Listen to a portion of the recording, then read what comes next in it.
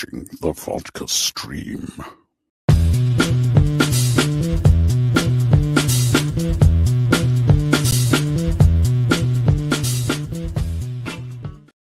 Hey, what is happening, everybody? Welcome to the Vodka stream. We are live back on YouTube, unlike last time, but we're also on Twitter. We're also on Twitch, so you can watch various places. And I'm currently live on Instagram right now for the start. Patella has a small role in Argyle. She was perfect. Zach has an eye. That's cool. I didn't know she was in Argyle. I mean, it makes sense. She's worked with Matthew Vaughn before. Finished Shogun this week. Good show. Really enjoyed it. Yeah, I got to still finish it too. I'm like 4 or 5 episodes in Shogun, so I definitely have to do that. But anyways, guys, how we doing? We don't need my name tag right there. It's just me before we get some people on here. But cheers, guys. Welcome to another Friday. We're done, thankfully. My God. Yeah, long day today. Cheers. Pretty much a long day today. Felt like 2 days today. You ever just wake up and everything sucks? It's not supposed to be like that on a Friday, but for some reason I woke up and I was just like, I woke up later than usual, which is funny, which is fine. Not like I woke up late, but usually I try to give myself a good little buffer before I have to start daytime work, and didn't happen this time. I actually woke up much later, and then things just were just like off, just very off today. And you ever just be full of like doubt, like everything? It's like, the whole world's gonna end. Everything is just like, you just feel doubt, it's just basically how I've been feeling all day. It's weird. Hate it, but hey, now I'm here with you guys, and we're gonna be drinking and talking some nonsense for a bit. So everybody start asking questions, man. Everybody start asking questions. This is the Q&A portion of the show here. What's going on, Shane? Good to see you. Happy Friday. Have a good weekend, and hopefully should be a good weekend. Teledia plays. What's happening? All is well now. Brandon, what's happening? Hey, Dave, glad everything is good and that your channel's restored. Yes, I appreciate that. We got Mama Film Junkie right here. Good to see you. Good to see you. Good to see you. We got Phil. Good to see you too, kind sir. Hey, Dave. Good to see. And hey, you got your YouTube channel. Yes, I did. Got my YouTube channel back. Yeah, like I said, that was it's been just strange. It's been crazy. Been a crazy couple of weeks, that's for damn sure.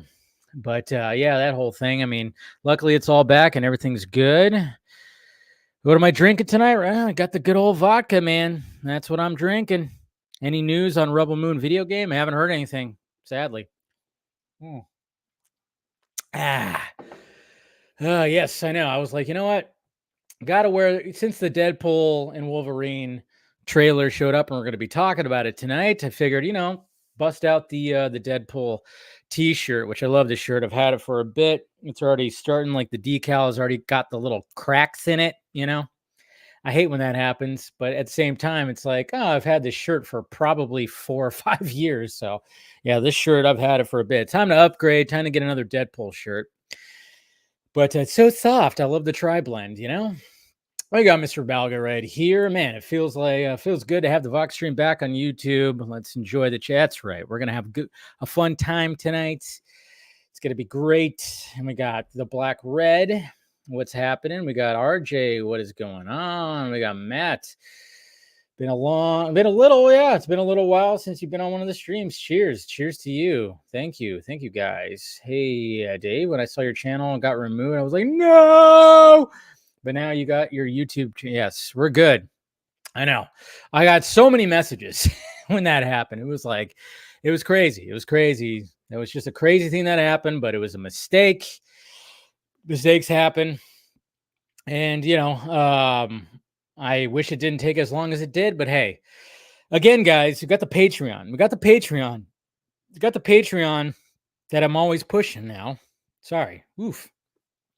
Got the Patreon where, that's where I'm just trying to build up this, this more of this. And just in case that happens again, still got the Patreon. Everything I'm posting, everything on the Patreon first. So if you want to subscribe to it, you can even subscribe for free, but you won't get the videos early on. You'll get them like a day later, just like how I post them on YouTube. So basically, I post all the clips and videos on the Patreon first, pretty much almost a day ahead, and post other things too. And I'm going to be doing all kinds of stuff. I'm going to be asking the Patreon if for some questions a little bit later too, for me or the panel. So if you want to join that, like I said, you could join it for free, but then of course you have the $1, $3, and $6 tiers, and just read what they're all about. One of the things when it comes to the $6 tier, I'm going to start next week when that happens. So Jade, I've moved up to New York from Georgia. Look at you go. That's pretty cool. All right. Let's see who else we got this week. Yeah. Oh yeah, you had the flu, man. Yeah, it's just something about this week that was like, I woke up just always just feeling off. You just feel off, and then today I felt really off. I don't know. It was just strange, just very strange. But it's the weekend now. Work's done. I mean, even work felt weird. I don't know. It was just everything was just. I think it has to do with the weather. For some reason, California. As much as I'm not looking forward to the summer heat when it comes to California, which, you never do, but at the same time, I don't mind it because I've lived here for so long. But for like the whole week, except for Monday, I think it was, the whole week, you just wake up and there's just clouds. No, I was looking at the forecast, no rain in the forecast. Guess what happened? 2 days, rain. Just a quick little drizzle. But yeah, you just wake up and it's fucking cloudy. Just cloudy and gloomy. I think that's part of it. I think that's part of the reason why things have felt off this week. But it's just, yeah. And I haven't washed my car in like a month and a half, 2 months, because California's weather is just like, there's just rain every week all of a sudden. It's like, what the hell? I don't live in Portland. I don't live in Seattle. What's going on here? Why are we getting rain like every week? But there's like no rain in the forecast. And yet, I wake up, it's gloomy, it's drizzly, and I'm like, what the hell is going on here? I think that's part of it. I'm like, geez, California, get your weather together, man. I want some sun. There was like no sun today. No sun. It was just dark and gloomy and all that kind of stuff. Jesus. Anyways. Rantover. Can some of these people that are controlling the weather, can we get some sunlight for California? What's up, Jimmy? Hey, Dave, glad you were. Yes, thank you. Tomorrow, Artifice's Nest, Puerto Rico. Hey, all the way from Puerto Rico. Good to see ya. All right, did you watch Fallout? Not yet. I'm going to finish Shogun first, and then I'm going to go to Fallout, probably. Most likely next, because I just keep hearing great things about it. Hey, we got Ruthie here. Good to see you. Great to see you. Always good to see you, Ruthie. Thoughts on the conspiracy theory? Okay, hold on. All right. Now we're gonna get to the questions portion. But I wanted to talk about something. Oh, and before I forget, Mr. Jason McKenzie. Yeah, I know. I remember on Wednesday's Film Junkie Live, the super chats weren't working, and everybody was like, "Oh, the super chats aren't working." Yeah, I guess when they turned the channel back on, that got turned off. I had to I was like, oh yeah, let me check that. And sure enough, it was all turned off. Like all the super chats, the super tip, I don't know what a super tip is. Sounds kind of sexual. Anyways, super tips, super whatever, smiles, super stickers, whatever the hell. So now it's all turned back on. So if you want to support that, but I must say before we start diving into this stuff here, like I said, hold on. So let's see. What we're trying to do here, folks, and I'm gonna pin it to the chat. And come on, guys, let's try to meet this goal right here, because William's been trying to get his charity, his AFSP link up to 15,000, and it's currently sitting at 1320. So if you have anything that you could spare, throw some at it right there. Let's see. Let me go ahead and pin if I could. Oh God. I swear to God. What is well, I'll pin it. All right, somebody start chatting, please. Somebody start chatting. Start chatting some more because I can't click the three dot. Okay, maybe I can't. Nope, I can't click the three dots because YouTube decided for their interface to put the emoji thing. There you go. Thank you. I'm like on edge. Jeez. It's like little things are just frustrating me right now because YouTube's interface, yeah, thank you. It had to move up a little bit because I don't know if you guys notice on desktop, like I was trying to click the three dots to pin the message, but the emoji thing was hovering above it, so I couldn't do it. Ugh, jeez. Anyways, all right. Yes, take a drink. I was like, I need the chat to move up. Yeah, I don't know what. Yeah, thank you, Jason. Why did they put the emoji thing right there? I don't understand it when it comes to some of these interfaces. It's like, what? Why do you put things that cover up other things? Frustrating. Okay, we're good. All right. So, one of the things I wanted to talk about. Yeah, it's yeah. Okay, there we go. He's got somebody on Instagram saying it's a glitch. Anyways, all right. So one of the things that of course, talking about Rebel Moon, that I was actually kind of like came to me this week. I was talking with somebody about this, and it's just another, obviously, when it comes to the whole thing about the director's cuts and the PG-13 cuts, and that's like a crazy discourse that's happening when it comes to Rebel Moon. And I totally was on board with it, still on board with it, and still kind of wondering exactly if it's going to work out for the best when it comes to Rebel Moon. And Zach and everything, obviously, with the whole thing of like, hey, let's build in this PG-13 movie and an R-rated movie and blah blah blah. And there was just something that kind of came to me that I was like, you know what? That's another way to like compare it to something else, because I listen to a lot of comedy podcasts. I love comedians. I'll go to a stand-up show as often as I can. I haven't been to one since January. It hasn't been that long, but I have been to one this year. And I love going to live stand up. And there was even one point where I wanted to be a stand up, but I don't know, just never pulled the trigger on that. Maybe one of these days, something like that would happen. Anyways, but I love stand up. So I listen to a lot of, during the day while I'm working, I listen to a lot of comedy podcasts. And I was thinking about this because I was listening to one podcast where they talk about, because obviously you have comedians that are filthy, I guess you could say. They tell dirty jokes, or they they cuss a lot. And then you have your clean comedians.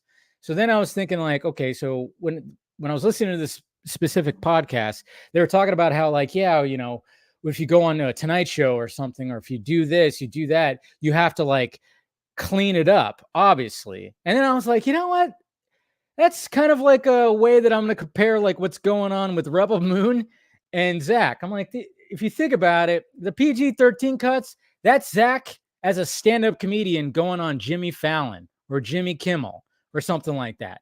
I don't know. It's just kind of like a comparison I was thinking about, because it's like, okay, Zach, you have your stand-up hour, you have your act. Okay. You have that. We want to drive people to it, but you have to go on the late night shows that are on TV, but you have to be clean. You can't, there's no cussing. You have to tell clean jokes. So you got to just shift part of it into that to show people, I don't know. It's just kind of something I was like, yeah. And when people are like talking about like, why are they doing this, that, and this? And I'm like, okay, well, it's already been talked about to death on here, on many places. And I was like, it's just another angle to look at it. Another thing to compare it to is the fact that it's like, yeah, it's like a stand-up who's raunchy, drops F-bombs like crazy during their act, that has to go on to Jimmy Kimmel Live and have a clean 5 minutes. It's like Zach had to do the same thing with what he do in order for people to get excited for, I guess you could say, the R-rated cuts. I don't know. Just something that I was thinking about today. It doesn't make sense. Probably not. Who knows? But I was just like kind of thinking about that in the eyes of a stand-up comic having to clean up, do a clean out. And, even some of these stand-ups, they have to do corporate events where they get hired by these rich people at a corporate event that's a private event, but they have to do like clean material. And I'm like, yeah, it's kind of like how, what's going on? I don't know. Maybe it's something, who knows?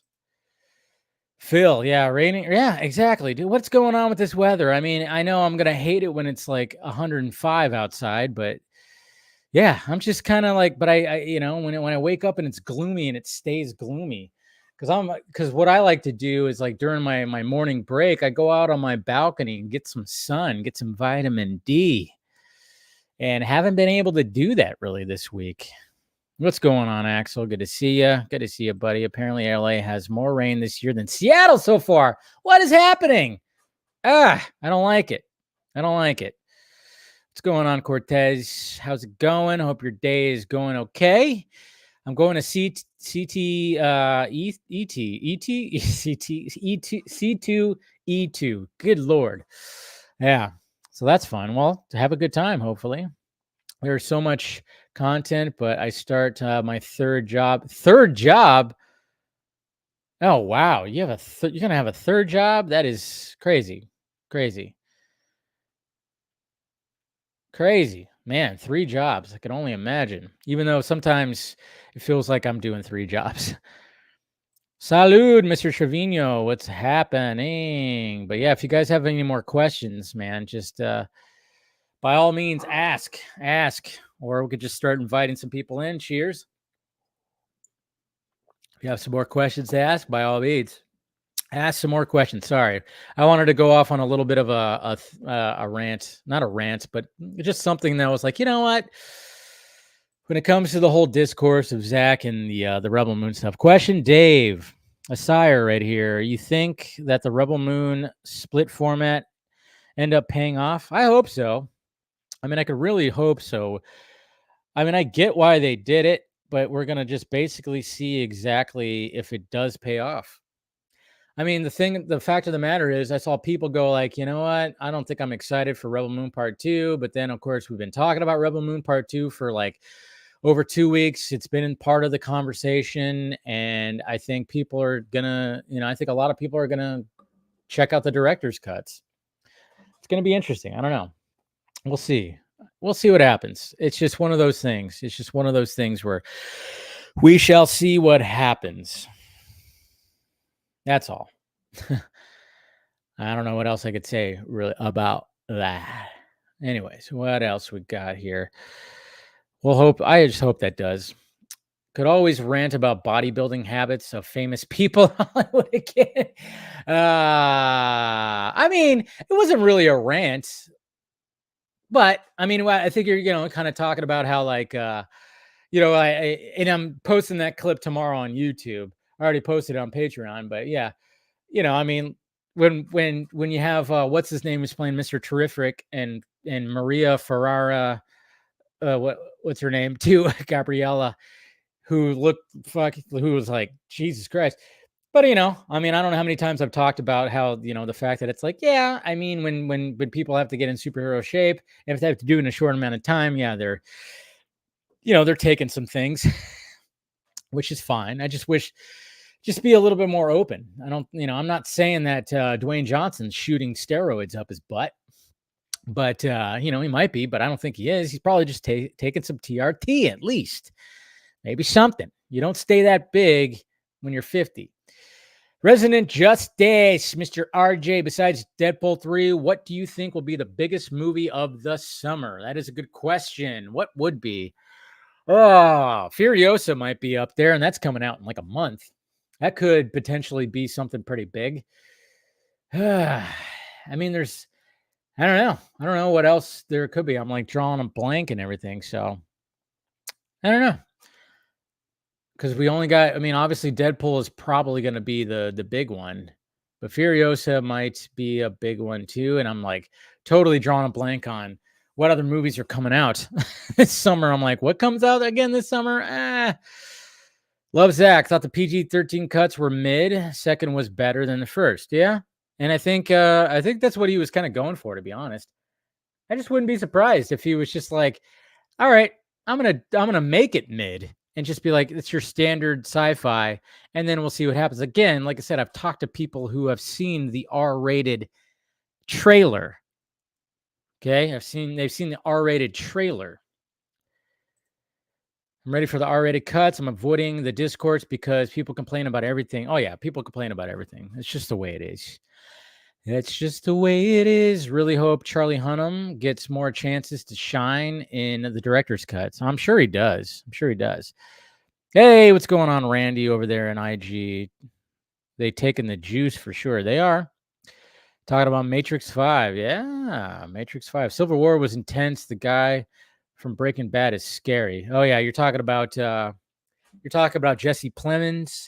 Jesse Plemons, who is also married to Kirsten Dunst.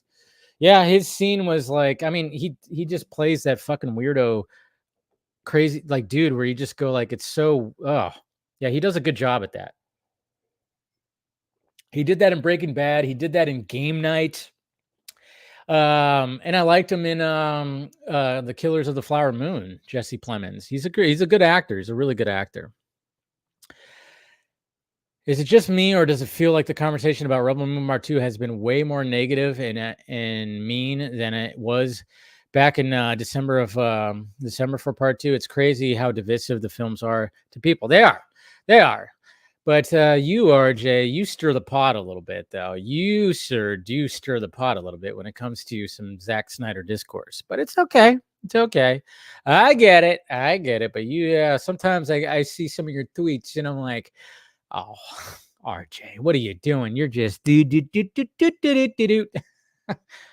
I'm like, you don't want those. You don't want the crazies in the fandom to start coming at you.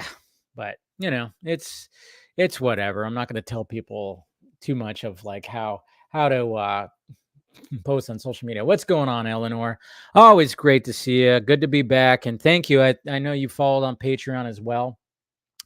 You became a patron, so I appreciate that. Like I said, guys, go to the Patreon. I'm posting everything there first, trying to post as much, trying to really build something over there after this scare of losing the YouTube channel. It's all really about the Patreon. The Patreon is just like, that's where I'm just trying to, and like I said, you could just follow for free. I'm not expecting anybody to pay for subscriptions, but even like YouTube's going to be doing some other crazy stuff too when it comes to more ads. And on Patreon, you get no ads on videos, no nothing, none of that stuff. So then one of these days, we'll try to hopefully get to the point where Patreon can actually do a live stream thing over there too. Maybe, I don't know. They could do live stream, but you have to like link it to your YouTube. So it's not technically like a Patreon live stream. So yeah. Let's see what else we got. We got Drew Goddard is actually passionate for the Matrix, which I'm with you with that, Randy. Let's say we got Cameron right here. Yo, what's up? How's your day been? It's been a little interesting. It's been long. Also glad channel's back. Thank you. Yeah, just talking to people on there. Timothy, Geeks and Gamer Guys are wildly butthurt from Zack Slightly from a few years ago. Oh yeah, I was there. Every branch channel is just marveling. Yeah. Oh, I was there. I was part of that charity stream. What, 3 years ago? I mean, I was part of that whole thing.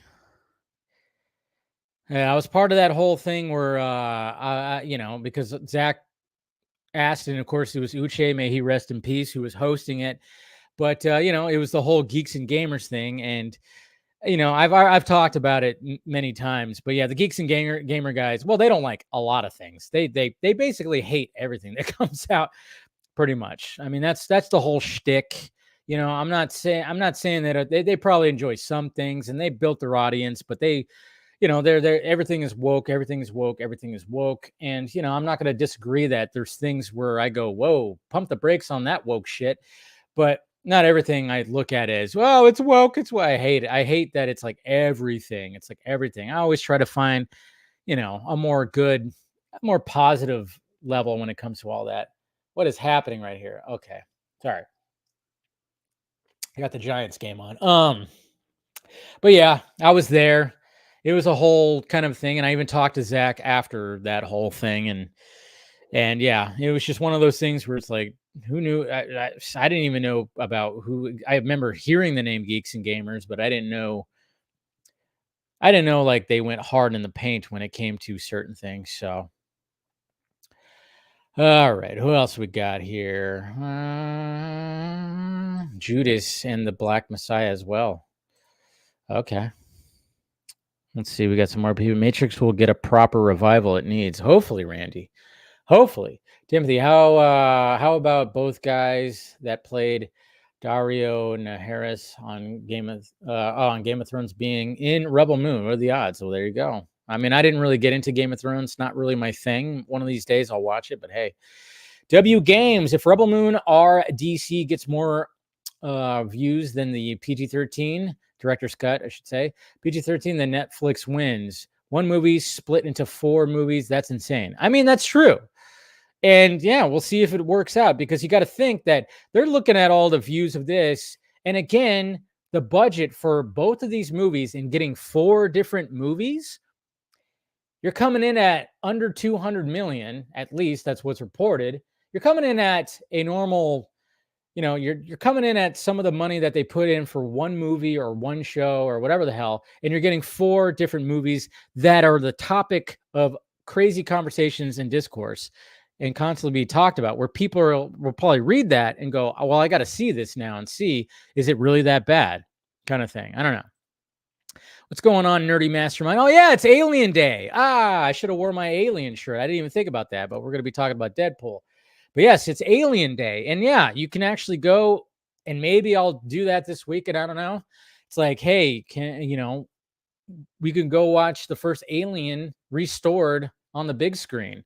I saw that at my local movie theater, but I want to see the Boy Kills the World. I didn't see it last night because there was just too late of a showing, and I just wasn't in the mood to go so late. I was so spoiled by like the earlier showings that when that showing was like 7:00, that's too late. That's too late for this old guy. Damn it. 2 new Evil Dead films are being made, and I can't wait. Really? 2? I didn't see that. That's pretty cool. If you claim to be a film critic and you have to see some good in things, some of these creators are just negative reviews. Hate sells more, I guess you could say. A lot of hate just sells more. I don't know. I always try to be as positive as possible. I'll rant off about things, of course. You guys know this, but I always try to be as positive as possible. I really will. I really will try to be as positive as possible. Evening, Marvel Man. Good to see you. Good to see you. Good to see you. Geeks and Gamer guys aren't the far right group the internet claims they are. Yeah. I don't think they are either. I know some people think they're like, just full on this, that, and this. And I get that, because that's just where we're at right now. They could be good guys, but they have made their calling to hate Zach.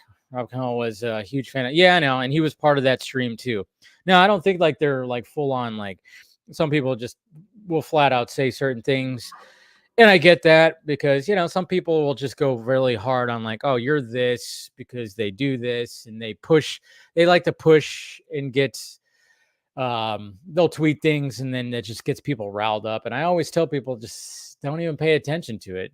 Again, it's like, don't pay attention to this stuff. I mean, the fact of the matter is, we live in an age where if you go on social media, you go on something like Twitter, Facebook, or something like that, you put something controversial out there, people just want to like, put their 2 cents in. But then, of course, it creates the engagement and the clickbait and everything. So Cameron says, I enjoyed both Rebel Moon parts, but I also think the director's cuts will be big improvement. Oh, yeah, I think we all think that. We all know that's where Zach. Oh, yeah, and that's the thing. What's going on, Lane? Good to see ya. No news about Constantine sequel? Well, Jimmy Guns. Yeah, I haven't heard anything about it, but, who knows, when that whole thing was like a weird thing, because that was all announced before DC Studios and everything. I don't know. There's just so many things. Daniel, if Zack Snyder's Justice League 2 and 3 are animated, what do you think is the timetable? I don't know. If they were to announce it today, that thing wouldn't come out till the summer of next year for sure. The first part, at least. So yeah, if it were to be announced, and Twilight of the Gods just wrapped up, so that's going to be coming out in September. But then you never know. I mean, again, animation's a weird beast too, because would it come out now? It probably wouldn't come out. Maybe it wouldn't come. It'd probably come out in 2026, maybe. Probably be 2 years from now. Now that I think about it, I'm like, nah, it wouldn't come out next summer. That'd be too soon, because they would have to they have to get all the actors, and then not all the actors are going to return. So then they have to get some voice actors to do the thing. I don't know. Probably wouldn't come out for another 2 years if that was announced. Yeah, that's the way I'm kind of looking at it right there. I don't know. But anyways, yeah, guys, again, try to post, try to post something in the charity thing right there, and let's boost up some of those numbers. Let's boost up some of them numbers. Let's get it going. All right, so I'm start sending the invites out. Let's see, let's get some people in here.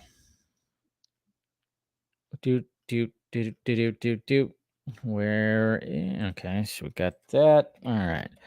Post and sending out the invites. Sending out the invites. But yeah, it's gonna be interesting too when those director's cuts come out, because we're all kind of just like waiting to be like, hey, is it gonna be are we gonna get some screenings for that? And that's the thing. That is the question. Are we gonna get some screenings for that? And I think we are. Sounding like that's going to be the case. There's going to be some screenings, but now we just got to figure out when exactly those screenings are going to be happening. And, maybe you can make it like another Full Circle. I can't believe it's pretty much been a year since Full Circle. I'm looking at the date. It was at the end of April. We're pretty much a year from then. It's just crazy to think about. Crazy. We've all grown so much and everything. All right, who else? All right, I don't do that. Anyways, all right, so I'm going to go ahead and cheers, guys. Thank you for asking the questions and everything. Drinking my last little bit of vodka right here. Sunglasses off and regular glasses are on. There we go. Now I can see fully. All right. Lionsgate sucks. Why does it suck? Do you know at all what kind of timeline we get? Well, I mean, I'm hearing end of July, and they're just going to be showing up on Netflix same day. Watch it. Boom, boom, boom. All right. Boop, boop, boop, boop, boop, boop, boop, boop. All right, let's put that up there, and then let's welcome the first person here. Scott! What's happening, Scott? I have solved a mystery, Dave. Oh, have you? Oh, I'm curious. You have my attention, sir. I right-clicked on my webcam icon that comes across the top of my screen. I found the reactions option. I've turned it off now. Yes, I finally. But I'm a little disappointed, because it was always funny when like you do a gesture, balloons and the thumbs up, or the fireworks at one point that happened. All right, saying goodbye to I gotta say goodbye to Instagram. Thank you, guys. See you later. Follow me at Merlin. There you go. follow Scott. Okay. All right, and then share that. Of course, you gotta share it. Vodka stream. All right, we're good. All right.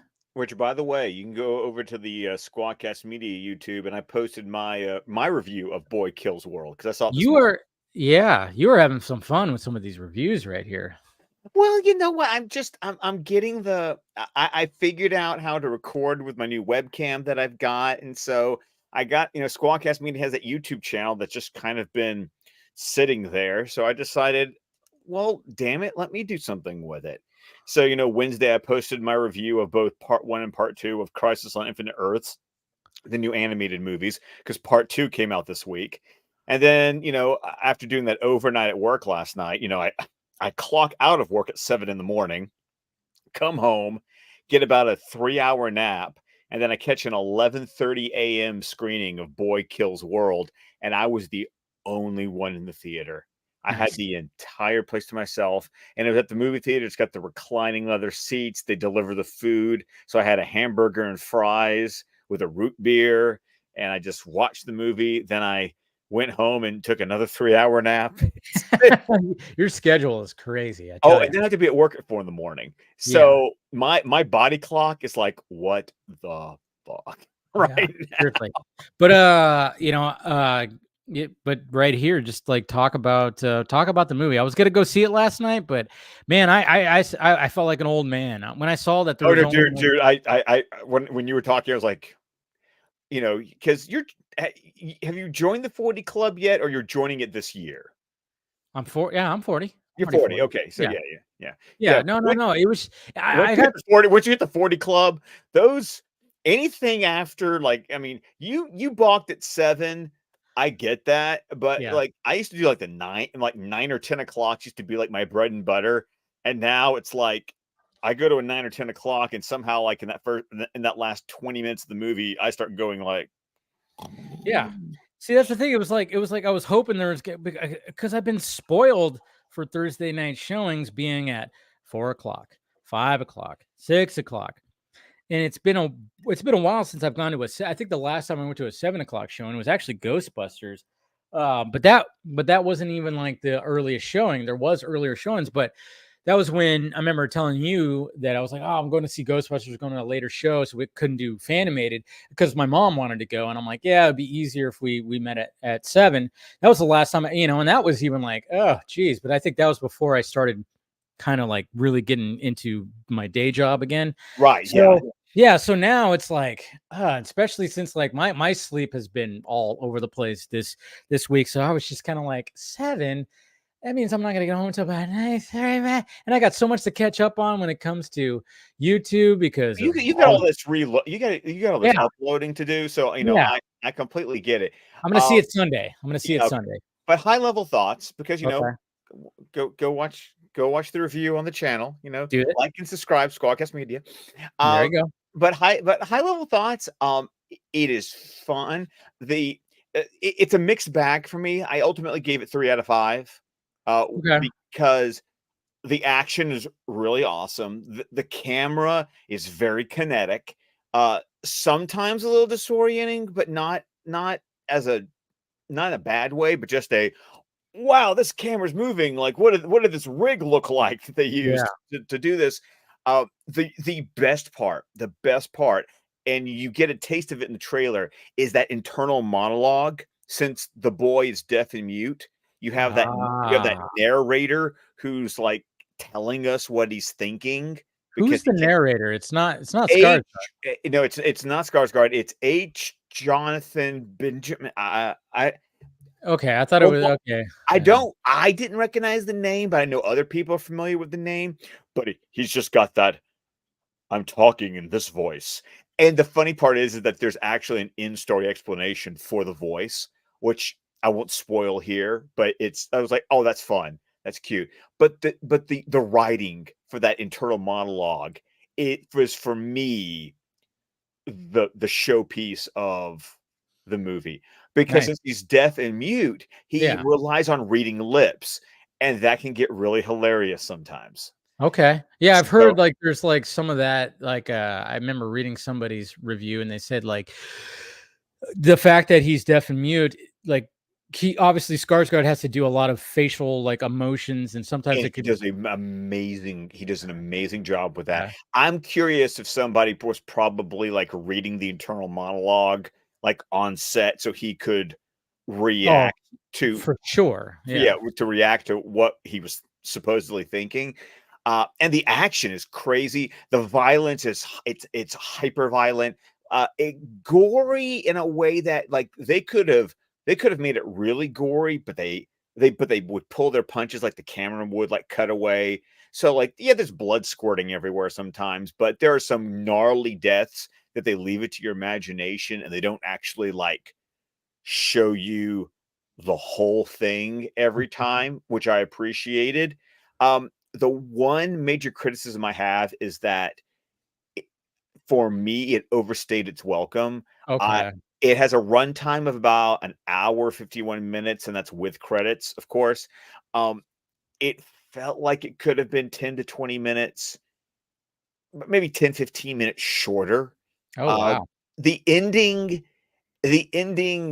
keeps going in a way, like it tries to get a little too clever, in my opinion, with the writing at the end, and it extends the movie beyond where I felt like you could have just like you didn't need to keep going. So it should have been like an hour and 40, hour and 45, maybe. Maybe, yeah, hour 35, hour Yeah. 35, hour 45, 35 to 40 would have Okay. been for me where I felt like the ending just was like, okay, you're doing a little too much. Like you're doing a little too much now. Okay. Now, granted, this is of course after I just spent an overnight at work and had 3 hours of sleep, and then decided to go watch a movie. But I enjoyed it. It doesn't. It's not one of those movies that I am planning on owning when it gets Oh, released. okay. But like, if it's on streaming and it popped up, it's one that I could see myself like clicking Yeah, play. I'll watch it again. I'll Why watch not? it again. I in my review, I related it to the old-fashioned thing of if a network, if it was just playing on TV and I walked by, I'd stop and watch some of it. Yeah. Okay. So that's, like I said, so it's not amazing, but it's still worth at least a one-time watch. Okay. Yeah, I'm gonna watch it on Sunday. I was like, you know what? I'm gonna watch it on Sunday because I'm doing something tomorrow evening, but then Sunday is like all free. So I'm like, you know what? I'm gonna do that. But we got some other people coming in right here. We got William, we got Chris, we got Phil. What's going on, guys? Going on Howdy, gentlemen. How you guys doing? another. Let's just say the full moon week is over. Yep. Right. Right. I know it's been a weird. I don't know. It's been a weird week. I don't know. So here in California, I mean, Phil, you were talking about that too. This weather is like weird. I don't know. Waking up every day, and then it's just like when the sun should be coming up, which I like it. I love it when because the sun comes up through my balcony, and I always like it when it does. I'm always up before the sun, but I always like it when the sun's up, and then during my break, I like to go out on my balcony and get some freaking rays in. I did that once this week because it's just clouds, gloomy, and it's drizzly. And I'm like, I want to wash my car one of these days, California. Please, can I wash my car? It's not worth washing my car because I need it to. I need it to stop turning yellow. Yep, that's why I haven't even done it either. I haven't even bothered because it's like, why am I going to spend the time and or pay to have my car washed when it's just going to be yellow the next day? I'm waiting until May. That's you might week. as well at this point. Yep. Indeed. Yeah. What's going on? What's going on in Vegas? Is it? It's raining here too, and it's raining. Yeah, and the next person that walked up to me and told me, "Oh, well, we need this," I may need to cave your skull in because Hey, William, send me the rain. I need the rain. Scott needs it. Definitely. This city wasn't built for the kind of rain. We've had more rain in 6 months than we had in 10 years. Yeah. And this city is not built for water at all. So neither is California. California is not built for rain too. Anytime that there's going to be a rainstorm, it's full on like people they're losing their mind, especially LA. LA is not built for it at all, where you just look at it, it's like the end of the world kind of thing. And it's like, okay, so basically rain to Californians is like snow to Southerners. Probably. When you build the reservoir system, that just creates a huge flooding nightmare at some point. It's so bad. It's so bad. And it's funny because I'm just like, you realize that Portland and Seattle are just laughing at you guys, right? I mean, they deal with this all the time. I remember when for a few jobs ago, I had to fly to Portland, and it was raining, of course. And I mean, I don't do the field work when it comes to my job. I do like the in-office stuff. But it was funny because I remember talking to some of those guys up there because we were meeting with a client, and when it comes to telecom stuff, and I remember even driving past it too, where I'm seeing workers out there full on rain gear doing work, and then I even made the jokes when it came to I was like, oh yeah, if they're like placing underground like conduit or cable or stuff like that in California, if it starts raining, no work. They say go home. You're not working today, and they're like, no, not here. Are you kidding me? We fucking work in the rain. I'm like, yeah, we're pussies down here.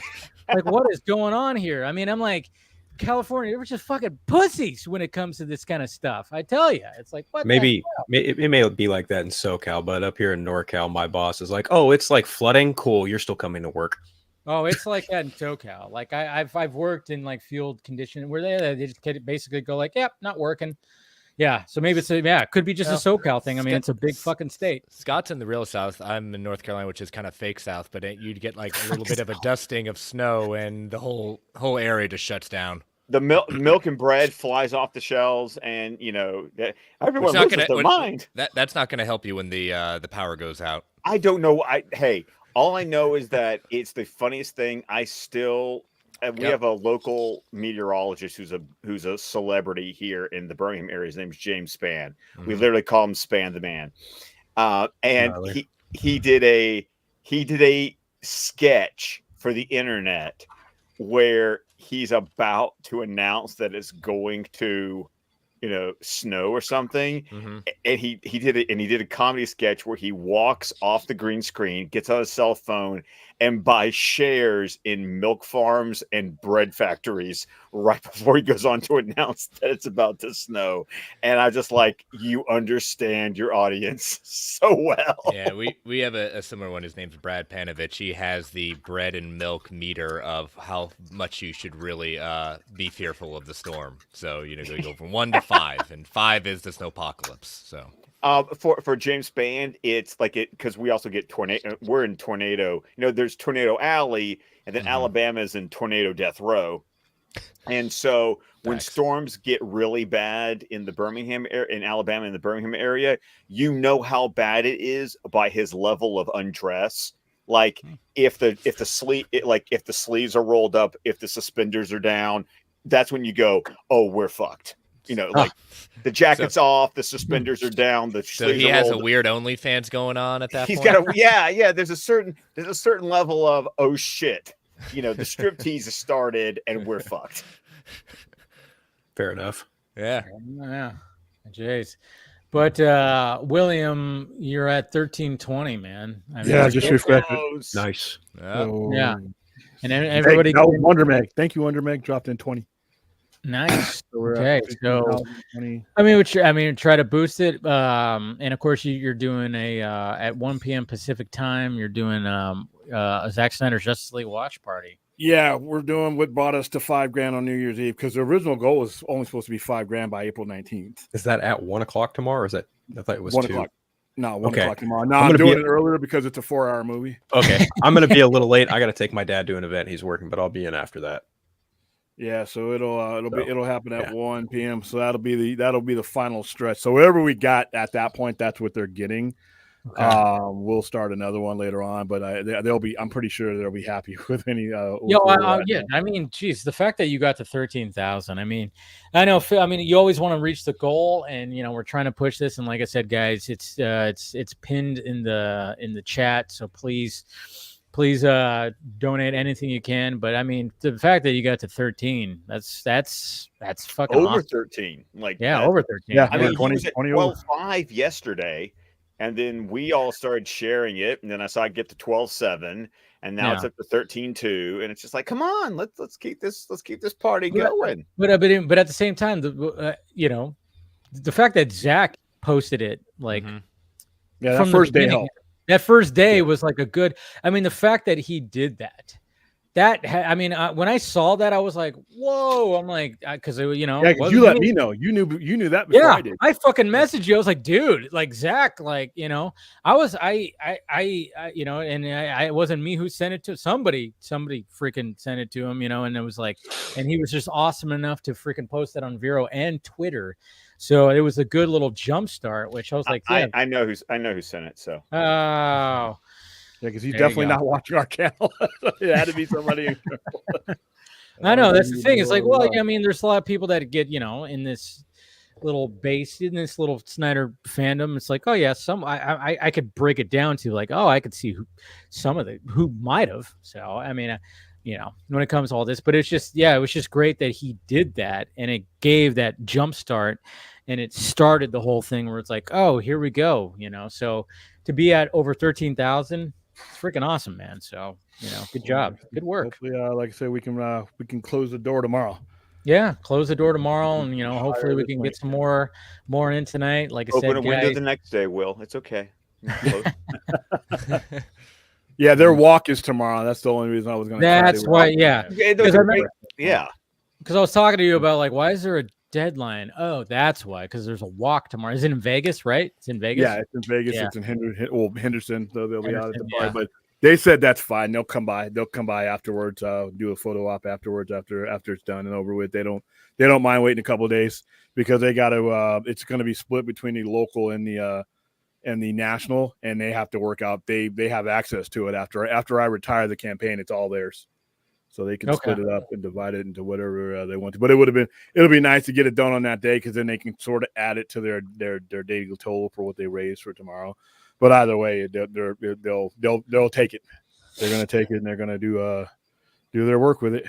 There you go. That's what it's all about. It's awesome stuff.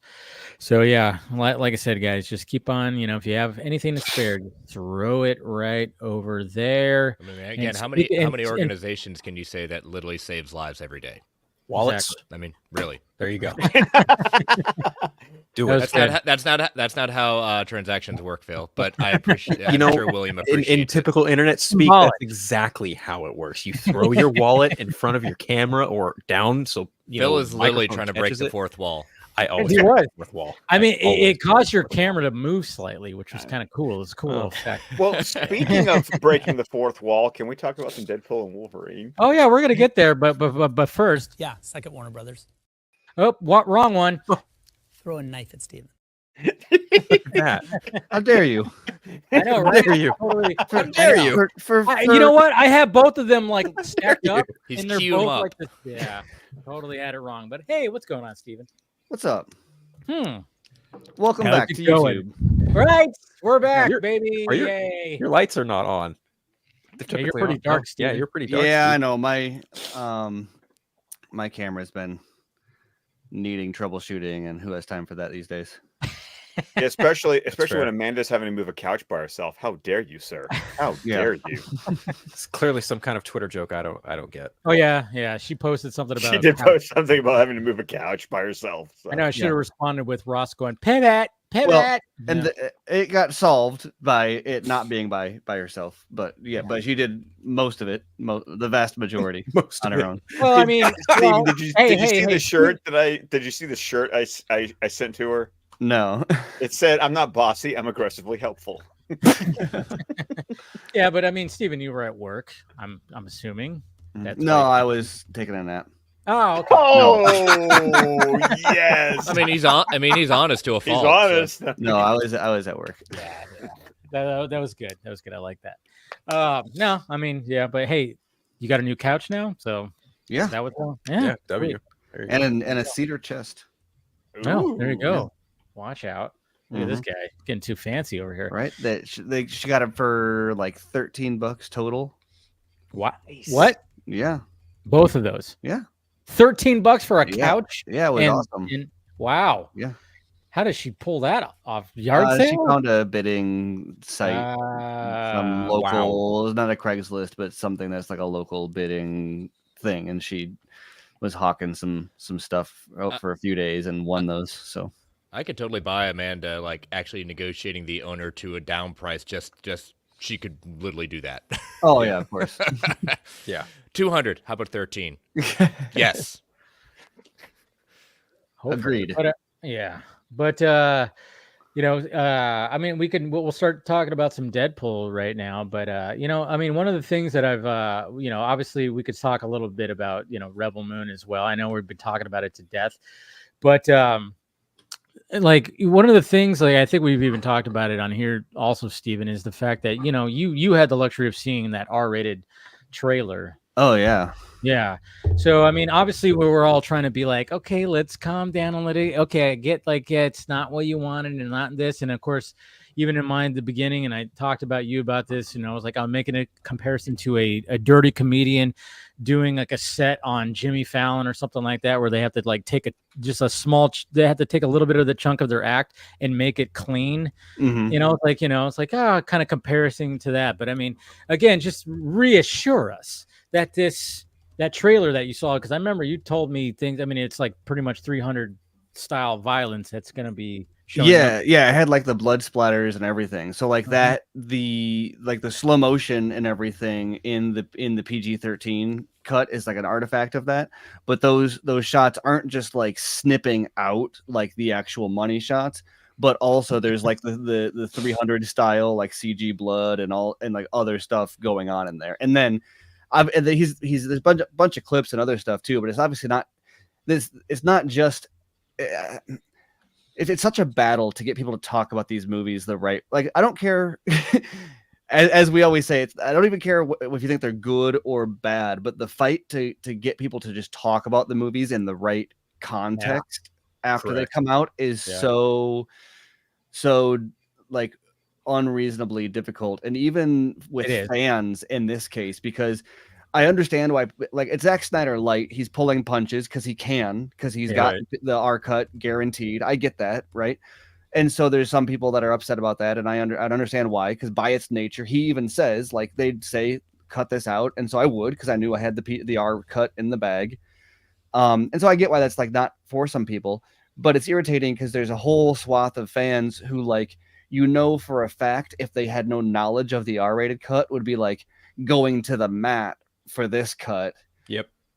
And in the same way that, like, after Justice League 2017 came out, the people were like, oh, like defending it until they knew about the Snyder cut. They're like, oh, actually, this was terrible.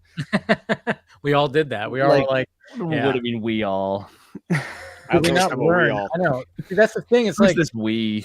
I mean, and you have to be straight up, like, and I'll say it straight up, and I've said it in my first reaction and my reviews and everything. I'm like, I'm biased. I mean, I love the dude.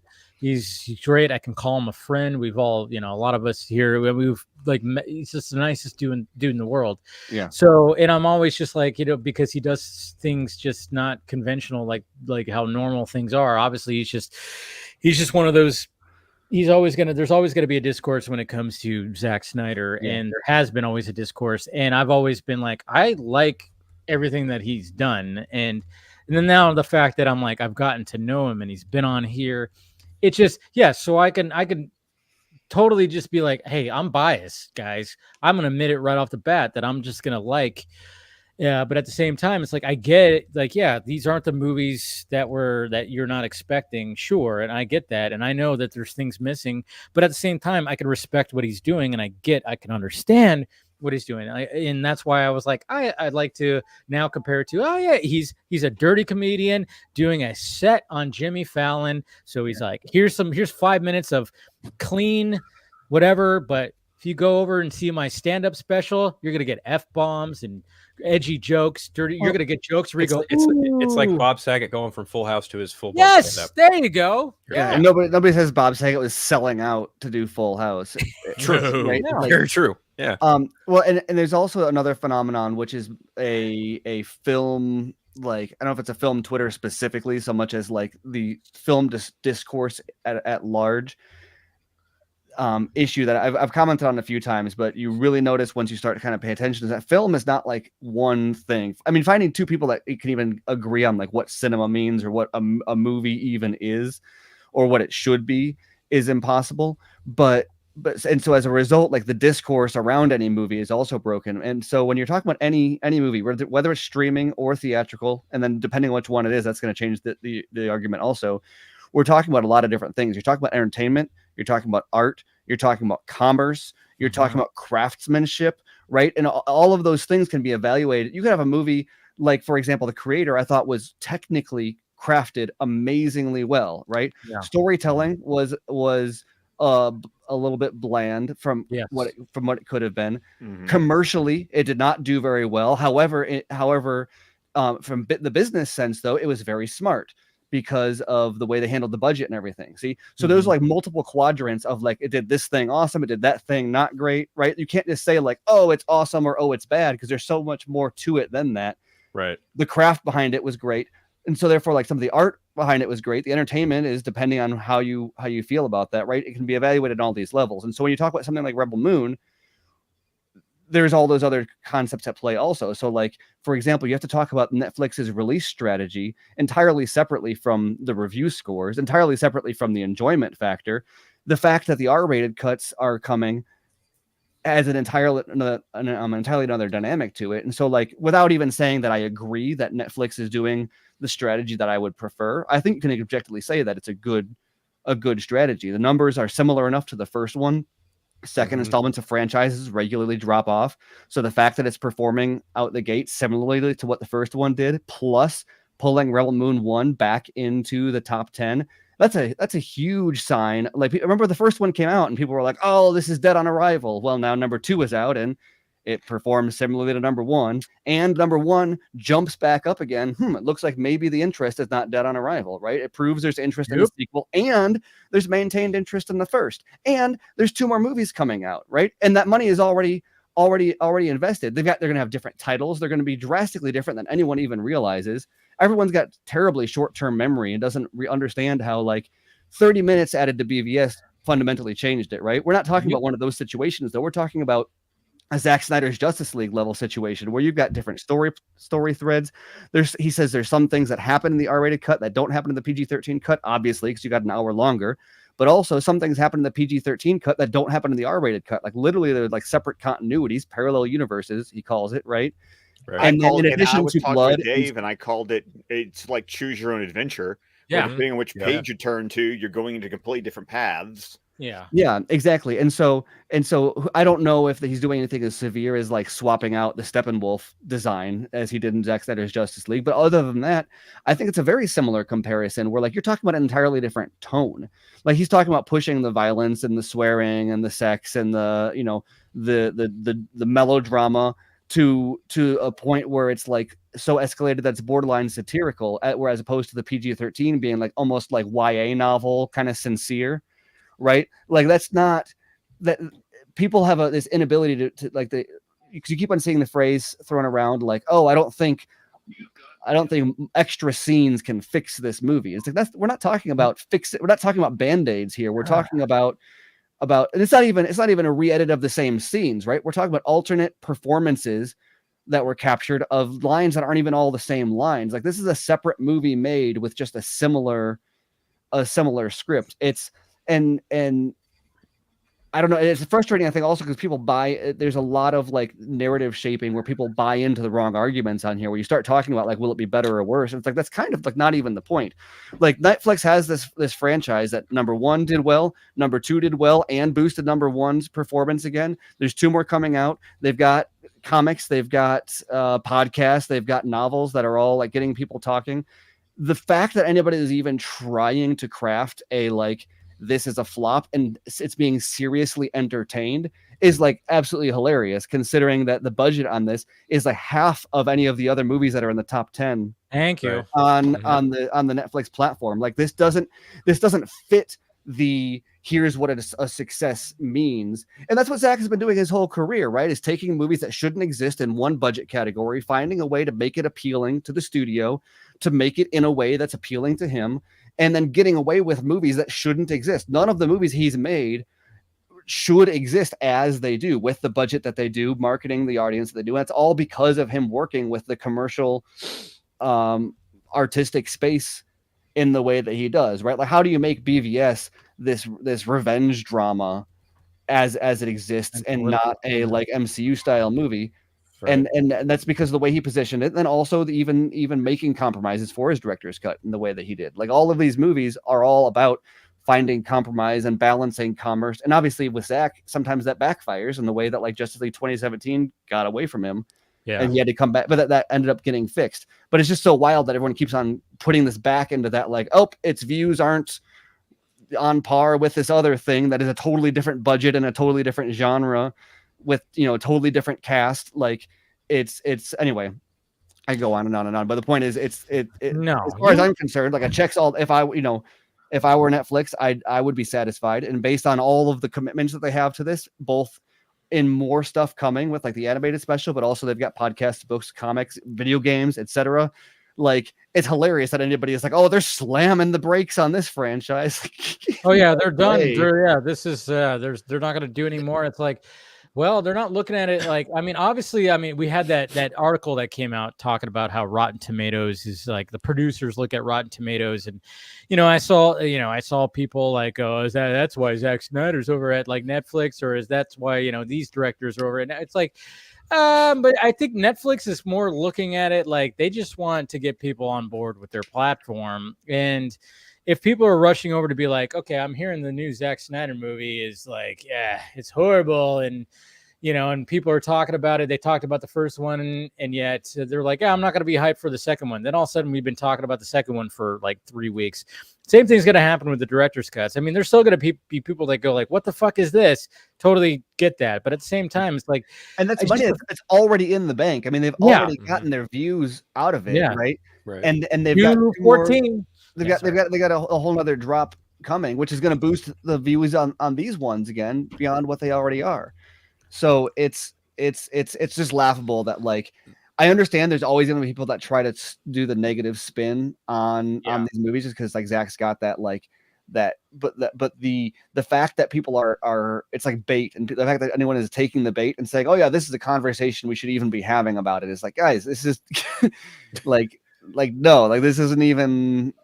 Like, it's fine. Don't worry about it. They're playing a game. They're playing a long game in the sense of they have the product, like you said, and this was an experiment to try something, and it's not over yet because the director's cut hasn't come out. So they're not going to pull the plug on really anything until they get through the summer and see how that plays, because that could be a game changer in the sense of that will be a conversation starter based on how Zach's promoting it.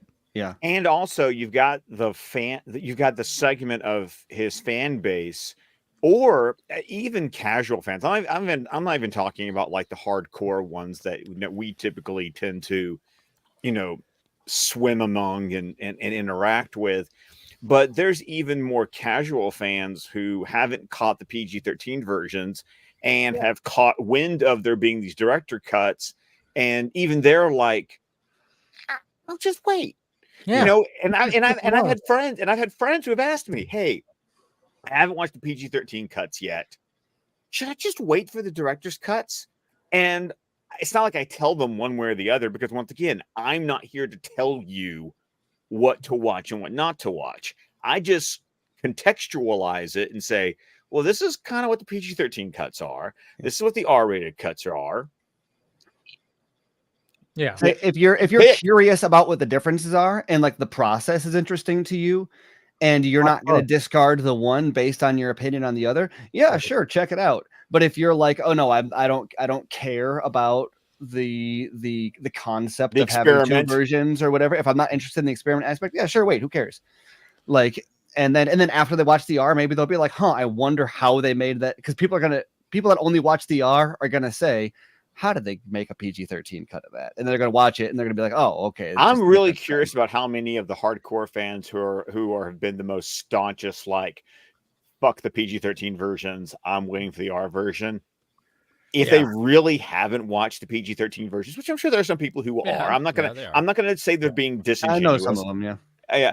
But I do wonder, there is that Schadenfreude in me that's like, but you're going to watch the PG-13 versions after you've seen the R versions. You're just going to want to know. The R versions push it so hard that people are going to question how it's even possible to make a PG-13 version out of it without it being, and I think the answer is that, it's just totally different. You can't just sanitize it. Like, they had to physically make different products, which is the way they're talking about it. I mean, this is even more going to be night and day than BVS was. Right. Well, that's why I'm comparing Zack Snyder's Justice League. Yeah, it's going to be closer to that like level of. Yeah. I don't know that's going to be different, like aspect ratio, but I wouldn't be shocked if the coloring is a little bit different, for example. Could be something like that too. But I mean, like, one of the things, I mean, when we went to the premiere, Steven, it was like, what was the thing that we were like, it's like, are we more looking forward to part 2 or more of the director's cut? And I think we kind of agreed, like, man, we enjoyed PG-13, but we just were like, we wanted more of that director's cut, I guess you could say, just to be like, just because of what you said about that trailer and stuff like that. So, but it's also like, we as Snyder fans want a Snyder movie, and I remember that's what made me lukewarm on part one was I could see the holes in the holy because it's like because I.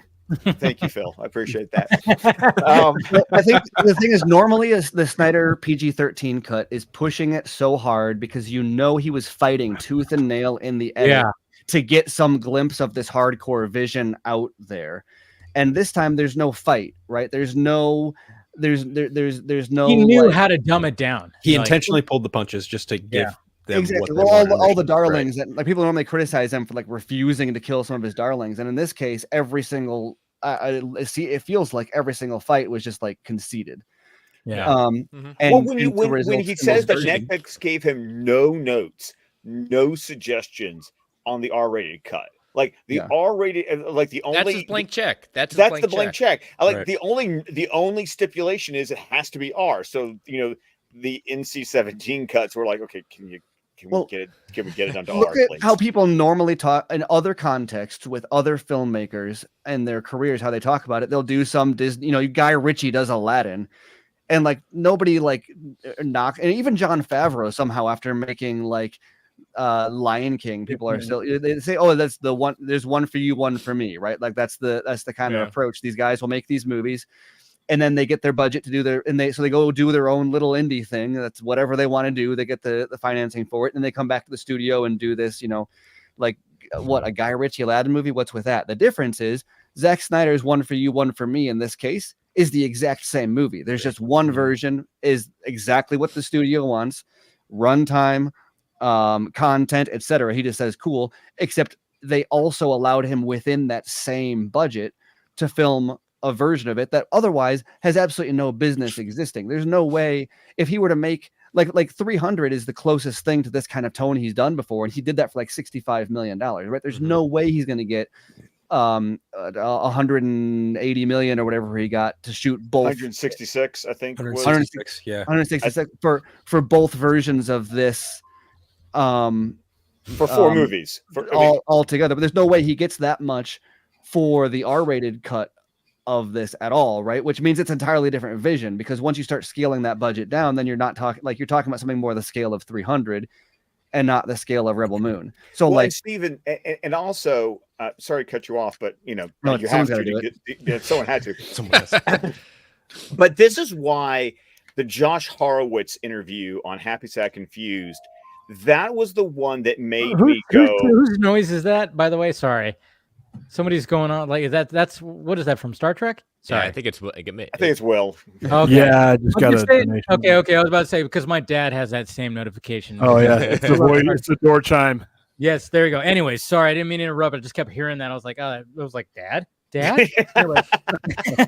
But the Josh Horowitz interview was the one that really got me. Like Stephen, Dave and I have talked about how much you are like. You're you, and so you were like all in to this whole like let's watch the experiment play out. This is so intellectually stimulating. I just want to watch how this goes. My version of that came when I listened to the Horowitz interview, where basically the R-rated version is the heavy metal, balls to the wall, sex, violence, cranked to 11 Snyder movie. Stuff that people say you can't do that in a sci-fi movie. Yeah. Well, and also as he says, because Zach is always deconstructing. That's his bread and butter. He's always deconstructing. So Rebel Moon, the director's cuts are supposed to be his deconstruction of the sci-fi genre, which was really cool to me because sci-fi has always been my passion, my love. So okay, you did it with comic book movies that I love. Let's see you do it with a sci-fi movie, and let me see you do that. But then the idea that Netflix asked him to make these PG-13 movies. And so for me, the intellectual stimulation is, so you made a deconstructionist sci-fi space opera, and then at the same time created the run-of-the-mill space opera that your deconstructionist film is commenting on. So you made the commentary, but then also made a product that is almost commentary on Right. So itself. which one is the commentary? Like, see, that's where That's why interesting my question. discussion Really of question. Rebel Moon is intriguing, because people go, "Oh, it's just some sort of run-of-the-mill sci-fi movie," and I'm like, "Yeah, it is." mhm. And then once I heard that interview, I was like, "And that was kind of the assignment." Right. For Well, the and also PG-13 versions. without that version existing, I meant like then the R-rated cut comes out, and that provides context for like, oh, if it were up to the studios, this is what all sci-fi would look like, when this is what it could look like, right? And Right. that like, imagine if the PG-13 cut just didn't even exist. Like it's like, imagine, I keep on going back to, imagine if he made a PG-13 cut of 300 also, and people had that kind of contrast there of like, that's why they almost didn't greenlight 300. They were like, oh, we already have a sword and sandals movie, right? It was like Troy. Yeah. because that was the executives thinking, oh, we've got that already. He said, I want to do this, and they said, oh no, we've got that. we have 300 at home, right? and so this is like, oh no, we've got Rebel Moon at home, and now in order to know what Rebel Moon at home is, you got to watch the PG-13 cut, and then the R-rated cut comes out, and you actually have contrast then between like, oh, this is what they think, this is what the executives think you want, this is what Zack Snyder knows you want. Yeah, I think there's a not only is it interesting to have both, but I think it's important to have both to prove this is what they want to turn him into, and this is what he wants to be doing. And without those both existing, that disparity wouldn't exist. And then I think what also, Stephen, then happens is you've got the people who, because I've been reading some reviews, I've been listening to some reviews, and it's just interesting to watch people who, because they're Zack Snyder fans, feel like they have to absolutely defend everything like it's, the Alamo. But then at the same time, you got people who are either haters or hardcore Zack Snyder fans, that either the haters want to look at the PG-13 cuts and go, see, we were right, or the fans want to go, well, this is so disappointing, and that one makes me go, okay, so you got the people like, well, this is so disappointing. Yes, because it's not the actual movies, and that's frustrating, because it's like, don't you get what these are? You clearly don't, or you clearly don't care, or you're not patient enough to wait for the director's cut. And then on the flip side, you get the people who are treating them like they're cinema. Yeah. And listen, Like better than Dune. Like, whoa. Bullshit. No, But- they are but- not.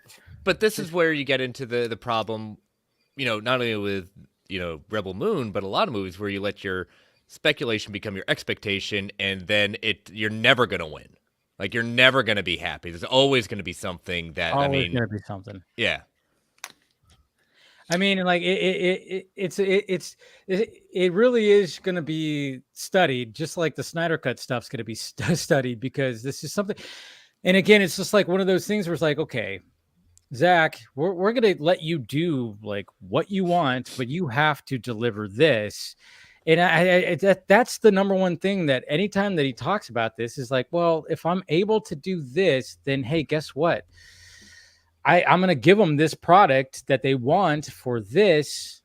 And I'm going to give them, like, again, I'm going to use the whole comparison to a comedian now, because I'm like, if I'm going to give you my 5 minutes on Fallon that's clean, you have to let me, Netflix, you have to let me have my full on special where I tell edgy jokes and I drop like, some, things that are going to be like, whoa, and stuff. And that's what we're going to end up getting, Yeah, exactly. Well, and that's why I started also talking about the different aspects of like what a film is and the way that we talk about it and evaluate it. Because, like, yeah, sure, if you're someone who's like, okay, when I watch a Zack Snyder film, I just want to see like badass action and hardcore, sex and violence, and like get my thrill out of it, and then like that's my thing. Okay, yeah, cool. Wait for the R-rated version. But if you're someone like, if you're interested in how a movie performs and how audiences, if you're interested in box office and streaming metrics and watch behind the scenes documentaries, or interested in how things are crafted, yeah, if you can watch how the sausage is made and not get and then still go eat a McGriddle, then then yeah, sure, go ahead and check out the PG-13 version. But if you're someone who watches how the sausage gets made and like, oh, I don't like sausage anymore, then yeah, just hold out for the R-rated cut. But like I think that that's all absolutely fascinating, and so I'm able to look at it and say like, okay, cool, I recognize what this is, why it exists, what role it's performing, why Zack agreed to do it. Like all of that makes total sense, especially when you look at the numbers. It's doing exactly what Netflix wanted it to do, if not better, considering the lack of drop off from part one, despite people saying there'd be this huge drop off. And then there isn't. Yeah, exactly. And not only is there no drop, it performs just like a couple million views less than the original on opening day, which isn't on a holiday. But also, Rebel Moon Part 1 has been in the top 10 all. That movie that everyone said nobody's going to talk about ever again is back in the top 10 again all week. Like clearly, there's staying power in here. Not only is there staying power, more staying power than people understand, right? Meaning, in the same way that like people are like, oh, why does Netflix have these deals with Adam Sandler? It's like they know something about audience behavior that like maybe film Twitter doesn't get. Yeah, and I think that's what's frustrating to film Twitter. That's what's frustrating to people who's like, why are you still watching this? Okay, again, why do you hate people like Zack Snyder so much, Adam Sandler? It's like you don't have to watch them. Well, yeah. Because so much of the discourse is and this isn't the case for everybody, and you know, different people are involved in writing and podcasting, whatever, for different reasons, but there's a lot of it that their intent is to shape the way people talk about this stuff. It's to shape the way things are made. All the proof that you need is to look at when this Justice League 2017 came out. All the reviews said it's a step in the right direction. Nobody liked that movie. They just wanted to pat it on the back for taking their advice from their reviews on BVS, right? That the reason that got softer reviews had nothing to do with it actually being an improvement from Batman v Superman. Everybody now, even those that said it was a step in the right direction, would say it was an abomination to filmmaking and the way that it existed and what happened behind the scenes now that that's all out in the public. But the way that people discussed it at the time was soft on the criticism that it deserved, and in fact praised it in some cases for being a step in the right direction, because they're trying to shape how things go. And that's part of why they hate Zack Snyder, is because not only does he not listen to criticism, but you say he does too much slow motion, he'll double the amount of slow motion he uses in his next movie, right? Because this is his movie, not yours. Fuck you. Well, I mean, right? But so you have other directors, but again, you have other directors that I'm just going to use one example. M. Night Shyamalan.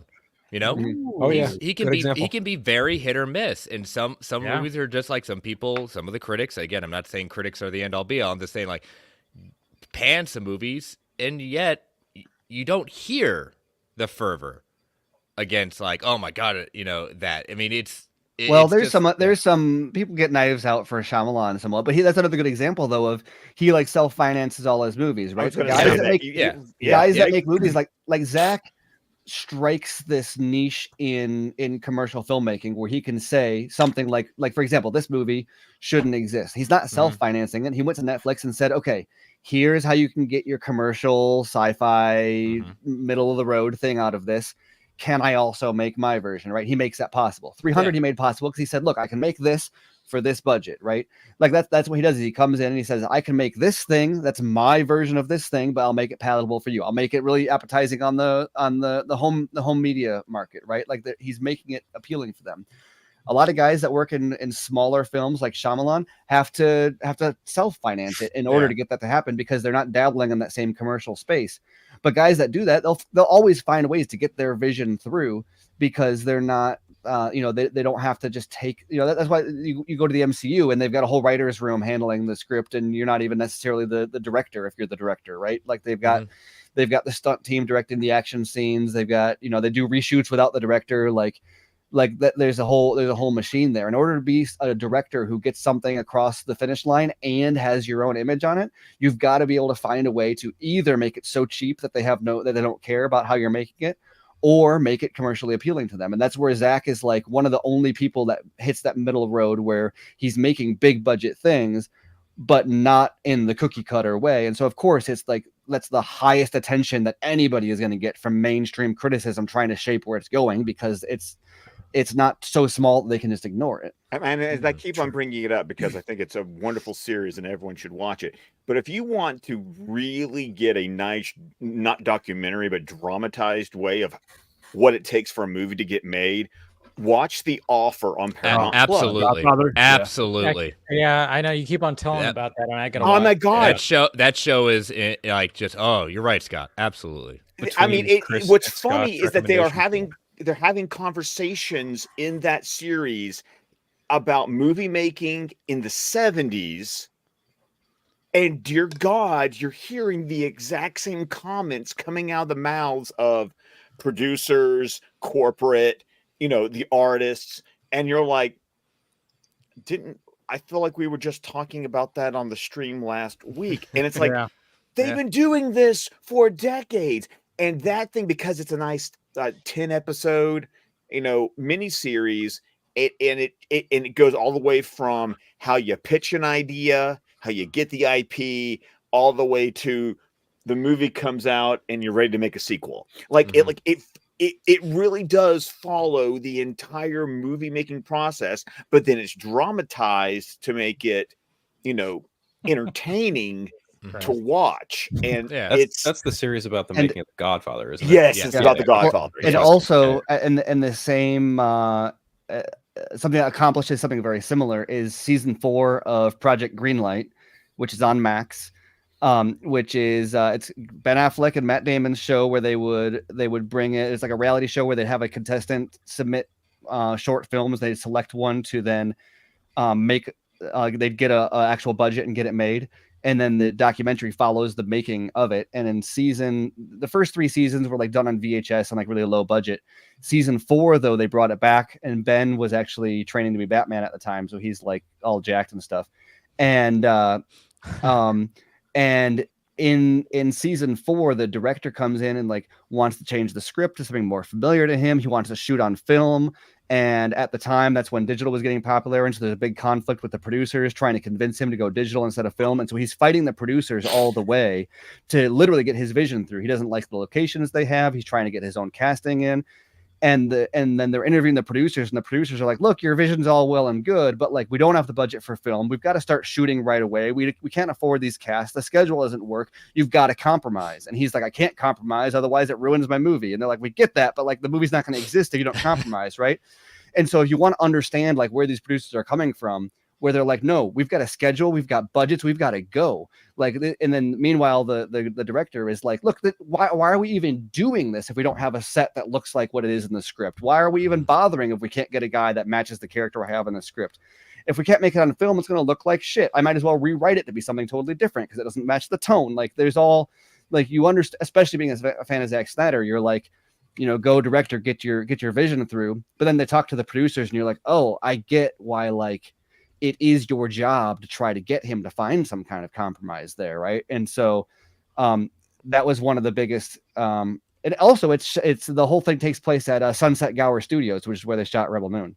So it's got a lot of interesting Snyder connections in there, but yeah, highly recommend that. Project Greenlight season 4 is like very, very entertaining and educational in that sense. I'll add that to the list. That's Yeah. intriguing. I mean, it's a great thing to do. Aaron has not seen any of the Godfathers, so this summer we're gonna start with The Offer, and then go through it and kind of see that process of what happened, so that you can appreciate the movie a little bit more. Yeah, haven't seen The Godfather? She has not. Wow. Oof. Well, I mean, let's be honest. It really is a dude not movie. for It's a everybody. dude movie. I know, yeah. It's really not for Come everyone. on. I mean, there's a reason why that joke is there in the There in Barbie. Barbie. You're like, Yeah. exactly. No, when that joke happened in Barbie, I laughed my ass Oh off. yeah, because I was like, I get it. every guy who's like loves films and it's like and understand. I mean, you understand that joke. You just understand that joke. I mean, I'm not a big Godfather.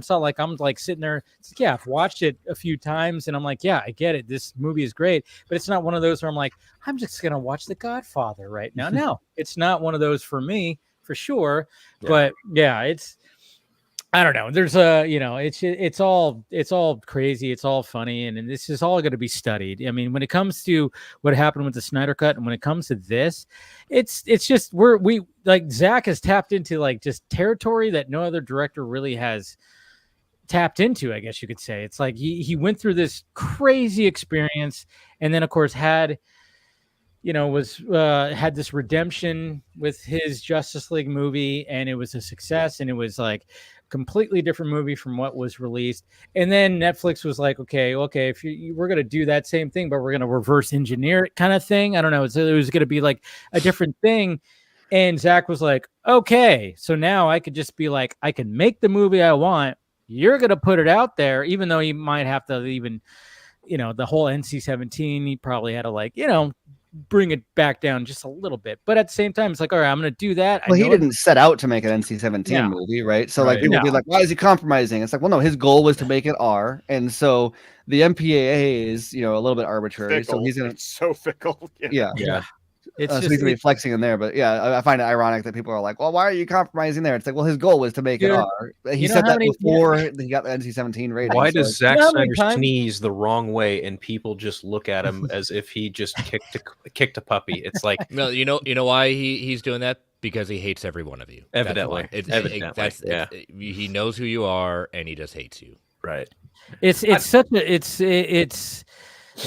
just when people look at him and just anything that he does and anything that he says. I mean, we've been seeing it. I mean, when I posted that quote and it went fucking crazy, and people are like, "Just make it good the first time." It's like when I saw so many people say that, I was like, "What the fuck?" I'm gonna piggyback off that. I can't tell you how many people have come to me in the last week and been like, yeah, I'm sorry. I know you're a Snyder fan, but I really wanted to like Rebel Moon Part 2. And I'm like, I don't care if you liked it or hated it. That's not like why we talk about stuff like this. Like, please, like, tell me an opinion. Yeah, have your opinion. That's completely fine. But like, if you're gonna tell me, oh, I wish they would have just done the R-rated cuts. I wish, he would have done this differently. Like a guy at work who I talk to all the time is just like, I know you're a really big Zack Snyder fan, but I like the visuals and I like the characters, but the story didn't make any sense. And I was like, okay, then tell me what you think about the story didn't make sense. And he couldn't give me a plausible answer to that question. He was just like, I don't know. I just didn't follow. And I was like, well, can you please elaborate on why you think the story didn't make sense? Well, I don't know. I just wasn't really paying attention. And I'm just like, okay, all right. Well, do me a favor. Watch the movie again. Pay attention to the story next time. Then come back and tell me what you actually didn't like about it. And we were also posed the question. You mean actually watch the movie? Yes, actually. No, that's not possible. I know, right? We were posed the question. I got a tweet and thread. It's sorry, I just have to. It's fair. It's totally fair. We got posed the question on 4Nerds, like, where would you rank it among Snyder's films that aren't DC related? And I think that's actually a very fair question to ask. And for me personally, I put it kind of under Army of the Dead and Dawn of the Dead, and then kind of above Sucker Punch. But then if you think about the logistics of each of those films comparatively, I feel like that's pretty apt, because presented as they are, Rebel Moon Part 1 and 2, I don't necessarily think it's even fair to compare them to those movies, because these aren't even really the completed, finalized versions of the movies that he wants to tell anyway. Definitely not Sucker Punch. Well, definitely not Sucker Punch. That's why ranking this doesn't even make any sense to me at all. And I've been over this, this is not like the first time we've had this rant, but like, not only is it not the final version, but like I can't even rank BVS, Man of Steel, and Zack Snyder's Justice League. Like, they're different genres. Sure. Yeah. Right. Like, I can understand like personal preference and all of that, but in terms of Man of Steel is Amir Mokri with this like documentary style cinematography. BVS is this like political drama with the Larry Fong, like very like All the President's Men, like, it's this the texture and the texture very noir style, yeah. right? And then on Justice League, you've got Fabian Wagner, and it's this like it's a war fantasy sci-fi like Lord of the Rings. Mad Max Lord of the Rings, right? And like, how are you supposed to say like no if they were all if all three of them slotted into like one of those single genres or were designed to be that way, sure. But otherwise, like the idea of like ranking them as opposed to, I don't know, it's just such a wild. And so then you take these and try to put them in that same bucket. Is like it doesn't even. What are we even? I don't know. Like it doesn't even make sense. I don't even know. It's not even that I hate the idea. It's like I don't even know what to do with that. It's like, what do you like better, eggs or peanut butter? I'm like, what? I think to that point, like it's fair to have them all in the same ballpark. You know what I mean? Because they all, in a way, you could point at any one of them for his DC stuff, and even Watchmen for that matter, and just be like, on any given day, one of these could probably be my favorite Zack Snyder DC film, because of how vastly different they are in terms of what they do, but also just how similar they are given who made them, right? Like it's just, and when it comes to Rebel Moon, it's the same kind of thing for me, because it really does kind of boil down to personal preference. And I think for me at the time present, you know, I kind of lean more towards Army of the Dead, but that's only because that film, in a sense, is the finalized vision in which he set out to tell from the go. Whereas with Rebel Moon, it's a bit of a different conversation, because he wanted and did make PG-13 versions of part 1 and 2, and now he's going to get, you know, the chains taken off, so to speak, and then you get Rebel Moon part 1 and part 2 R-rated, which have completely different titles, completely different performances, completely different line delivery. It's going to be a different beast entirely. It's very closer to a different titles bit is hilarious to me. I know, right? So I find cool. I love that. Just so funny. Yeah. That also means really different. That's going to mean different Rotten Tomatoes scores too. Probably. You know what? You're right. Yeah. Because they'll make different. Because there'll be different listings. Dude, Zach is playing. So they're kind of like in an alternative universe of What Rotten Tomatoes. Did you just Chris, did you just say alternative universe? How dare you? I know. I mean, it's a different angle of how you look at a Rotten Tomatoes, you know. But see, that's the thing, though. It's like Zach is just leaning into the system that has been put out there. That is, you know, and he's just like, all right, I'm gonna fucking, you know, I'm gonna push back against this system right here, and let's see if this works. And that's the thing. That's what I just tell people is like, hey, can you just relax a little bit? I mean, even when I see Zack Snyder fans just literally just losing their minds, some of them are in the chat. But you know, it's just like one of those things where it's just like, dude, can you guys relax a little bit and let's. You know, if you're like truly a Zack Snyder fan and not just a Zack Snyder DC fan, which there is a lot of those out there who I've always said it. I'm like, there are Zack Snyder DC fans, and then that's it. They don't really care about anything else that he does. They just want him to do DC. And I've talked to these people. They all they want is hope that he works with Larry Fong again on the next. Yeah, work with Larry Fong. Get Chris Terrio to write the script. It's like. Sell the Snyderverse to Netflix. I hope Henry Cavill's in part 3. I hope Henry Cavill, Ben Affleck, Gal Gadot, they're all going to be in. It's like, God, you guys just want to really capture that bubble again. It's like, no, Zach is trying to just stab. He is just trying to be something. Ray that Fisher was in part 1. Oh, it's just, I don't know. It's such a weird thing. And I don't know. We just gotta like let's relax and hold back. It's like if Man of Steel, like it's like going back in time and imagining if like Man of Steel is coming out and people being like, "Oh, Jackie Earl Haley better be Jimmy Olsen." Like, you don't have to have like just let him do his own. He uses the same people. That does not mean that's to just remake the same skin like in a new thing for you every time. Yeah. I don't know, but we got some more people joining. Hey, we got Rhea and we got Travis. The two biggest Zack Snyder experts right here, me and Rhea. We've come to save and educate the stream. Oh, totally. Happy weekend, everybody. Yeah, hey, happy Travis. weekend. Love the title of your name right there. Donate, guys. Donate. It's close. This man is close. Oh, cool. I just saw that. Thank you. Oh yeah, I just got here. You shouldn't catch it right away. You know, I've only been here for 10 seconds. So. Yeah, he's close. Well, Will is older. Remember, it takes him a minute to get there. I didn't say that. And Scott is frozen. Yeah, Scott. So he enjoys my name so much. He's judging it at this moment. Look at him. Yeah, he's disapproving. I can see the teacher in him right now. Yeah. There it That's is. But weird. thank you guys for joining. We're just, we're talking to some Rebel Moon talk. I mean, it's a very, there's a discourse out there when it comes to everything. Zack Now, Snyder what are you movie. talking about? I know, right? That's what we're talking about. It's just like how much of a discourse there is out there when it comes to him, when it comes to this whole thing. I mean, hey, let's face it. There's a discourse, but hey, the conversation is just it's fun to talk about this whole thing, and it's something different. It's something new that we have not really kind of seen before. And Zach's just always been like that. And regardless of what you feel about his movies, I totally welcome. And looks like or who left? Scott. probably He's gone. restart. He's finally gone. He's finally gone. But I mean, let's face it. I mean, it's always going to be. He's always going to be. There's always going to be a discourse when it comes to Zach, and this discourse now. I mean, it's interesting to see.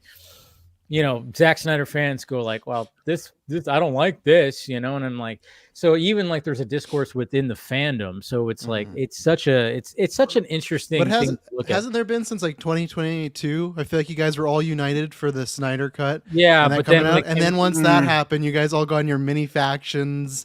And Well, there's like this. there were I'm not saying factions wrong or before right. I'm that, just saying it was too. like it felt like there was a one big huge community, and obviously there's probably other splinters in the middle of it because I was not a part of it and following it. But then more obviously once I got around with you hooligans, I go, okay, I see your guys' tweets and I see retweets and stuff. But I feel like I don't know when the full switch was, but sometime after Justice League. And yeah, I think other than I feel like Army of the Dead came out and there wasn't much like a big split. It was just like you either watched it or you didn't. So Yeah. other than that, I feel like probably since Man of Steel he's had this, right? Because I don't think with 300 he did, and with Watchmen I feel like even people that didn't like it, so we're like, well, good try, because Watchmen's like really hard to adapt, right? I love Watchmen, but some people that don't might go, oh, that's how do you put page to screen? But I feel like other than Army of the Dead, since Man of Steel, anything he does is very divided, splintered out there. Yeah. You got to remember that 300 with the This Is Sparta remix trailer. Remember that was Yes. like one of the Yeah. first, like one of the OG viral videos. Period. So there was a huge like Zack Snyder army of like meme lord presence online, like pre Man of Steel, right? Okay. And that was before he got plugged into that comic book space. Yeah. And so he was still a subversive director. He was still doing small, little known stuff. Even after Watchmen wasn't like this, whatever. But then he touched Superman, and then so all of a sudden you suck in this whole comic book space. Yeah. And so you maintain some of that old hardcore kind of fandom, but the comic book space kind of turned a lot of them off to like being like talking about it. And then especially after Justice League, a lot of that crowd were like, I don't want to participate in this like campaign stuff. You guys are crazy. And all the people doing the campaigning were like the DC Zack Snyder fans mostly, right? Like people who would come on after Man of Steel or after Watchmen, especially after Man of Steel. And then after with Justice League and then Army of the Dead, a lot of those original fans kind of started to come back in. But by that point, because social media and YouTube and everything had changed, there was such a stranglehold of like the comic book fandom and the restore the Snyderverse and stuff that people are like, hey, I've liked them since Dawn of the Dead. Yeah. We're now like, you're not a true fan because you don't care about this DC stuff way too much. And then they're like, you know what? I'm just going to watch the movies and not talk about it. You do you, boo. So that's kind of where and so then as a result, you have like this really vocal like DC contingent. And then you've got a lot of people who are like, love Dawn of the Dead, love Sucker Punch, love, 300, whatever, but are like, I don't care about the discourse. The discourse is not worth my time. And then you have some of the people like us who are like, are just like self-flagellating. Yeah. I feel like I did the discourse for a few years from like just 2016, 2017, and then I bowed out, and then I've happily I like dipped my toes in, but not in the sense of like you guys ever. I occasionally do, but especially not on Twitter anymore. It just doesn't get to anything valuable as far as a conversation. Even if you like him, like it's frustrating to even try to defend him on Twitter now, because you like I'll say something that's like, either tongue in cheek or like legitimate defense, and then all of a sudden I have all these people who like think they're trying to support my arguments, like in my comments. I'm like, you don't represent, like, this is not a good argument. I know that you're like supporting it, but like this has nothing to do with what I'm saying, and you're hurting my credibility by jumping in here with like what you're doing. Like, you're not helping the case. And so it's sometimes easier to be like, you know what, I just don't want to talk about it. That's why when I Just saw your tweet at Dave about that you don't warm up pizza, I didn't want to support ordering it. You know? But I'm on your side. I don't. Oh, I rarely. we got to get to that question. We got to get to that question when it comes to pizza. We Yeah. definitely got to do that. But you know, yeah, I mean, yeah, when it comes to this whole thing, I mean, I get it, and that's what I like. You know, Travis, you're very much an outsider. We're very much on the inside when it comes to a lot of this stuff.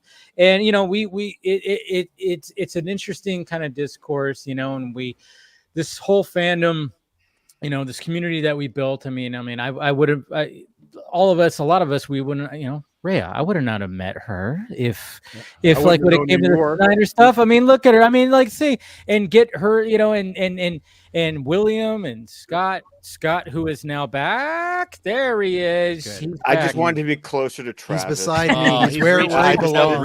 This is where I But I mean, belong. but at the same time, it's like I think there's something that is kind of special when it comes to this community, and I think we do defend. You know, we do. But at the same time, it's like I can have a discussion with somebody and understand why they don't understand this. But then when I get like fellow like diehard like Snyder fans that just are going like 100% like what the hell, you know. I mean, I was called a gatekeeper in my chat by a fellow Snyder fan a little bit, and I'm just kind of going like, whoa, buddy, like, hey, now you're sounding like some of the guys I push back against you, and I'm like, hey, wait, I thought we were like, you know, cool.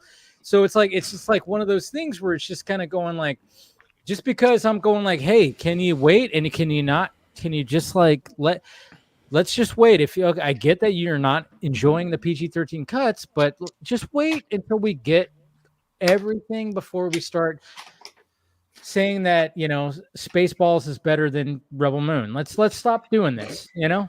I'm just saying. Sorry, go ahead. Rhea, how you doing, by the way? You haven't said really hi. How you doing? Oh, yeah, no worries.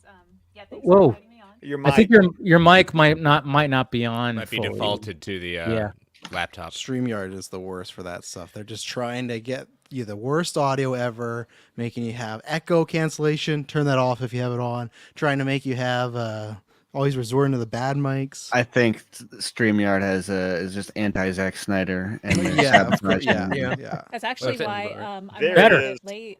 Oh, thank you. Yeah, I was running a bit late because I had to update my drivers because of all my USB devices weren't syncing. That's probably what did it too. Yeah.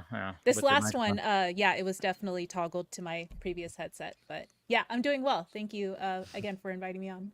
Yeah, no problem. You know, but yeah, I mean, this is just it's a weird thing because it's so it's just gonna be one, and I can't wait to see everybody's reaction to the director's cuts because I mean, let's face it, Zach and Debbie have been selling it like it's gonna be like this crazy thing, and I already know it's not gonna be for everybody because there's gonna be people like, holy crap, I can't believe Zach did this. That's gross. And then there's going to be like Zach's, you know, us, we're going to be like, I can't believe Zach did that. You know, it's going to be one of those. It's just going to be discourse no matter what when it comes to Zach. And I think he knows this.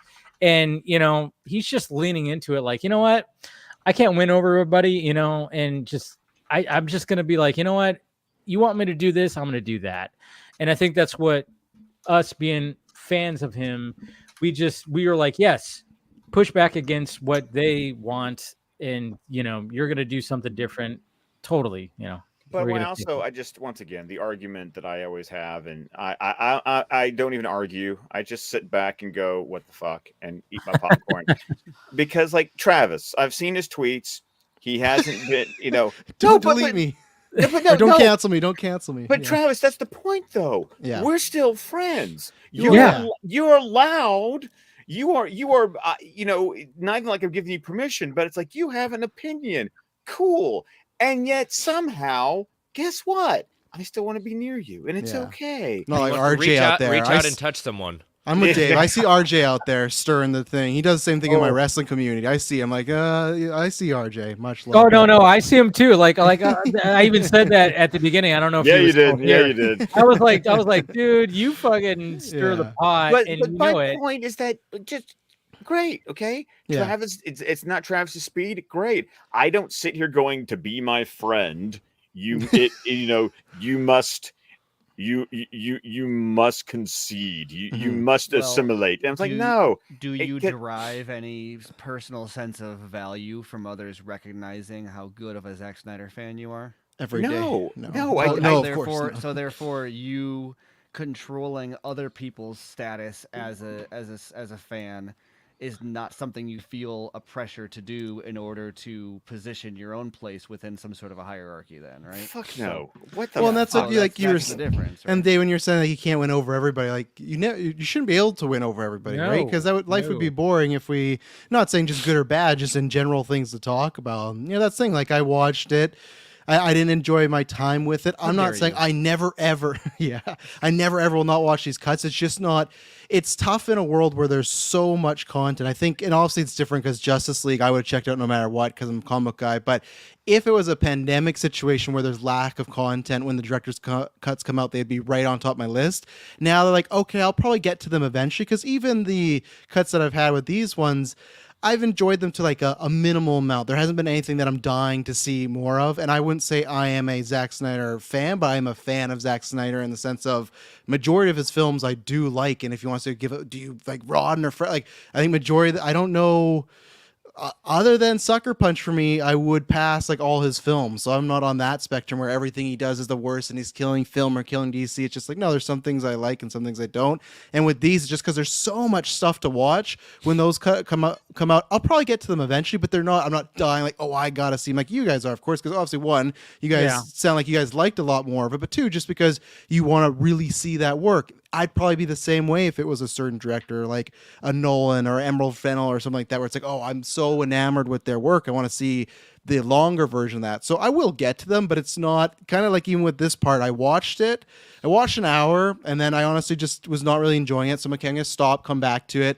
And I kept putting it off because we had to review it. We already announced we were going to review it, and I just kind of watched it out of necessity. And I don't want to do that with content when there's so much stuff. Like even the podcast, we try not to cover stuff that we know we're gonna not dislike, but just don't have much interest because it's not like an interesting review, right? So I just kept putting it off, and then I watched it. And yeah, like I enjoyed it enough, but they're just not my tempo thing, right? And maybe those cuts will be better, and I'll come back to them too. And that's where I'll wait for other people that are maybe similar to me, not the people that are just like this is the worst. Because like I hate that because there's I think, the hyperbole with that shit. yeah, because even something like Madam Web, where Deadline I don't think calls is it a black hole of nothing. yeah, like even Madam Web, I don't think is good. I think it is the lower echelon comic movies, but I don't think it is like the top 10 worst. That's why for me, it's just when people say this is one of the worst movies I've ever seen, I just know, okay, either it's hyperbolic or they just honestly don't watch that many movies. Because I've seen lots of movies and I had to watch fucking Woody Woodpecker Goes to Camp today with the kids. And you want to talk about bad movies? That actually came Travis out? and I know. Oh, We know. do not show your kids that. I showed them the first Netflix one, or it wasn't. It was a movie that bombed, and Netflix got now they have rights, and it is so obnoxious. I know you're like, oh, it's Woody Woodpecker, but like it's to 100 times 100. This Woody Woodpecker. I was gonna say because you're like this one's obnoxious. I'm like, what do you think of when you think of Woody Woodpecker? It's to me, Woody the Woodpecker is like always more obnoxious. He is, but I guess the old versions that I grew up with kind of is like how Deadpool is, where I know there's some people that hate Deadpool. This was like Woody Woodpecker times 10, and I was like, I'm one of those oh people. my good, yeah. See, like Willem, right? And for me, it's just this Woody Woodpecker. It was too much on the senses. Everything was too loud. He's in it a lot more than the first one, which the kids love, but I do not. So that's for me. I'd watch Rebel Moon 10 times in a row before I got to watch Woody Woodpecker Goes to Camp. And I hope we never have to. But Hey, Travis, you to save yourself now because Declan binge watched it. Like he's like 15 minutes away from finishing the finale, but the Knuckles series just dropped on Paramount Plus. Yeah. So, Did all 6 episodes drop? yes, they did. Oh, I wow. thought it was Okay. weekly too, Phil. We planned it out that way for a review, but yeah, I'll watch it with the kids, but I don't think I'm gonna review. Look at 'cause- Rhea with the Knuckles. She's got going on, Knuckles. Yeah. Yes, She's got Knuckles. That's I my mean, red boy right there. I've heard it's more about the human guy though than actually Knuckles, and I was kind of like, oh, I don't know about that. So I'm, have it on the especially when you background. have Idris Elba voicing him, right? Yeah, Idris Elba is the Yeah. voice of Knuckles, but Carrie Yeah. Ellis is in the series. That Awesome. and, He's everywhere.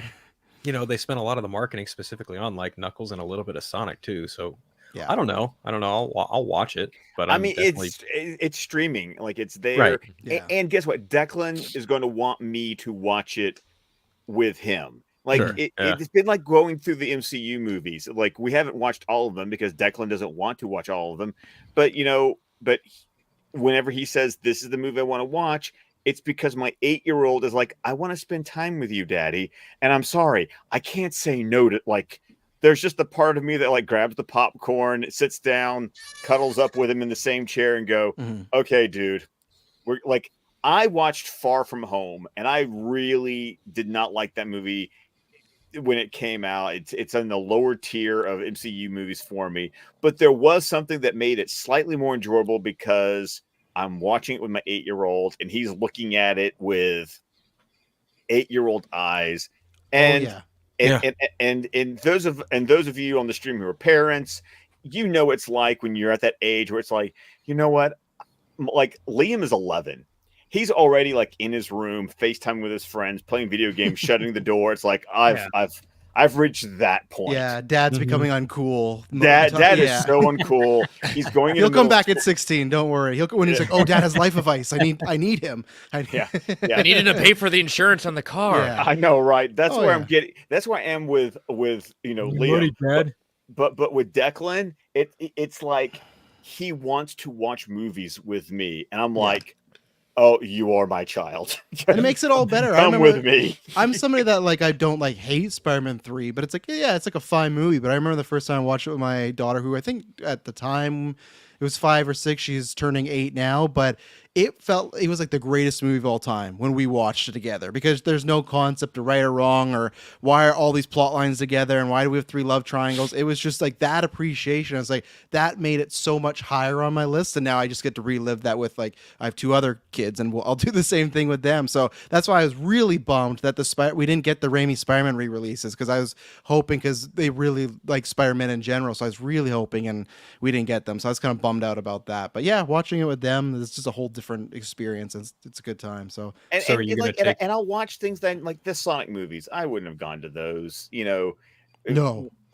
by myself. But when I've got my kids with me who are like all about, I mean, when Shadow showed up in the mid-credit scene for Sonic 2. Oh yeah. I mean, I think Steven, you talked about Maguire level hype. Oh my God. It was like, but literally when you hear every young kid's voice in the theater go, Shadow. And I'm like, oh, that's who that is? Okay, good. Thanks for explaining that to me. I appreciate it. No, you didn't have to use Wikipedia for that, Scott. Good for you. Rhea, what were you going to say? Yeah, I was just going to interject that I'm kind of the opposite. I'm living my best your best life as far as like being able to fulfill all the owning merch, video games, like movies, being able to just financially push those interests that I didn't have access to resources or the ability to do as a young kid or even as like a young adult. So I do kind of have some self-consciousness about like, yeah, I'm like 32 and I'm like still buying plushies and I'm still don't you dare apologize for that. Absolutely don't apologize. Nope.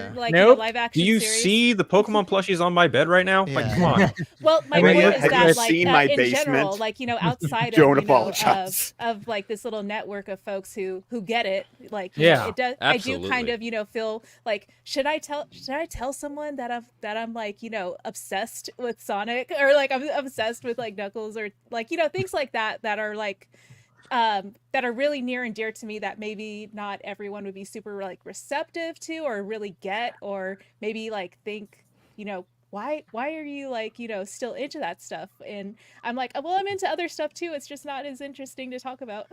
Hey Rhea, by the way, I'll let you know this. I was 25, about to turn 26 when I went on my first date with Heather.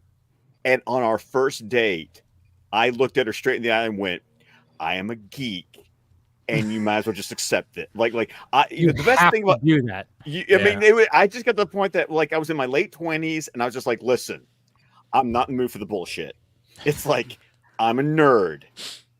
Deal with this, or we can have a drink and part ways. Yeah. And so I get it. That's also why Darkseid stayed hidden in my basement for 363 days because she just sees shit. And it's great. I mean, that's the thing. That's the Darkseid was thing a that lie. you have to do. I mean, like, if you're gonna be like in a relationship, you have to put it out there right at first. Because I know, like, I've talked to people, like, you know, fellow nerds who are married, and they go like, "Yeah, my wife was really pissed. I got this. My wife's really pissed." I'm like, Yeah, did she know that you like what she was in for when you got married? And he was like, "Not really." I'm like, "That was your fault. Yeah. You should have fucking let it be known that this is you and you love this shit." Like, unless you're putting your family in debt, you you know, don't buy that stuff if, you know, you got to pay rent and everything, you know, then Exactly. Well, of yeah, course. yeah. There's always a there's a limit. line. There's always a line. Yeah, there's always a line. I was just gonna say that I think it is really important to just like have your own hobbies and interests that you don't necessarily have to, Yeah. you know, share with others. Like, yeah, like I'll, you know, share like my interests in like, you know, geeky, nerdy stuff, and that'll just be for me. You know, it doesn't have to like be for everyone. And No. yeah, like if someone else is like really into, let's say like sports, for example, and they could talk all day about sports and or wrestling or like, you know, other types of video games that I'm not super into. Like, yeah, Yep. I appreciate that. You know, I'll listen to you talk about it all day, but I don't have to actively participate in your fandom for it. I'm just stoked that, you know, you're willing to share that part of yourself about me. But I don't really necessarily, what is the word? Expect that in return, just because like I already know that like the interests that I have may not, you know, be in alignment to like other folks, especially not like for older everybody. folks. Yeah. Yeah, it's like not for everybody, but I guess like for me, I tend to, you know, give bandwidth to just hearing folks and seeing like, you know, what makes them happy. Like that makes me happy seeing folks, you know, talk about things that make them happy. Hey, Ray, don't worry. My wife, I've been podcasting since 2015. My wife has never listened to a single episode of any podcast that I have done. since Probably a good thing. 2015. Yeah. Probably a good thing. That's why I get to say things, because like she's never listened to a single episode of my podcast. She's never watched a single stream I have been on. My parents watched my interview with Harry Linux. My parents watched the Darkseid unboxing. You know, my wife has no idea that any of this stuff exists because she couldn't care less. So it is an interesting thing. Like, it's a very interesting, but once again, but she knows it's me. Yes. And so there's an acceptance. It's kind of what you were talking about, Ray. There's an acceptance without embracing it. And it's like, I can do it. Hey, that's fine. You leave me alone to do my nerdy shit. It's like, cool. You know, Yeah, and then you leave Like them alone to do initially- their stuff. You know, they have their hobbies or likes that you're not going to get into. It's She like, watches American Idol and trashy Shonda Rhimes TV shows that Hell I yes. give a She's still watching about. Grey's Anatomy. She's still watching. She's Grey's still Anatomy? watching Grey's Anatomy. Hell yes. I mean, it's like, Yeah, Grey's Anatomy is on its 42nd fucking season. Right? And Oh, you know I'm what? gonna die, and Grey's Anatomy will still be on the air, man. It's- Like I'm really interested in how y'all like, you know, let's say like you meet someone like you're networking or like, you know, just like a new acquaintance, and this is like a big part of your life, you know, about like, you know, interacting with folks that are really big into things that you're into, whether it be film or just like, you know, entertainment, you know, whatever, like, you know, subset of it that you're really into. But how do you like approach letting people know that part about you? Or is that an introduction thing, or do you kind of build trust first and then Build let trust. them know? Build trust. You have I'm to usually build wearing trust. something that gives me away. You have to feel the waters, and it may just come naturally right off the bat, or you might have to build some trust first.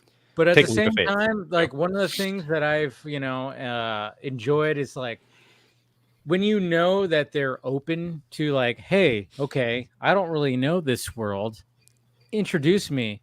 I all of a sudden go, ooh, I get excited, and I'm like, all right, now we're gonna go down a rabbit hole of movies, or we're gonna do all this stuff, and I just kind of just like, there's just something about that where I'm like, oh, okay, well, I'm gonna show you this, I'm gonna show you that, and introduce you to this.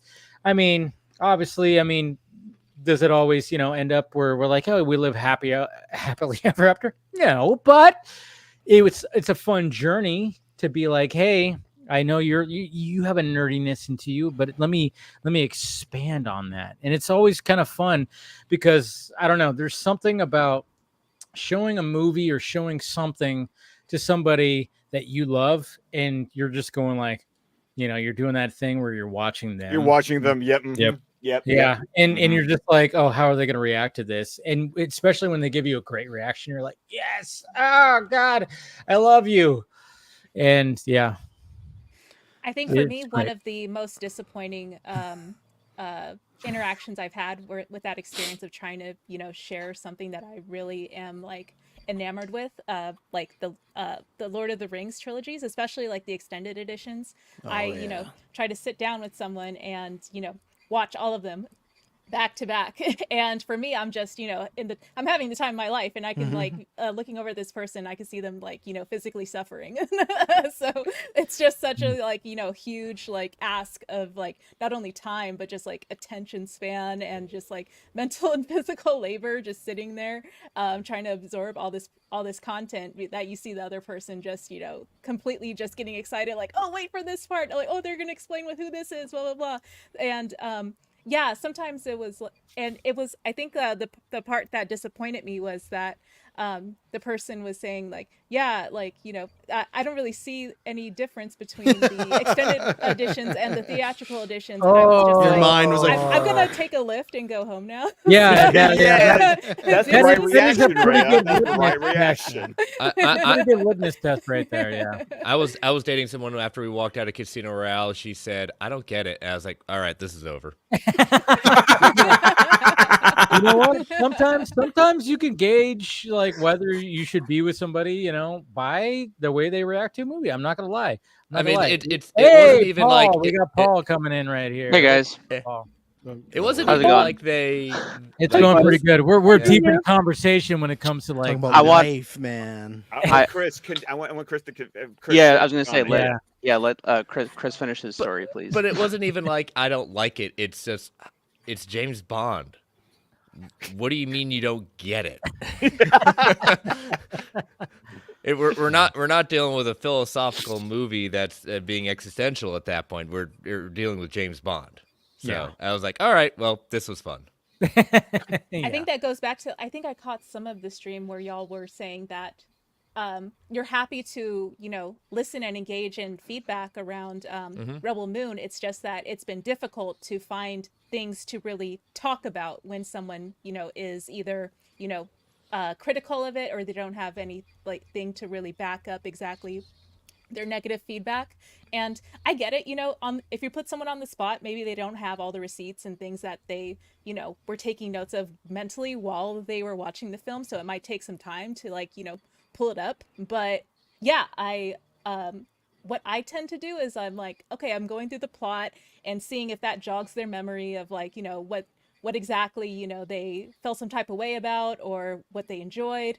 That way I can kind of get that person to engage with me. So I don't expect everyone to do that type of labor to just, do the bulk of the conversation, but I tend to do that just because I like to listen to people talk about stuff. So, And yeah. you also got to phrase it a conversational way, right? Because that's a problem with. I did something last week with one of my podcast guys, and it was a joke, but he took it serious. So he thought I unscheduled a podcast. I'm sitting there at 10 a.m. He's like, "Oh, I thought you were." I was like, "No, it was a joke."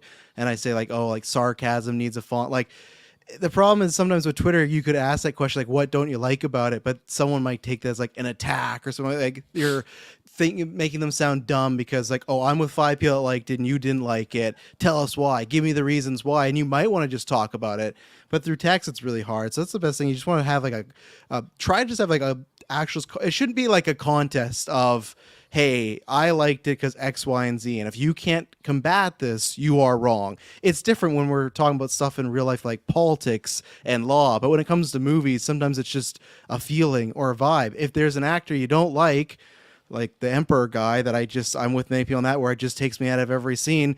I can't tell you why. I can't tell you why I don't like mushrooms. I just don't like mushrooms. I taste them. They give me a gag reflex. Mushroom soup. The second I smell it, I'm fucking out of that house. It's the same thing. Like there's this actor, the choices they're making, I'm just not liking it. And anytime but then it becomes like, yeah, but tell me why you don't like it. It's like, I can't. Like, there's some stuff. Yeah, of course, there's some stuff you could say, oh, if this was edited like this and that's like, as long as you can make it a communal conversation of a little bit of back and forth. But if it becomes one-upsmanship, then it just kind of goes nowhere. Well, and then it's Travis, like, to your point, it's subjective in that I just didn't vibe with it. Right. Like I just didn't get it. Like I don't like it. Like I understand. Like, it's like my dad. My dad, for whatever reason, it just refuses to watch any movie that has Tom Cruise in it because my mom's the same way. My mom's the exact same way. Doesn't. There are people that hate Tom Cruise. There are people who just hate Tom Cruise, and I get there are actors that I don't like either. But like once again, all the Mission Impossible movies, it's like I want to share these with my dad, and it's like, but he's not going to watch them because he just has that feeling about Tom Cruise, and I don't fight it. I just go, tell me why, Dad. Okay. I just go, I've accepted this about my father. He hates Tom Cruise. So any of these awesome Tom Cruise movies that I absolutely adore, he's not going, he's out. And so I don't fight it. I just go, I just know not to talk about them with my dad.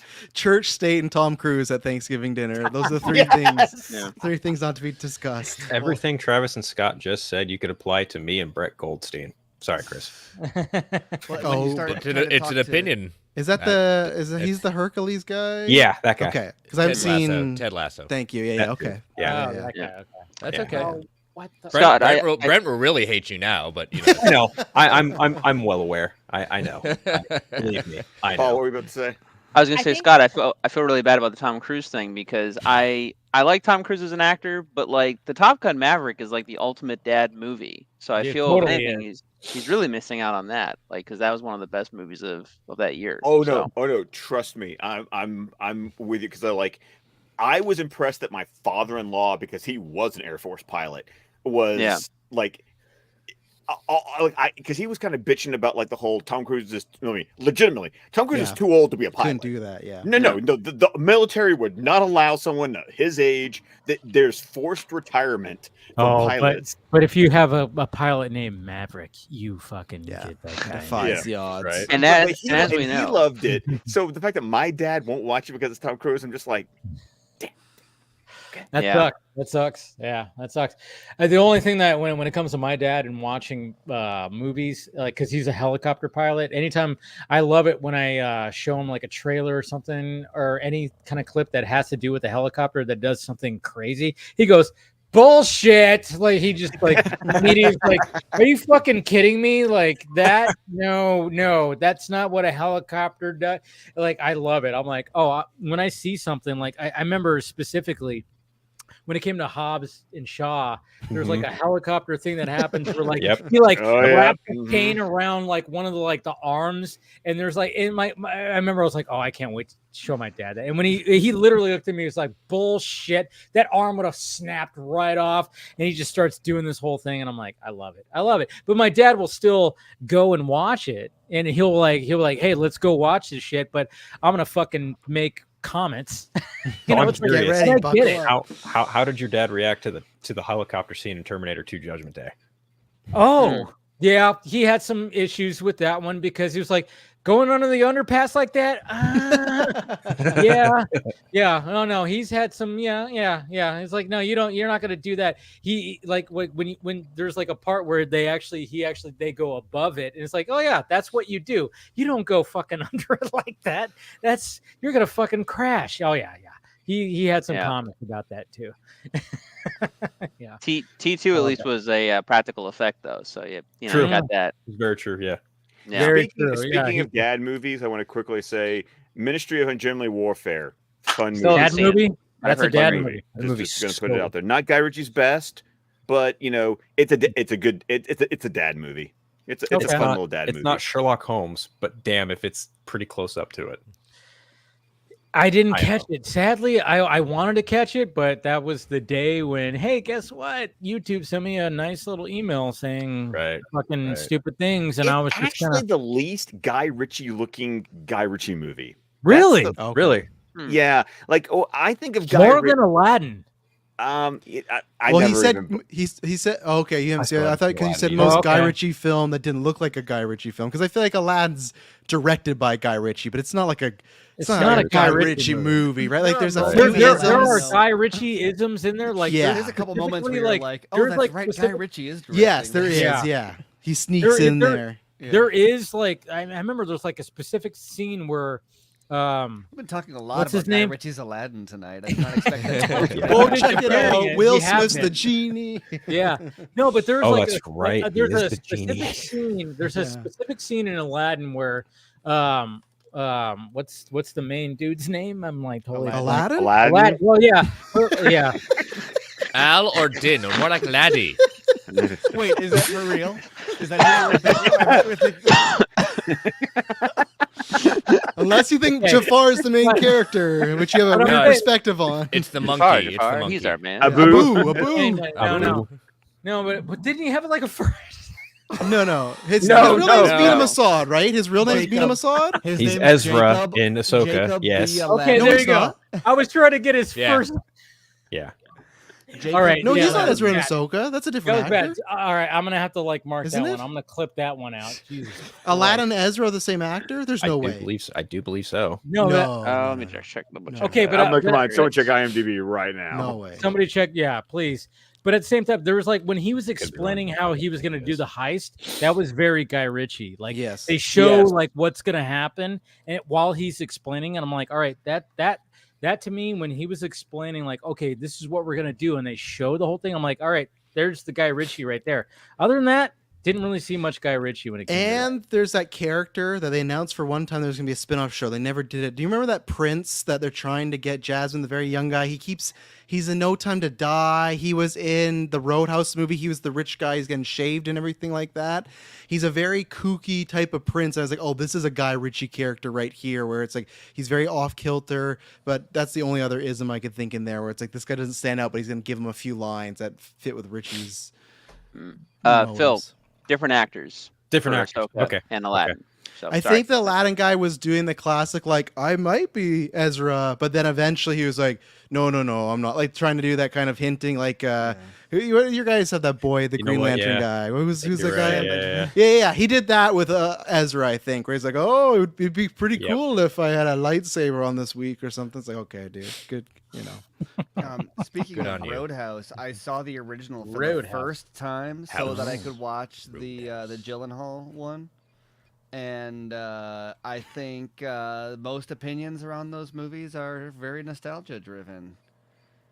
And Well, I mean, both are Roadhouse. Is, fine. Both are Yeah. fine. the original Roadhouse is not a. It's not gonna. I don't think it's gonna be preserved in the National Registry of Films.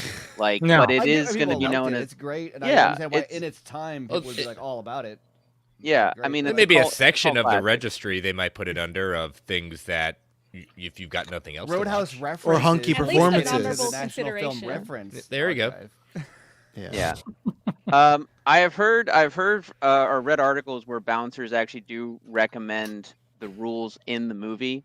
Like, Yeah. not necessarily the guy ripping your throat out or whatever, but the other stuff about where he's talking about the actual rules of being a bouncer are actually like pretty legit. That's about it. Other than that, it's just a reason for Patrick Swayze to look good and to fight and to looks stop good. small town Yeah. corruption. It's Yeah, to solid. be I fair, could he was totally mentored imagine by, it's like by, Drive Sam of its Elliott, too. time, where like So, I can there's imagine that. watching it when it came out and being like, "Oh, I need that scorpion jacket, like energy around." Like Yeah, that people had after watching 100%. Drive, right? We've all had that moment. Yeah. I've looked at Amazon like, Yeah, okay, exactly. I won't So do it. I can imagine like in the '80s, like people being like, "Oh yeah, I guess he was shirtless though, right? Maybe they wanted to get the Mercedes that he drove or something. Yeah. But Yeah. Well, it's always funny too when like you have like somebody who's like kind of a drifter and he's like ripped as shit. It's like, what are you doing here? Like, I mean, like when you look at Jake Gyllenhaal, it's like, maybe a little too ripped, but at the same time, it didn't take me out of it. I'm like, okay, I'll still watch that, but I'm just like going like, Jesus Christ, like you're that chiseled for being this drifter dude. I'm like, all right. He was a I don't know. retired UFC fighter though, Dave. So you know, I get that. he was I get cutting that, but at weight. the same time, I'm looking for a John McClane where it's like, then that's what I Yeah. love about Die Hard is the fact that it's like like that broke the mold of like, you know, the Stallones and the Schwarzenegger when it came to the 80s. It was like, okay, we have these big, huge, ripped, you know, action heroes, and then all of a sudden it's like, okay, we're gonna do Die Hard. John McClane, he's an everyday man. He's in shape, but he's not fucking. He doesn't have like a 10-pack Or it's and like just like a Dwayne rippling. Johnson movie where he's like, he's Yeah. a school teacher. He Yeah. looks like Dwayne Johnson. Yeah, like when he snitched that movie where his son gets arrested or something, he's like just this like car truck owner guy, and he's just like massive, and he has like they're talking to him like he's a regular dude, but like even then, like look at John Wick, like of course Keanu has a presence, but he's not like a big super ripped. He's not a ripped dude. He's When just you in see him shape with his shirt off. Yeah, and he's he's the like boogeyman. in shape. He's in shape, but he's not like just like shredded and like he that's the doesn't thing need to that- be.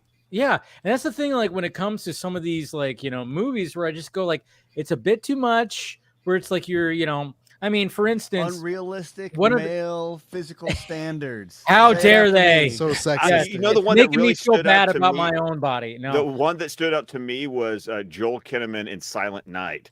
Ooh. Because dude, Joel was, but when he goes through because he wears a sweater through the whole first half of the movie because he hasn't gone through his months of training in his garage, and then once he goes through his training, like suddenly the sweater comes off, he's all shirtless, and yeah, He's like He-Man or something. Well, Joel Brick Shit Kinnaman knows House. how to get lean. Okay, too. see, Like, there's some of you these know guys what? who can get down to like 3% body fat, and like he's one of those guys. Him and what's his Hugh face? Jackman.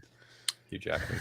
Yeah. Well, even more than Jackman though. What's he was in the Northman and Alexander Skarsgård. Skarsgård can get down to that just- And then He his has dad, that did you see body him in type. Dune? His dad just bulked the hell up. It was very impressive.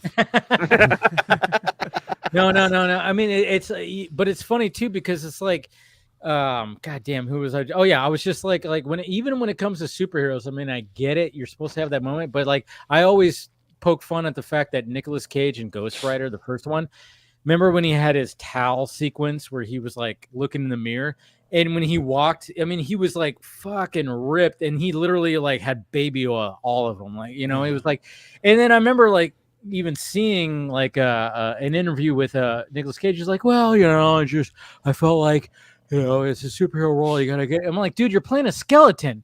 You don't need to be like fucking. I mean, it doesn't. You didn't need to be that ripped. But I mean, hey, I'm not gonna knock you on it. You look good, and if they're gonna pay you to get that ripped, nothing wrong with that. I mean, we're seeing that right now when it comes to like Superman and that image of, you know, the dude's playing Mr. Terrific and what's her name that's playing the engineer. I mean, we saw those side by sides. I don't know if you guys saw that, but they are like, it was like, whoa, Jesus Christ, you guys are just getting in ridiculous shape. But at the same time, if you're going to get paid like either millions or hundreds of thousands of dollars, doesn't matter which one, to get in ridiculous shape where you have the top trainers and you're going to have like the top chefs feed you like the cleanest food possible.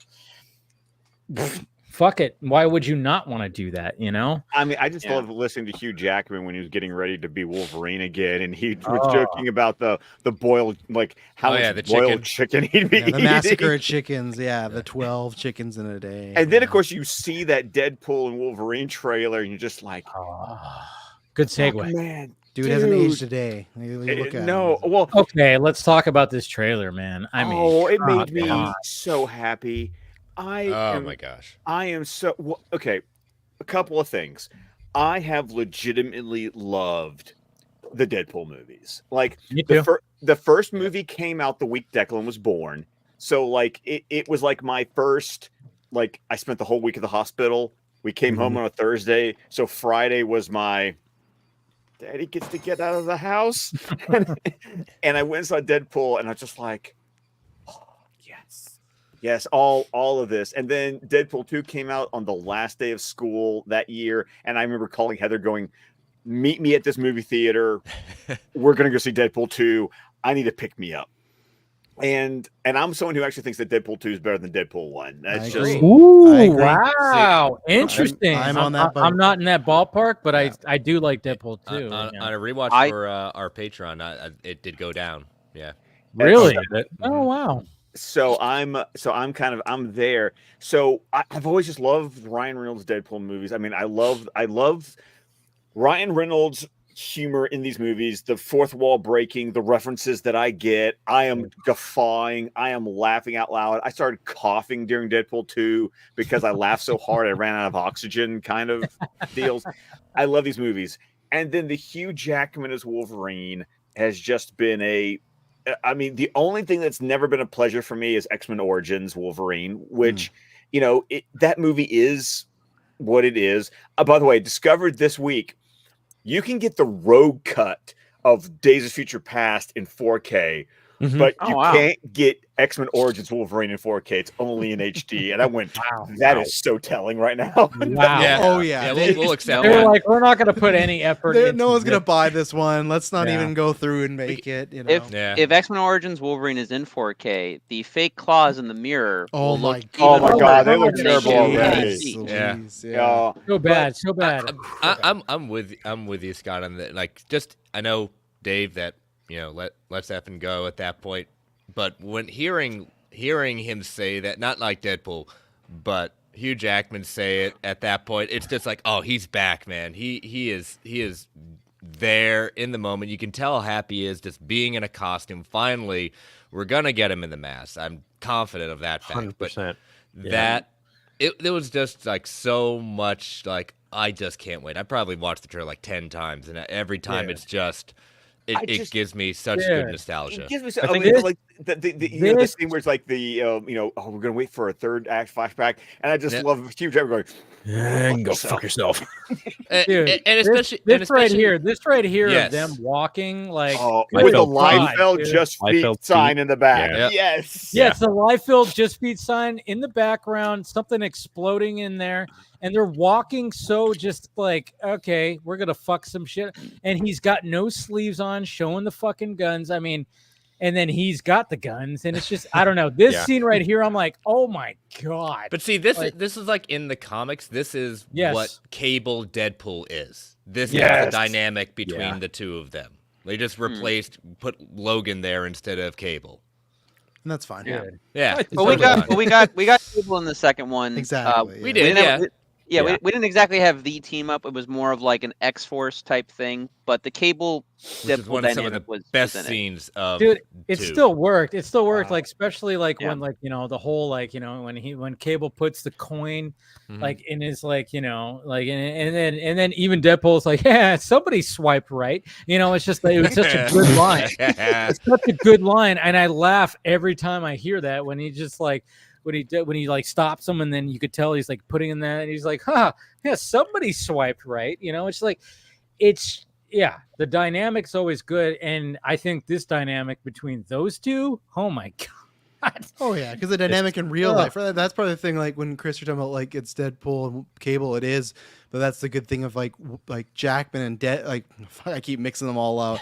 Hugh and Ryan, because of that and their outside shenanigans and rivalry, that's what's propelled it to. You could have had different actors playing these characters, and maybe people wouldn't have wanted to see it, but because these two in real life have always had such a fun back and forth, it's been decades of them always pop up in each other's commercials or so it's like the marketing for that's already done, and you want to see them together, so it's just going to be a good time. And as I've said on this stream before, I'm excited for cameos, but I don't need a single cameo. I got the two that I want. Like anything else is cherry on top, but like I'm here to see those two. I don't care if Channing's in. I don't care if X-23. If they're in there, great. But this is all I need. They could be in a car for 2 hours, and I'm going to be happy. We could get no more trailers, and I'd be happy.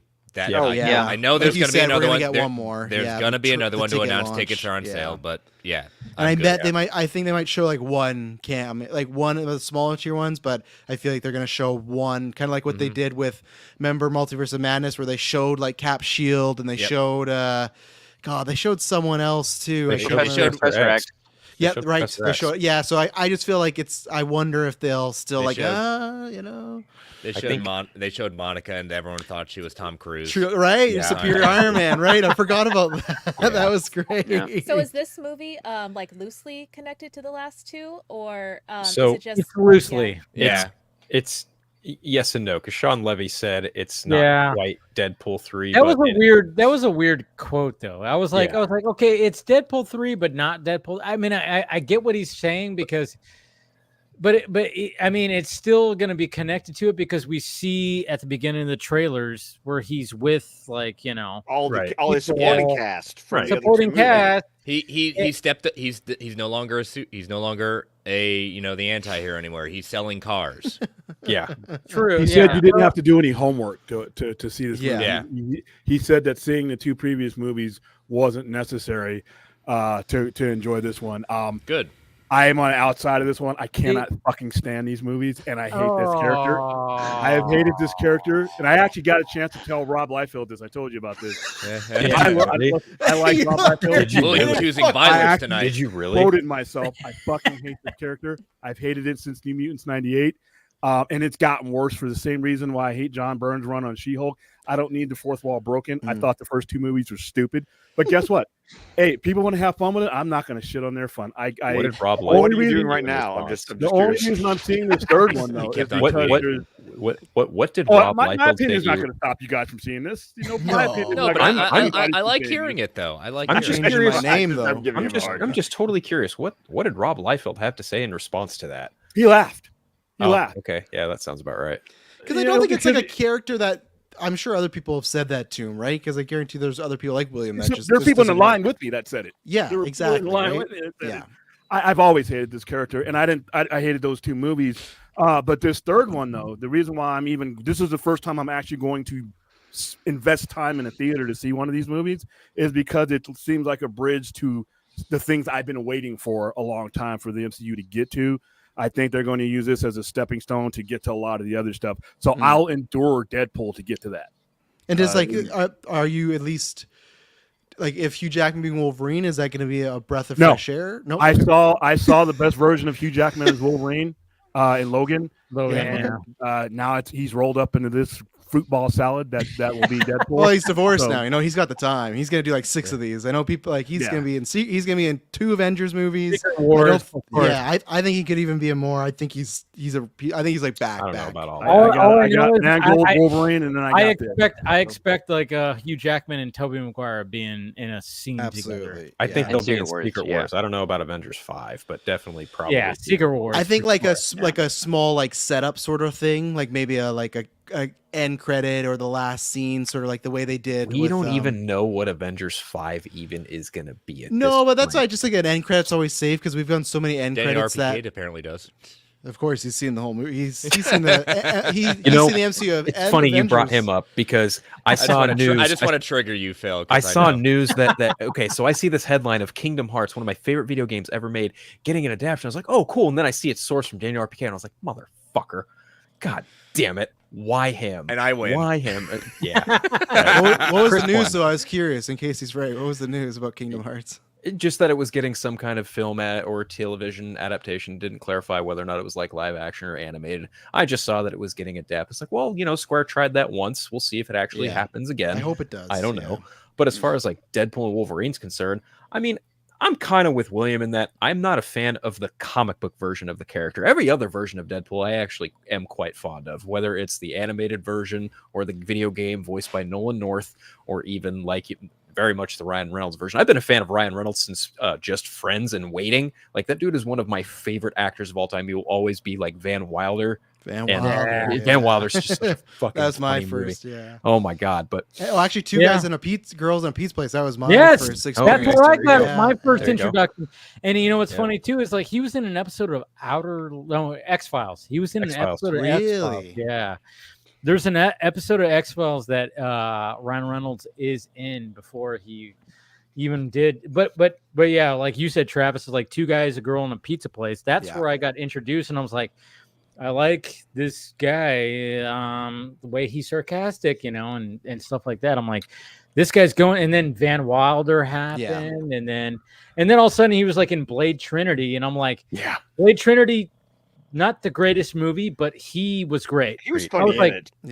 Yeah. I was like, that's his Deadpool audition right there, as Hannibal King. Yeah, and then he gets Wade Wilson in Origins, and the Wade Wilson in Origins Oh, it's great. It's The so opening good. was That great. That whole The Team first scene. X or whatever they call themselves in Origins, that Right. the infiltrating the facility, the weapons, with the everything, like meteorite, it's yeah. actually that's a good little sequence right there. Yeah. I remember he went Yeah. Ellen DeGeneres and he showed that he trained for it, could do it, and he's flipped around, and all his lines are just fantastic. It's great. in that. And then you The get one I to- always remember is about, he said, I'm stuck with a whole bunch of guys at elevator on high protein diet. Yeah. You know? Yep. And then even like, yeah, that built up the what we're gonna see right here is like, and even like, when you got Logan going, hey, dude, do you ever shut up? And he goes, no, not when I'm awake. Yeah, no, It's like he just says something, and then he looks at, what's his name? He's all, you look very good. The green in your eyes really, brings out the seriousness or something. He just says all the stuff. And then when he does his whole, dodging all the bullets and everything. And then he pretty much kills everybody. He goes, all right, everyone's dead. It's like, and even if you just the look, way he says it, he's all, okay, everyone's dead. And he gives them the salute. You'd have to Yeah, watch and he does Origins. it And so- it's like this, like only Ryan Reynolds, like Deadpool Yeah. type of mannerism. But that's where it was like, I remember everybody after that movie was, man, I can't wait till we get more of him. And man, did it take a while, but we got more. So, And Chris, I was thinking about you because when I saw this trailer for Deadpool and Wolverine, and I saw the big bad, and I was like, psychic powers, bald. Is this Cassandra Nova? And there was like, we just had this conversation talking about X-Men '97 and the Mutant Massacre, and I was just like, oh, I love serendipity when it happens like this. It's all part of the plan. I think to William's point that he was making, it sucks that he stepped away, but yeah, I kind of agree with his sentiment around for me, it's more about the saturation of jokes that makes it so difficult for me to resonate with the impact across all the either whether it be turmoil or scene change or just the what's driving the plot forward as far as urgency or just character reactions. If there's a hard pivot or maybe just a lot of levity that is removing my personal just groundedness, I guess, in being able to have that resonance with the whatever tragedy or some sort of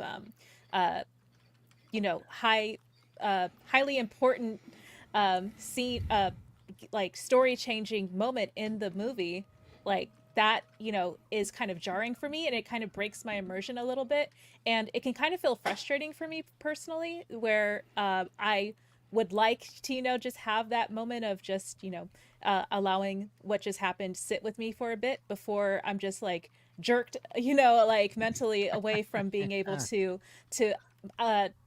from the movie allowing me to have that. So I don't know if that's potentially what William may be frustrated with or not a fan of as well, but that's just me. I was hoping that what was that? I'm sorry, I stepped away. I was just he had to go saying tweet that, at Rob Liefeld a little bit more. Yeah, I was just saying some it word off. spaghetti about how I agree with you. Sometimes it feels like there's a saturation of humor that kind of breaks my immersion, and yeah, it can feel frustrating because I want to kind of connect with the characters and what they're feeling right now a little bit more with the impact of what's happening on screen.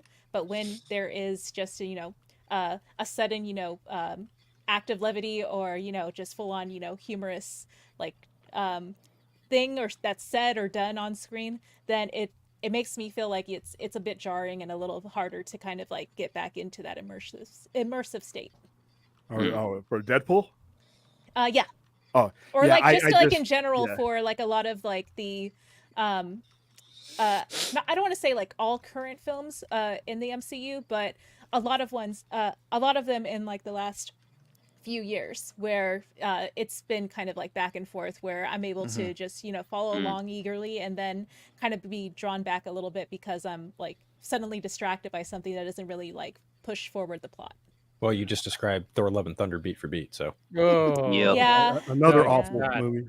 that movie is fucking terrible. I'm sorry. It's so I don't bad. think No, it's I'm not terrible. sorry. I'm There were not things sorry. about it that I enjoyed. I tried to, go in with an Well, open mind, but yeah, Final Okay, act. there's things I enjoyed Christian about Bale, Christian Bale, and Natalie Portman are doing their absolute best with what they're handed, and they're good in it. But everything outside of that is just well, Taika Waititi off the fucking chain, and that's just Hmm. that's that. Yeah. I mean, I will say, like, the whole shadow planet or whatever the fuck that they go to, I was like, that looks really cool in the way that they did all that. I was like, cool, sweet. But yeah, other than that, good God, they really fucked that whole thing. And Rhea, to your point, I completely understand what you're saying. I think the difference for me is that when it comes to a Deadpool movie specifically, it's an inherent part of the character, more or less. It not only an inherent part of the character, the film is done for me. It's not like why I despise Guardians of the Galaxy Volume 2 so much, because it was like there'd be a serious moment, and then I don't even get a chance to breathe before some stupid joke happens to completely cut the tension of the scene. For me, Deadpool it is the character. I'm going into the movie knowing this is the character, and there's just all this like everything is cranked to this satirical level. Like it is satire. Because he is breaking the fourth wall and talking to us and making jokes while also maiming and killing and butchering people at the same time. It's like I'm never pulled away from it, because it's more like I'm immersed in it, because it's the tone of the film. Like it's not just here's a serious moment, let's cut the tension with a joke. It's, oh no, it was ridiculous the entire time, and that's what the movie is. So I think for me, I get what you're saying, because that's been my issue with, like you said, films in general. Like, just let me breathe in my discomfort. Let me stew in the milieu of the scene. But Deadpool is, no, I'm coming here because it's going to be over the top. It's going to be ridiculous. It's that style. It's going to be a parody. It's almost going to be a parody. Yeah. And I'm here for it, because that's what I signed up. Like, that's what I bought the ticket for, was, all right. Steve, Deadpool reminds me of, remember SCTV, but except it's not good. That's what Deadpool reminds me of. Is if the Miranda, it's like SCTV. Are you talking about SCTV that had John Candy, Martin Short, some of these comedy legends? But they're attempting something. They succeed, and Deadpool just does it. Like I said, just imagine SCTV, but not good. That's I'm imagining SCTV and it being good. That's what I'm saying. But it's like they try this. There's the same zany goofball stuff, but it lands for me. You know what would really work? And William, you can, maybe see where I'm going with this. Pee-wee's Playhouse, but with Deadpool. I would be 10 toes down. Day one tickets in hand for that, or even just like some sort of like spin-off series on D+. What do you think? Now, are we talking Showtime special Pee-wee's Playhouse, or the one that hid all the sex jokes in the kids show? I don't know. The original stage show. Okay, I could see that. Okay, they got away with a lot. You somewhat convinced William to like a Deadpool. All right. Well, I'm going to see this one, but not for Deadpool. Hey, Paul. What are you gonna say, Paul? All right, look. The way to look at these movies is, well, first off, yeah, I do enjoy the Deadpool films. But the thing is, overall, is that the way that Deadpool is as a character, it makes sense for his movies to be the way that they are, depending on how you look at it through the comic books or the multimedia version of him or whatever the case is. The problem with Deadpool is that when the original movie came out, it was fans of the comic or fans of the character knew what they were getting into, but a lot of the general audience did not. So it was a huge surprise and became such a huge success. But it also had a huge influence. As we know, it affected Suicide Squad, where it became Studio Squad, and we still haven't seen the air cut of what that movie was supposed to be. But again, that's not on Ryan Reynolds. That's not on Deadpool. That's just what they wanted to do because they wanted to do something different from what Fox was doing at that time, And obviously that influenced James Gunn and even probably to a degree Taika Waititi, and those in general have influenced sort of the later Marvel movies even more so, to the point now where they're trying to kind of go back, kind of get away from that to a degree. I don't mind the Deadpool Wolverine concept in general. One, because I enjoy the Deadpool movies, but it's kind of coming at that perfect moment where Marvel needs it more than ever. So much so that it's even a meta joke within the trailers, but more so because it's going to say, okay, we're going to take things that everyone likes, Deadpool. We're going to take Wolverine.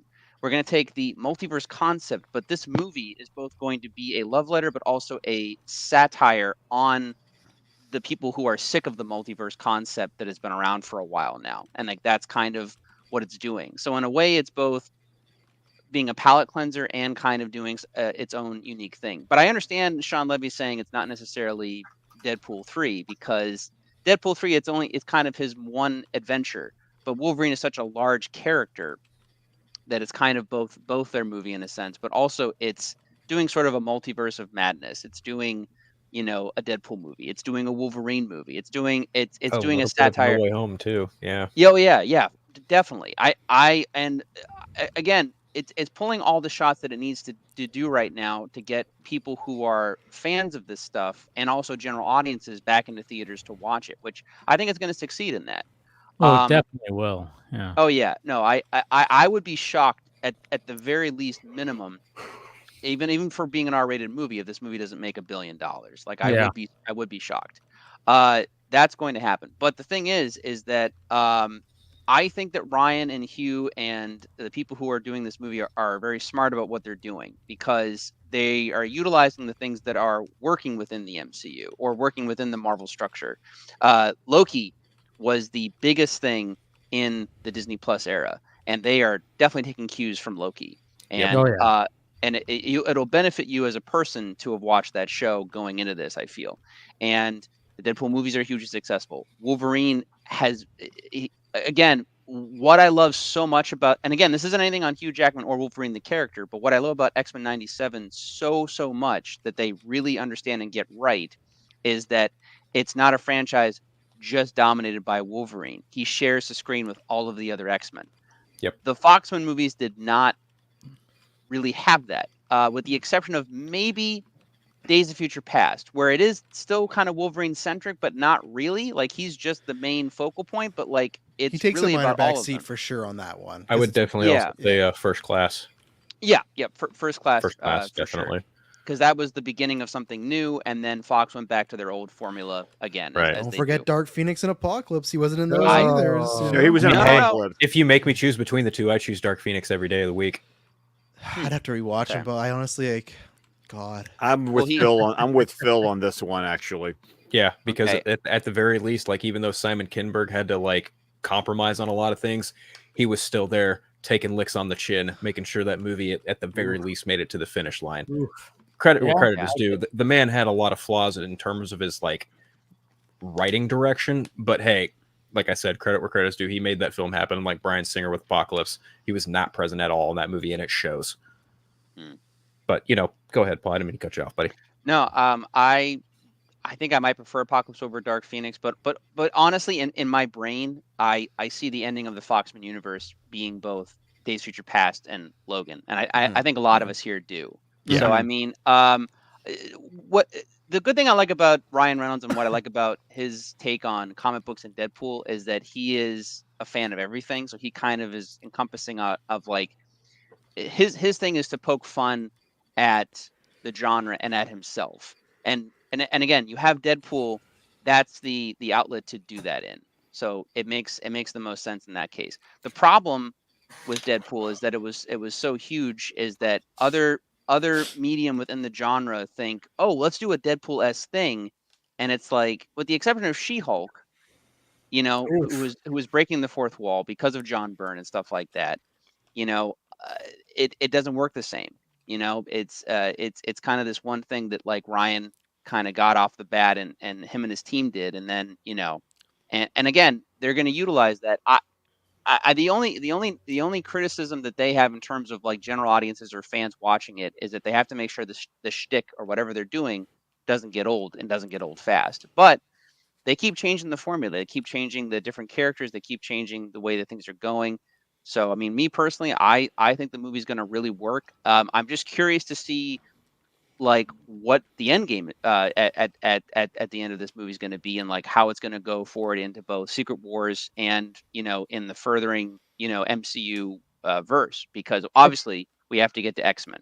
We I have to think that's get what to we're all yeah kind of wondering about that too. It's like, yeah but at the same time, it's like, a lot of us, here we enjoy the Deadpool films, not, this guy right here, but obviously, but at the same time, it's like I've enjoyed both Deadpool films, and the fact that he has the MCU at his disposal to now be like, oh, I mean, even look at the trailer where it's like, Feige said you can't say that, and then they're naming different names of cocaine, for fuck's sake, in the trailer.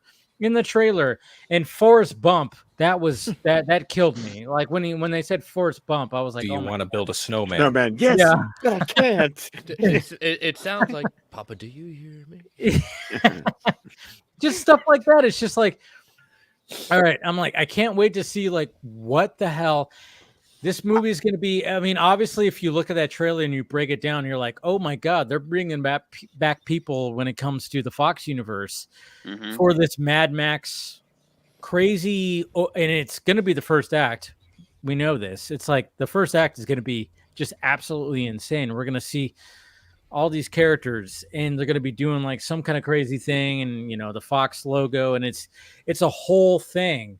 So I mean, it could just suck, sure, but at the same time, I'm like, no, I don't think it's going to suck, because just what I've seen from Ryan Reynolds and his crew and Sean Levy, He and has all that trust. stuff. He has trust from several Trust. of it. He has trust. Yeah. Like, I trust you to make a Yes. film that I'm going to be entertained by. And to Paul's point, and something that you were saying, Dave, I feel, I have no facts, I have no inside information. I just have my own feeling, because of trust, that what Ryan's going to present in Deadpool and Wolverine is that parody of, okay, now I'm going to poke fun even harder now that it's over at the Fox X-Men movies, but I'm also going to get the point.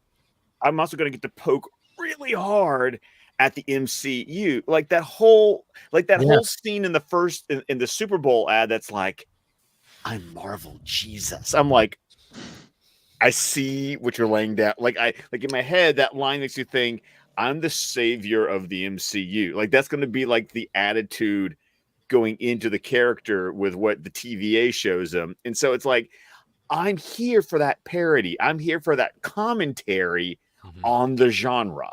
Like, I'm ready for it, and bringing in, because I really do enjoy the Fox X-Men movies. Like, I got on my Voodoo this past week. That's how I knew that, because I was double checking which movies I didn't have in 4K.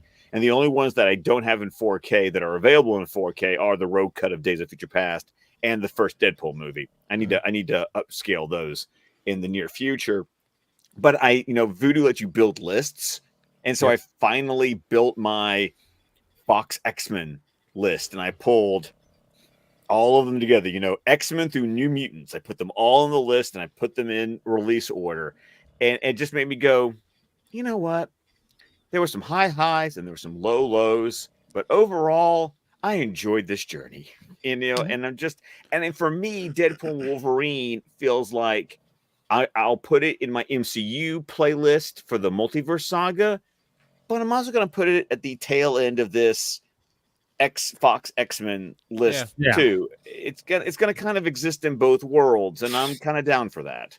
Kind of like No Way Home, right? Like, it's not that it's a sequel to Amazing Spider-Man 3 or Toby's, but it's still like they mention things and things they've been through, and there's some connective tissue and stuff. Right. So yeah, I think it's your point, Travis. I have it in my Spider-Verse playlist, and I have it in my MCU playlist. Yeah. Yep. Same. Big same.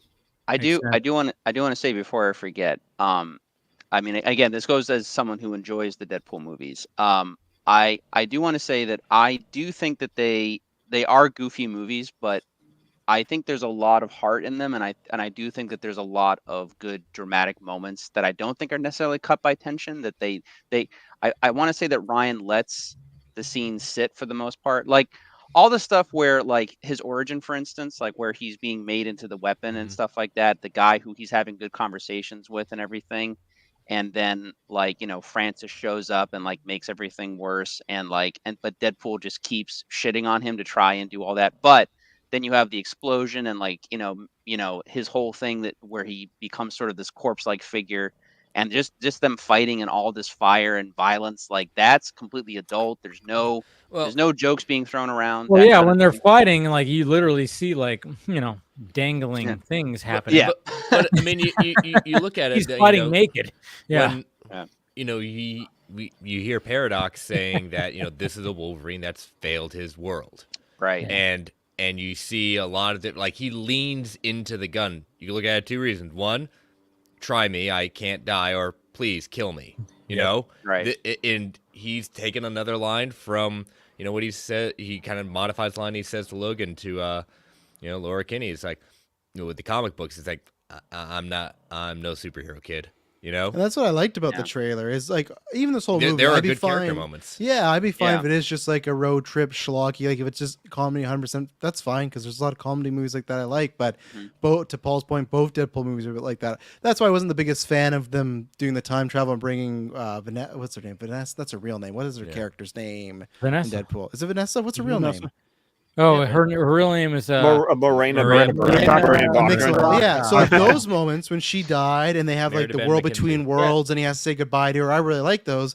That's why I don't like the end credits where they just like flip it and she's back right away. Oh, that's kind of disappointing. But both those movies have taken points to take a moment, be serious, be dramatic. And then with this in the trailer, even if it's more through Logan, well, it's like we got fucking Hugh Jackman back, who we know is like that's the prime stuff he can do. Look at Logan. Look at the stuff in Days of Future Past. He can even the beginning of Wolverine, that first act when he's really down and out and he's left the X-Men and he's just super depressed. Like that's, if you're looking in the superhero genre for someone to give you that emotional beat and you got him, you're in good graces. So that's what got me honestly the most excited about this trailer is, okay, Wolverine's in the shit right now, and that's the best Wolverine. That's why I love him in Days of Future Past, but he's almost in like a leader teacher role there, right? It's like Logan Evolved, where he's the best version because he's helping Magneto, he's helping Xavier, he's giving words of wisdom. This is the guy who just has had the worst life, and he's trying to put it all together. So I'm very excited by that aspect of the movie. I mean, there is a direct panel cut from Old Man Logan where putting his head on a railroad track. Yep. Yeah. Yeah. Well, there was also some people even I think they even contacted what's his name who kind of co-wrote it or whatever the fuck, is the fact that you see in the trailer you have Ant-Man, Giant Man, I should say, and it's like they have him skull. as they have his skull and the helmet and everything, and people were like, oh, is that supposed to be like how and they showed like a clip from the comic book of that, and it was like, oh wow, and who wrote it was Mark Millar, Millar. right? Mark Yeah. Millar. Mark Millar. Yeah, that guy. I know, Steve. but I will say this because I know Phil's take on Mark and everything. That being said, Old Man Logan is one of my favorite Marvel stories. Same. It just is. But regardless, I mean, you've got that because in the book it's just basically his giant skeleton, but it's still, the area is still referred to as Pym Falls to make a point that like this is where Ant-Man fell during a giant battle and stuff. Yeah, and in Old Man Logan, Wolverine fails the X-Men because he gets tricked by Mysterio through even his scent and everything, and he thinks that all of the villains are attacking X Mansion, and he kills all the villains. And then Mysterio does takes away the illusion, and he realizes he's just killed all of the X-Men. And that's where I think Cassandra Nova's coming into play. Yep. My only holdup with that is just that they say his universe, and that's where it's just like, unless that's trailer talk to me, it's different. Well, he's a variant. He said his world. He's his world. I guess his world. Yeah. He's a variant. His world could just pertain to Charles and the X-Men. Yeah, okay, that's fair. Then I can buy that. Yeah. That was my only holdup of like, if like let's say Yeah. every mutant's dead, I don't think Cassandra's like go out and go to Jamaica. No. So that was my only hang up of like, well, that might not be the case, but Cassandra would be a better replacement than Mysterio, because I find that kind of funny. Mysterio's the one that does this terrible deed, There's many different theories too, because one theory I saw online was like just how in Logan, because Xavier has the seizure, and it's insinuated that his seizure kills all of the X-Men in the X Mansion, and Wolverine only survived because he's Wolverine. And I guess because one theory stated that because him and Charles are such good friends, and because Charles is like one of the only people that's really looked out for him, he didn't have it in him to kill Xavier, and it ended up killing like everybody pretty much. Yeah, Like I can maybe see that, maybe yeah. maybe in the world, maybe just the X-Men or whatever the case is, you could have it be that too. So there's many different variations that they can do. That's what's so fun about the multiverse is that yes, some people will say there's no stakes, but I don't think that's the case. With the incursion stuff, now you do have stakes, but more so, you don't necessarily know what who's going to show up and like what the story is going to be. And that's kind of where the fun is for me personally. To me, Loki made the multiverse relevant. The story that they told Oh, there. yeah. Like, this is why I'm going to this one, because I'm thinking that he's a variant. Wolverine's a variant that like the Oh yeah, he is. Oh yeah, he is. But Yeah. as far as Yeah. like that goes, but that's like really once I saw the TVA in here, I'm like, all right, I'll go to this. I'll go to this. Yeah. But Well, yeah, that's the thing is like I mean, when you watch Loki and anybody who's like I haven't watched that yet, it's like, oh yeah, watch that, and you have to get to season 2 because season 2 is great. Season 2 is better than the Phenomenal. first. Like Yeah, it's like season 2 is fucking, I remember just going like I was just glued, going like, what the fuck? Like what is happening? Yeah, with the I'm one of those story? people that I need to get through Loki. But when I saw the TVA show up in that first trailer, I went, all right. Yep. Homework Okay. time. Got it. Understood. You got to Assignment. watch it. I mean, season 2 especially is like so fucking good. Yeah, I'm in the middle. So I'm in good. the middle of season. Like I started season 1, but Okay. I'm still in the middle of season 1. Whoa. But you know, my new work schedule gives me windows now to get stuff done. Which, by the way, yeah, I have to be up in Yeah, you should 3 probably hours. you should probably go if you need to. Yeah. Yeah. Yeah. So, but it was so nice seeing everybody. Yeah, seeing everybody. Thank you, Scott. Yay. You know. All right. Well, of course, you can find me on Twitter at ScottDC27. You can find my podcast at DC Squadcast, where podcasts can be found. We're on a bit of a hiatus, so go ahead on over to the Squadcast Media YouTube channel, where I'm posting movie reviews 2 this week. So enjoy. Keeping the brand up. I love it. I am hoisting it on my shoulders, and I am dragging it across the desert. What can I love say? it. I love And it, then, man. of course, for this coming week, it's going to be on Tuesday night at 7 p.m. Pacific time, 9 p.m. Central. Please join us here on the Film Junkie YouTube channel for the DC Fan Animated stream, where we'll be watching a seminal episode of Superman the Animated Series, The Late Mr. Kent. Ooh. Good So it's episode. an interesting one, and yeah, we're figuring out a new day for it. It's probably going to be Wednesday. So, but yeah, Scott, thank you for joining. Get a power nap in. That's all I'm getting is a power nap. Yeah. Okay. But thank you for joining, man. We love Bye, you, Scott. guys. Take Thank care. you for joining. Take care. But Steven, you've been kind of quiet about the whole Deadpool and Wolverine trailer. I'm kind of curious about your thoughts. He's a man of few words. Didn't you know? He's really excited. You really stumped him. He can't hold it. Yeah. Yeah. I think it was exactly what everybody wanted it to be. There you go. That makes sense. Yeah. I mean, it is, right? But I mean, I'm just like, is there anything that is, moving the needle for you? I mean, I don't think we've ever really talked about like how you felt about the previous Deadpool movies and everything. They were good. Yeah. Ryan Reynolds is funny. Yeah.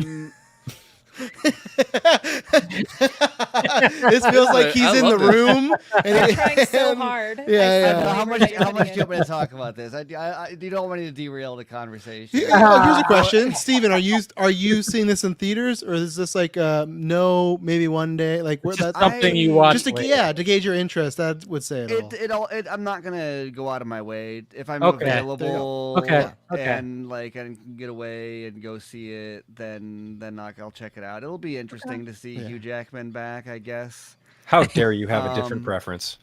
And but like This is why I wanted to know, because you were so quiet. I was like, I don't know if he has much. And I like it.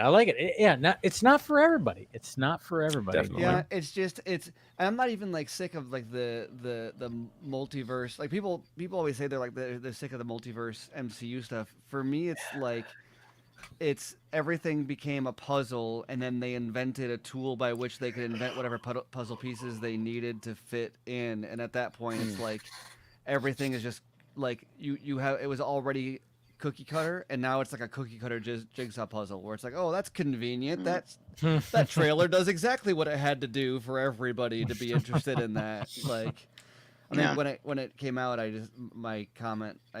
quote tweeted the trailer and just said, I wonder if they're gonna let Hugh Jackman swear in this one. Like, that was like, it was very much like, oh, but Wolverine cusses in this one was like very much the energy I got from it. But like he did also in Logan too, and not that like, I don't know, that's the only selling point. But I mean, there's just a lot of like.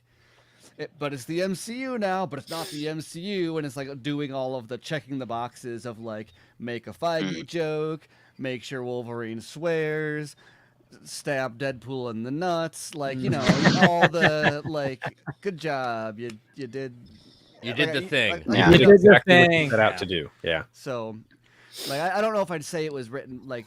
I wouldn't say like it could have been done by AI in my book. I don't think it's like, you know, it's Ryan Reynolds, but like it very much fits that like. It's exactly what Kevin Feige needed it to be, and that's kind of my, you know, and that's I don't know. I'm not trying to stop asking me about it. I was very quiet. No. I think Steven makes a good point, because like I really enjoyed Spider-Man No Way Home. But I've watched it a few times since then, and like once the nostalgia like wanes down and everything, like yeah, I can understand. Like I remember when people were excited about it and praising it and stuff, there were a lot of people that were like, oh, it's still kind of cookie cutter to some degree and stuff like that. I mean, it's that debate. I mean, listen, if we're being honest, like the MCU, there are, you know, all of it to a good portion of it is basically dictated between, you know, like, you know, fandom and focus groups, and like, is this going to work? Is this going to sell? You know, that kind of dynamic and everything. And as a fan of both comics and movies, you have to ask yourself to a degree how much of this is nostalgia and like wish fulfillment, and how much of it is like actual good storytelling. So I mean, it bugs me because like. And I know a lot of people are going to disagree with me on this, but like I find myself bracing to roll my eyes when Tobey Maguire and Hugh Jackman do the Predator handshake, right? Like, why should I be like that should be something I'm excited about, but instead it's like, of course it's going to happen, and it's like not even. Like I don't. That in my veins, right there. I'm ready. Sound like the Rock. Chills. Yeah. Yeah, I don't know. So maybe I'm just cynical now or something. I guess I'm too cynical for these. Like, yeah. I mean. Listen, we're in the modern day. It's basically the norm to be cynical at this point. And the thing is like 10 years ago, even. True. We were in a time where we weren't getting a lot of these things in general. Like it was a fever dream to get any of these things, and now that we do get them, it's basically now the exception, or it's par for the course now. Part of the course. It's the expected. Rule. Right, it's expected. It's the rule, not the exception. So it's becoming like but I've even talked to my friends about this, because we're both like, I was talking to a buddy of mine who's both, you know, a comic head and a movie guy. And we were both already like, and we both enjoyed Multiverse of Madness for what it was. Like we understood like what the main story was and everything. Loved it. Yeah, it's a fun movie. And but we also tried to make sure to like keep our expectations in check, because I think a lot of people went into Multiverse of Madness wanting it to be like a No Way Home, or wanting there to be even more cameos and more things. And it only did some of that, but really that wasn't the purpose of the movie. The purpose of the movie was the adventure with Doctor Strange. And his whole purpose was just learning to let go and have someone else take charge for like 2 seconds, and because of how his mentality is both as a surgeon and as a magician. That was the whole point of the story, other than the Scarlet Witch stuff. So the cameos are kind of pointless in my opinion. They didn't really push the story along, other than letting you know that there was something else out there. You're right. Yeah. But at the same time, it was kind of a like cool thing, because it was like, all right, multiverse, we have to show something.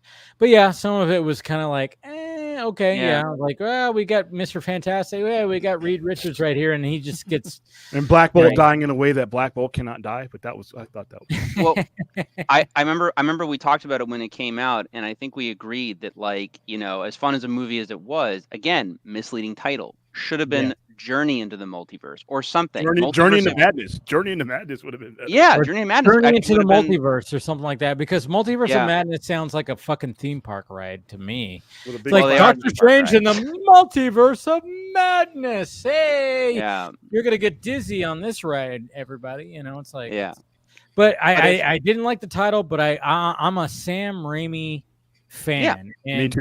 you know, because Definitely. yeah, obviously Evil Dead is is my favorite horror movie of all time, and I've always been a fan of Sam Raimi, even when it came to like, you know, him even lightening up the Evil Dead franchise when it came to Evil Dead 2, and then of course Army of Darkness, and then even watching Dark Man, and I mean he did a baseball movie with Kevin Costner, and I'm like, fucking hey, I Yeah. love you, Sam Raimi, because like he just has this range. And if you haven't watched it, if you're a baseball fan, For Love of the Game, Kevin Costner, it was like in 1998, 99. Such a great movie.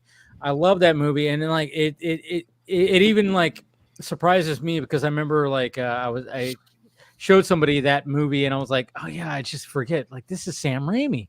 This is Sam. This is the dude who did fucking Spider-Man and Army of the Dead and Dark Man. I'm like, he fucking did all this, and he made this baseball movie that like, it's so fucking, it's just really great. He's a great filmmaker, you know. So I'm just a Sam. I mean, he's one of my favorite directors. That's the thing. So Yeah, I and gotta ask. and- Did you? Oh, sorry. No. Sorry. Go. yeah. Go, I gotta go on. ask, Dave. What are your thoughts on Oz the Great and Powerful? Oz the Great and Powerful. Sorry if I'm butchering the name. No, that's but... it. No, It's that's it. Franco. That's the it's that's the one Mila Raimi did. Kunis. It's Michelle That's Williams. the one. That's so yeah. You know what? I was okay with it because I was like, okay, you know, you're revisiting that world, but you know what? I didn't like it that much, to be honest. I thought it was kind of forgettable. I Underrated for me. I remember enjoying it, but I don't. Yeah. that's it. That's all I remember about it was like walking out. It and being like, wasn't "That a was terrible cool." movie. Like, It wasn't a terrible movie, Well, and I and understood. it was what one of he the was few going for. movies that tried to do something creative Yeah. with the 3D at the time also, and it did some Yes. really cool stuff. Oh, that's with right. the, Yeah. the black and white, like it was like what do you call those, like the things that you would look into, Yeah. like the old school, Kaleidoscope like kind of the thing? depth. Well, not like a Depth. kaleidoscope, but like it would be like the old school, like there'd be a picture on it. It was like the original Oh. 3D, like a ViewMaster, but like from like the 30s, right? I Like, forgot what that's called, but The yeah, I Apple know what you're Vision. talking about. I know what you're talking about. But And they, there but they was had there that, was like, that effect concept with in the there. 3D where like the whole balloon sequence was like, Yeah. very, and like that was cool, but I don't remember anything about it. even Yeah, though see, I that's the had- thing. It was like it pushed it like tried to be like, hey, guess what? We could do this when it comes to filmmaking, but at the same time, it was just a forgettable kind of like, you're really gonna just Yeah. like do this like and have like this kind of prequel or whatever the hell when it came to Wizard of Oz. Yeah. It's like, you mean that's a risk you take, is like, all right, we're gonna take this story that everybody knows and everybody loves, and we're gonna be like, all right, let's inject a kind of prequel, but I'm gonna try to do something different. And kudos for trying to, you know, try something like that. But yeah, it was forgettable. It was just that's the way I look at it. It was like, it's like, yeah, it's not a bad movie, but it's just forgettable. It just didn't do it as much as he was trying to do, I guess you could say. I don't know. I will say I miss like it was just kind of standard at the we had not Yeah. yet moved like to digital photography yet, and so you didn't get this like gray wash on everything. But like I'm looking at some screenshots from it now, and like it actually pops a little, like compared to like the Wicked trailer. Ooh, That's The why I Wicked. watched Oh, this movie like a couple months ago, because I saw Wicked. I was like, and I remember that one. It's not, I'm not gonna say it's too colorful, but it does. There's just scenes where things are very, very bright and very. It's not hiding any sort of. Is it like flavor. the Alice in Wonderland? Yeah, I feel like they yeah. were trying to dip on the Tim Burton, like, because those movies made bang, or at least the first one did. Made First one insane Yeah, the did. first one's $1 billion movie, I think, Yeah. or something like that. Yeah, I gotta so. say, it's impressive how much enthusiasm and interest you've shared, Stephen, on Oz the Great and Powerful, more so than Deadpool. So yes, I it's love just how y'all are interesting. gassing up this movie. Yeah. I don't know. There's something interesting to talk about with Deadpool and Wolverine. It feels very like, I don't know. There's a lot of like interesting. I can see enjoying it. I'm like I'm not gonna like sit there and watch it and be like, this is dumb. but it's like it's in the realm of like I'm interested in seeing things that are like unexpected and like innovative, and I don't think Sean Levy and Hugh Jackman are like trying to really innovate the superhero genre. It's like like I feel like the way Steven's described it for him, and I think we all have those. It's like a good junk food movie, and I know someone might get mad, but it's like Steve, what's your favorite junk food burger? You got to get one. Yeah, what like Five Guys or and you know it's gonna be the same every time, right? You know what to expect. You know it's not gonna be like the greatest meal ever, but there's sometimes you're like, oh, I just want that burger. But then in the days where like, I don't really want I don't want that type of burger. Like I'm not in that junk when someone food. else is having theirs, I don't feel like I need to be like, how dare how are you eating that, you pig? You should go home and cook. I was craving that. I wish that fit my macros. Like, yeah, like we all have those, right? Like for me, that was the majority of comic movies last year: Aquaman, Shazam, Blue Beetle, Ant-Man. Like other than Guardians and God, I think that was maybe it last year. Like all of it was like, oh yeah, like I enjoyed it, but there wasn't much like Discord for me to have. There wasn't much like let's break down. It's like, Blue Beetle, Shazam. These look like trailers to superhero ventures that are going to be a Saturday morning cartoon, and that's okay. It's like it doesn't have to be, so I get it. Yeah, I mean, the thing about like Blue Beetle, what I liked about it is like, hey, let's really capture that 80s style family adventure movie, and I think they did a good job. And, just too many fucking families in comic movies, Dave. I'm sick of, I just want to see the hero. I'm sick and tired of every hero having 18 family members that I gotta share screen time with. This is Jaime. I mean, he's got a but then all the movies before that room, Shazam's got a family, Aquaman's got a family, Scott Lane's got a family, Ben Diesel's got a family. He's got Fast got a family, Guardians have a family. So it's just like now, to me that was something where it's like with Guardians, it's and I'm saying in the past, it's like, oh, that's a group movie. I want to watch just the group. But it's like, I don't need every hero. Guardians is a family movie too. Yeah, no, but that's what I mean. I'm going to that because I want to see that. It is a group movie. The poster is called Guardians of the Galaxy. And I'm seeing Blue Beetle, Shazam, Aquaman. I'm not saying you can't have supporting characters, but I don't know when it kicked in. I'd have to trace it. It was sometime in the 2014 to on era where it just became, and I don't think it's Fast and Furious, but maybe you're right, Chris. Maybe it is. Maybe that started, but just like, it's always about the group and the funny and the quiet grandma who does something very violent and the cheeky uncle or aunt who's like George Lopez or like the little girl darling Shazam. I'm not saying they're bad characters, but it's just like it just starts to become this variations of the exact same thing, and that's where it's and even Deadpool might be fucking doing that, So it's all basically a variant of Guardians of the Galaxy. Every character you just named from Blue Beetle, you could argue is in Guardians of the Galaxy. The quiet uncle or quiet grandmother who doesn't do much but is powerful, Groot. The loudmouth uncle, Rocket Raccoon. Like you could literally draw the parallels all the way back to Guardians. Maybe you're right. Maybe that started. Maybe people saw 2014 Guardians and then like they brought that in the comic movies. I'm not saying never do that. It just felt like the past couple of years, it's just been a lot of that. And 100%. I've talked with Paul about this off air. I'm of the mind that a lot of the dipping quality when it comes to comic book films, you could arguably trace back to Guardians of the Galaxy, more or less, because that film set this precedent of over-the-top humor that undercuts serious moments.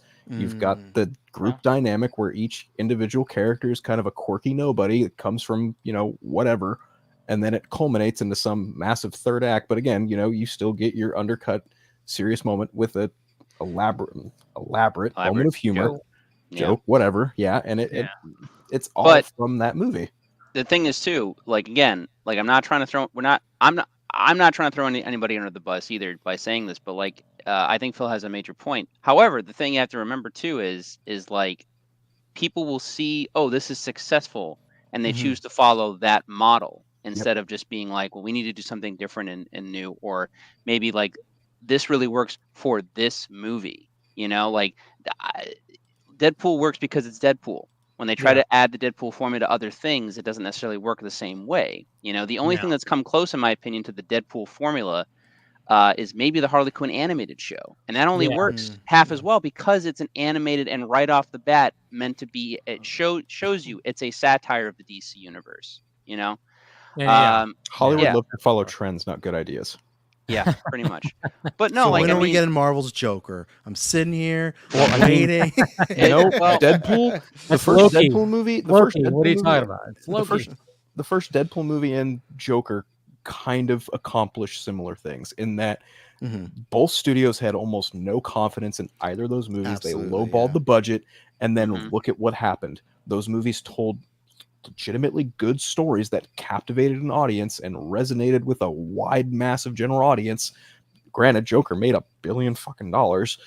Deadpool not so much, but even still, like it made quite a profit. Like those go back movies. and look at the reviews too, and like what people's opinions on those movies were. It was not, I love these because I want every single thing to be this way. No, it was, I love these because it breaks outside of the mold of what everything else is right now. Yeah. So the irony of everything else trying to conform to that, like you had like Dark Knight. Remember there was a decade after Dark Knight where everyone said, we're just trying to make this like the Dark Knight was. Look like at the Amazing Spider-Man. It's exact proof of that. 100%. Early MCU movies, even they like the Thor: The Dark World, or they're like, well, we're trying to Dark Knight this one. Yeah. Or everybody's trying to Dark Knight everything, which is we were just talking best about comic movies since Dark the Knight. X-Men movies. Dude, I really hope that Deadpool and Wolverine make a joke about like this is going to be the Dark Knight of MCU movies or something. Like The that. Dark Knight of People Deadpool. still They say that. totally should But do something. Now like they that. don't say the Dark Knight anymore. Now they say like this is going to be the end game, right? The end game. Endgame, yeah. Which was like the anniversaries today, right? It was 5 years. Yeah, 5 years. Yeah. Yesterday, today, whatever your preference was. Yeah. You know, I mean, to be honest, like on you Twitter, know, people were passing around like screenshots of the final battle, and they're like, "Is it just me here? Does this actually look really ugly?" Like, finally. That's the thing. So Steven, you bring up a good point because one of my complaints is always with MCU movies. I'm like, the color palette. Jesus Christ, who's getting Sports Center fucking updates right now? I know, but before we go, because I think you're going to new topic, I gotta head out of here because I gotta go. Yeah. Oh yeah, some you stuff. do. I'm gonna bounce all right. too. I didn't want to all right, right in the Chris. middle. So All right, both of you guys, you have to leave. Go for it. But yeah. Yes. All right. Plug. Not plug your plug each plugs. other, Plug your but, you know. plugs. Plug Yeah, your plugs. plug each other. You know. Yeah. You know. Oh, that's the Oh, after that's hour. a We weird only one. do that. Anyways. Oh, Marvel Alliance. Travis B. Sorry. Snell. Make sure you The donate plug. to William's stream. There Go you check go. that out tomorrow. And be back soon. Everyone have a good weekend. Yes. And Thank you, take Travis, care. for showing up. Appreciate it. See you guys. All right. And Good Chris. At Chris Plug. Balg on all the socials, at Marvel Alliance, on Geek Ultimate Alliance, and World's Finest True Believers also on Geek Ultimate Alliance. There you go. Have a good weekend, everyone. All right. All right, Thank you. Chris. As always, Take it Dave, easy. thanks. Appreciate you As always. very much. Anyways, what were we talking about? I'm like, damn it. We had were a talking. point. We were talking about the dying genre of comic books movies and what's trying. Yeah, to but I had a pick it up. point. Ah, damn it. I can't remember what the point was. But damn it, I can't remember. I can't remember what the point. Endgame color palette. Oh yeah, there you go. Endgame. Yep. Okay. So I mean, that's the thing is like with Endgame. I mean, I saw a lot of like tweets today during all this stuff and talking about like, oh my god, it's never gonna be the same. It's like, yeah, probably won't be because I mean, when it comes to Infinity War and Endgame, yeah, that really set like this bar, and having that bar already like there, and then you kill off Iron Man, you get rid of Steve, you get rid of your two heavy hitters. And then you go into this whole like, okay, now we're going to do multiverse and we're going to be doing like this whole thing and we're going to have a new Avengers and blah, blah, blah. It's like, I mean, Feige must have been like, all right, we're going to try this. And it wasn't working for the most part, even though like some things I enjoyed, like Multiverse of Madness, I did. I think that's the best one when it comes to all this stuff, just because I'm a Raimi guy. And, I just really dig him as a director, but things weren't working. And now it's like, all right, so how do you go? All right, you correct that. I mean, that's what's kind of interesting about this time when it comes to the superhero genre is like you have DC and Marvel going, fuck, what do? We got to like do something different. We got to like, change it up. We got to, so both of them, even though Marvel's still like the head guy and DC is like, oh, we're trying to be like, we got to get back up there. They're both really going like, hey, we've lost the audience a little bit here. And yeah, I mean, that's what's kind of awesome about this is like, all right, you're going to reinvent. You have to like try to like reinvent maybe reinvent or just kind of try to give something fresh to the genre, and that's going to be interesting to see. That's what I just kind of like, that we had this good time when it came to the past decade with Marvel, but now they're like, fuck, we don't know what to do. And then you got DC going like, hey, we tried some things, we thought it didn't work, but Snyder was onto something, and now, hey, guess what? Now we're going like, fuck, maybe we should have went with that, because one of the things we always talk about in the Snyder community is like, if they would have just let Snyder do his thing and had Justice League 1, 2, and 3, it would have been done by now, and they could have just rebooted and something new would have came about. But of course they fucked all that up, and now we're still rebooting stuff when it comes to James Gunn, and look at like what's been happening, with Superman and all the stuff, and they're really trying to hype it up and everything. But like the latest thing was like the fact that Nathan Fillion was like, oh yeah, I got the Green Lantern Guy Gardner role at the Suicide Squad rap party, rap party, like premiere party, whoa. whatever it was. Yeah. But you know what's kind of funny about that? Somebody on Twitter goes, did he misspeak? And was it not the Suicide Squad one? Was it the Guardians of the Galaxy rap party? Because he was also in that.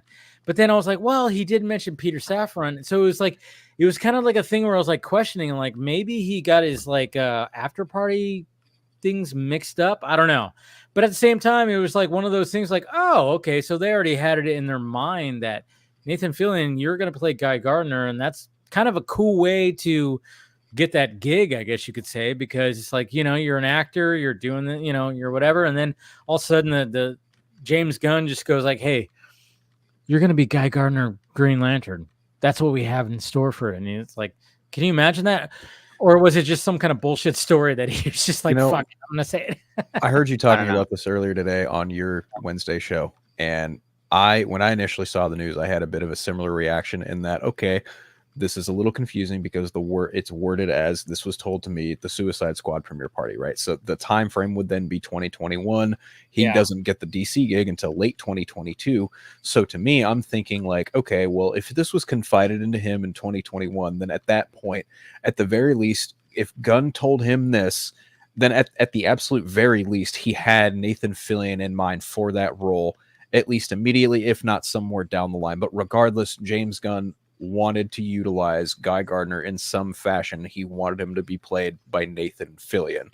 That, to me, is the best way I could probably summarize it. However, given the context we have now, that he's the co-head of DC Studios, it mentions Peter Safran, it very well could have maybe been, maybe he misspoke, and it could have been the Guardians part. It could have been something after Guardians released. It could have been that. But I think ultimately, like you already know the usual suspects. Those fans who hate James Gunn are gonna like twist this into their own fucked up narrative that they tend to do. He's a liar. He's a liar, right?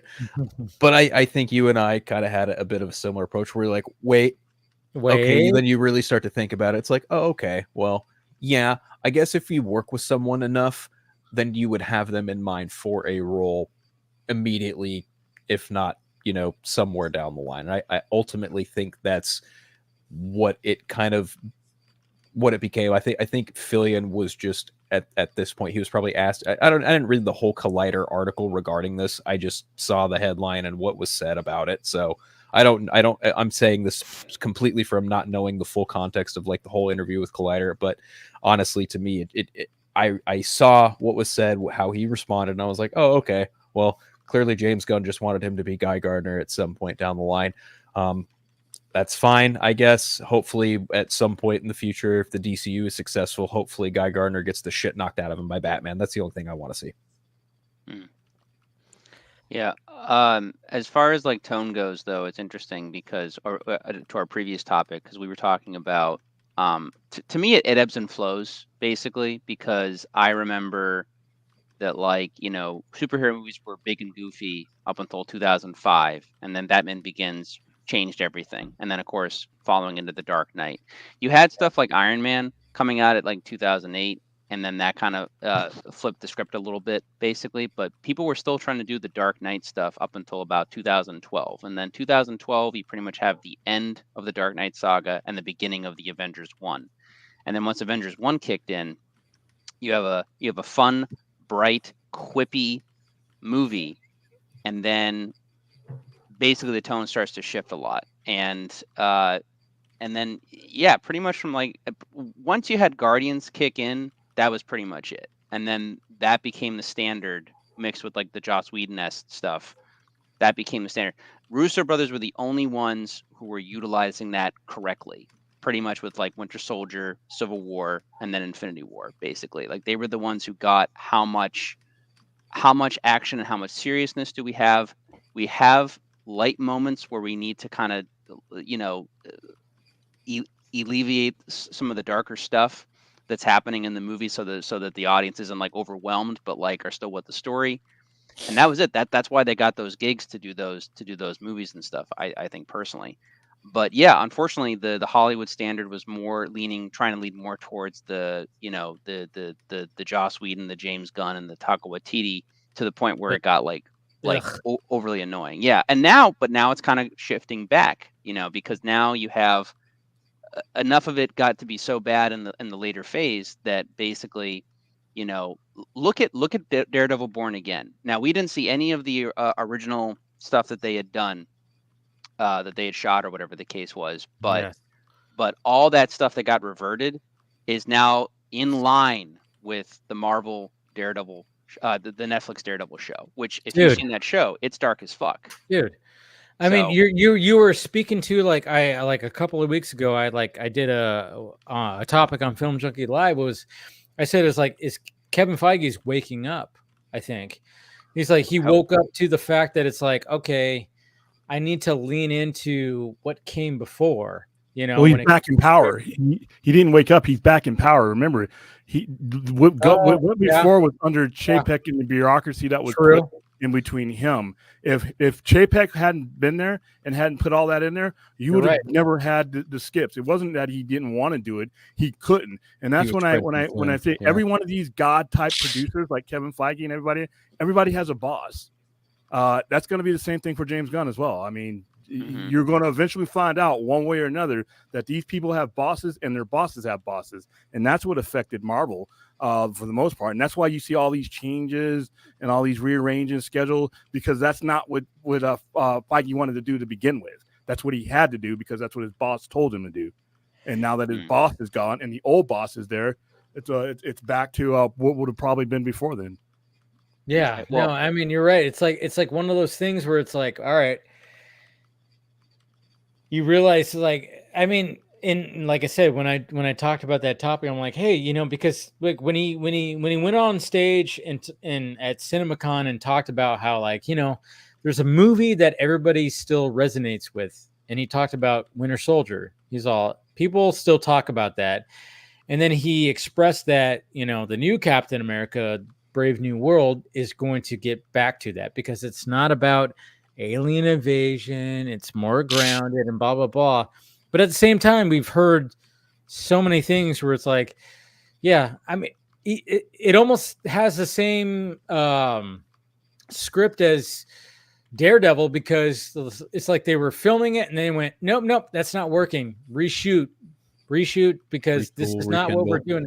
Retool it because we need to make it more like Winter Soldier. And yeah, we could have like super soldier stuff. We could, obviously there's going to be like probably a Red Hulk in there. It's like, fine, but you can't, maybe they thought it was going to be like something else. Like we should still keep with the alien thing or, the fucking Secret Invasion kind of stuff. But they're like, nope. Nobody likes that because Secret Invasion didn't go over well with people, which, yeah, they shit the bed on Secret Invasion. They totally fucking did, because that was a complete disappointment. Not a complete, it was just a disappointment. It's like there's things in there, cool, things in there I liked, but overall, that fucking finale was horrible. That fight seems to be one of the worst. Jesus Christ! That whole thing where she's like, "Hey, I'm going to show you Drax's arm," and I don't even know what the fuck they were even trying to do with that. I just remember laughing through that whole last episode. Yeah. But when it comes to Daredevil, I mean, it's just like, yeah, they realized like, okay, we brought back Charlie Cox into She-Hulk, and we literally made him do the walk of shame. Yeah. in She-Hulk, and I'm like, yeah, you know what? I don't hate it because She-Hulk, I get it. It's a Yeah. different type of, character, and it maybe works for it, but at the same time, it's like when you're gonna bring back, Charlie Cox, which you already did in No Way Home, and it was a cool, when he caught the brick and everything, and everybody cheered when he showed up. But it's like, but if you're going to continue it and you're going to have like this Daredevil sequence, which was pretty cool when they were fighting, but then you obviously have them do the one night stand kind of thing, and then he does a walk of shame. I'm like, that's a little too much. It was a little too quirky to me. And I think a lot of people thought that too. And it's like, all right, so when you're doing Born Again, it's like, what are we going to be doing here? Are you going to just like really Marvelize it? And I think that's what they were trying to do. They're like, oh, let's try to make it more like what Zach is doing with the Rebel Moon PG-13. I don't know. Maybe. I don't know. I'm just saying. But at the same time, I'm just kind of going like, all right, they were really trying to do this. And Kevin Feige was like, you know what? And it could be because of what's been happening with his higher ups. He's like, this is not working. We have to keep it like what people loved before, which is the Netflix series. And they brought back they brought back Foggy, they brought back Karen, they brought back those characters. Like, we have to continue what worked. And I'm like, thank God. And I think when it comes to Brave New World, they were like, it was the same thing. Of course, that's going to cost way more money and their budget's going to be way more inflated. They went like, hey, we had this idea where we're going to have like this, whatever the fuck that they try to have. But they're like, you know what? We got to go back to the Winter Soldier type movie. So I'm hoping that Brave New World's going to be a Winter Soldier type the most grounded movie. But yeah, I think Kevin Feige is like really just like fighting with all this kind of stuff. It's just been a shit show for like the past few years when it comes to all this. I think I'm excited to hear them going back to the Winter Soldier stuff, but something that I think that they don't realize, or a lot of people don't realize about what was so successful at that movie also wasn't just that it was grounded, but when it came out, it was the conspiracy of this government surveillance spying program. It kind of leaned heavily into a form of politics that the MCU doesn't often get into explicitly, because that happened like months after Edward Snowden revealed the NSA spying program. And so it felt like it was this really hard-hitting, current, relevant thing that like was not typical of the MCU, which was great. However, that was completely by fluke. When they crafted it, it was a totally fictionalized, like hyperbolic. Oh, this wouldn't actually let's create a hypothetical situation of government spying in this movie, and then Snowden happened to reveal something incredibly similar to what happened in the movie, so it felt like this actual commentary. Yeah. That gave it a level of like political thriller that like you would see from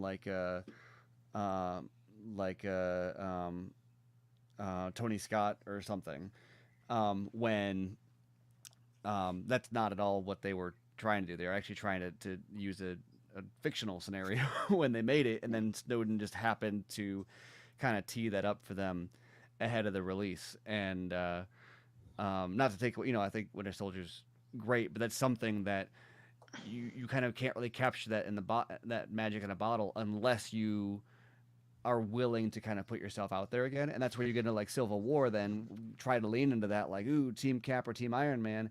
But then ultimately with that situation, they don't come down hard on either one. Like, oh, both guys are mostly great. And then later on they do a little bit more with it, but like there's no they always shy away from that, like, let's not be too alienating with our commentary. And so I'm really curious to see then what happens when they if they say we're going to go back to that. Like, okay, well, so what's going to happen when that movie comes out? Is it going to try to have any sort of relevance to, Captain America's place in the world today, or is it going to kind of be more like Civil War in that aspect? I think overall, I think Anthony Mackie's going to do a good job, because I didn't love Falcon and the Winter Soldier. Like I liked it just fine, but I felt like it didn't. It like a lot of the Disney Plus shows didn't really stick the landing. But he was great as the new Cap because he's a charming actor. I liked him as Sam, especially in coordinates with the Russo Cap movies and stuff like that. On your left. Huh? Yeah, exactly. Yeah. I do feel though that New World Order is going to be a little bit different. Like I don't think it's going to be able to recapture the magic of Winter Soldier. I think for a lot of different reasons. One, the Russos, as far as I know, are not involved with this movie. For one, two, there's a lot of Hulk stuff involved with it between Ross, and then you're going to have the leader, and the leader is a wacky villain. And I don't know, they might surprise me. They might do something really interesting with that, and like how they coordinate that and how they wrap this around in the plot and everything. I want to be surprised by this movie, and I'm hoping that the reshoots in terms of this is just that's part of the restructuring process, as Dave said, basically, where Kevin's going in there and being like, we need to work on this out, because if we don't, we're just going to have another mid movie that's going to go nowhere and no one's going to care after it's done, basically, like Black Widow. Because that's oh god. Well, that's how I look at it, because Black Widow, when I was told you're getting a Black Widow movie, I'm like, great, do it like Winter Soldier, have her fight the Red Room, have cool action sequences, and you're good, like you're golden, and you have a cool swan song for Scarlett Johansson leaving the universe, and I didn't get that at all. I got something retooling Taskmaster for some reason. The sister was probably the best thing out of it, and she's better utilized in Hawkeye. But by the time the sister's jamming the rod into the helicarrier thing, I was just entirely out of the movie at that point. But yeah, yeah, that was a little weird. Well, plus she's dead already. I mean, you're giving me this movie after you killed the character. Yeah, and probably the dumbest comic book death ever. The most we can't bring her back because of the way she died. Meanwhile, Gamora's standing right there. So. Yeah, but Gamora is also like a time variant, and she's not the same Gamora. So I mean, but still, yeah, it's weird. It's a weird thing. I know, but the whole New World, I'm hoping for the best with that. And as far as James Gunn goes in the DC universe, you guys know how I feel. Like I'm not really interested. I'm more interested in wow, stuff. I'm not alone.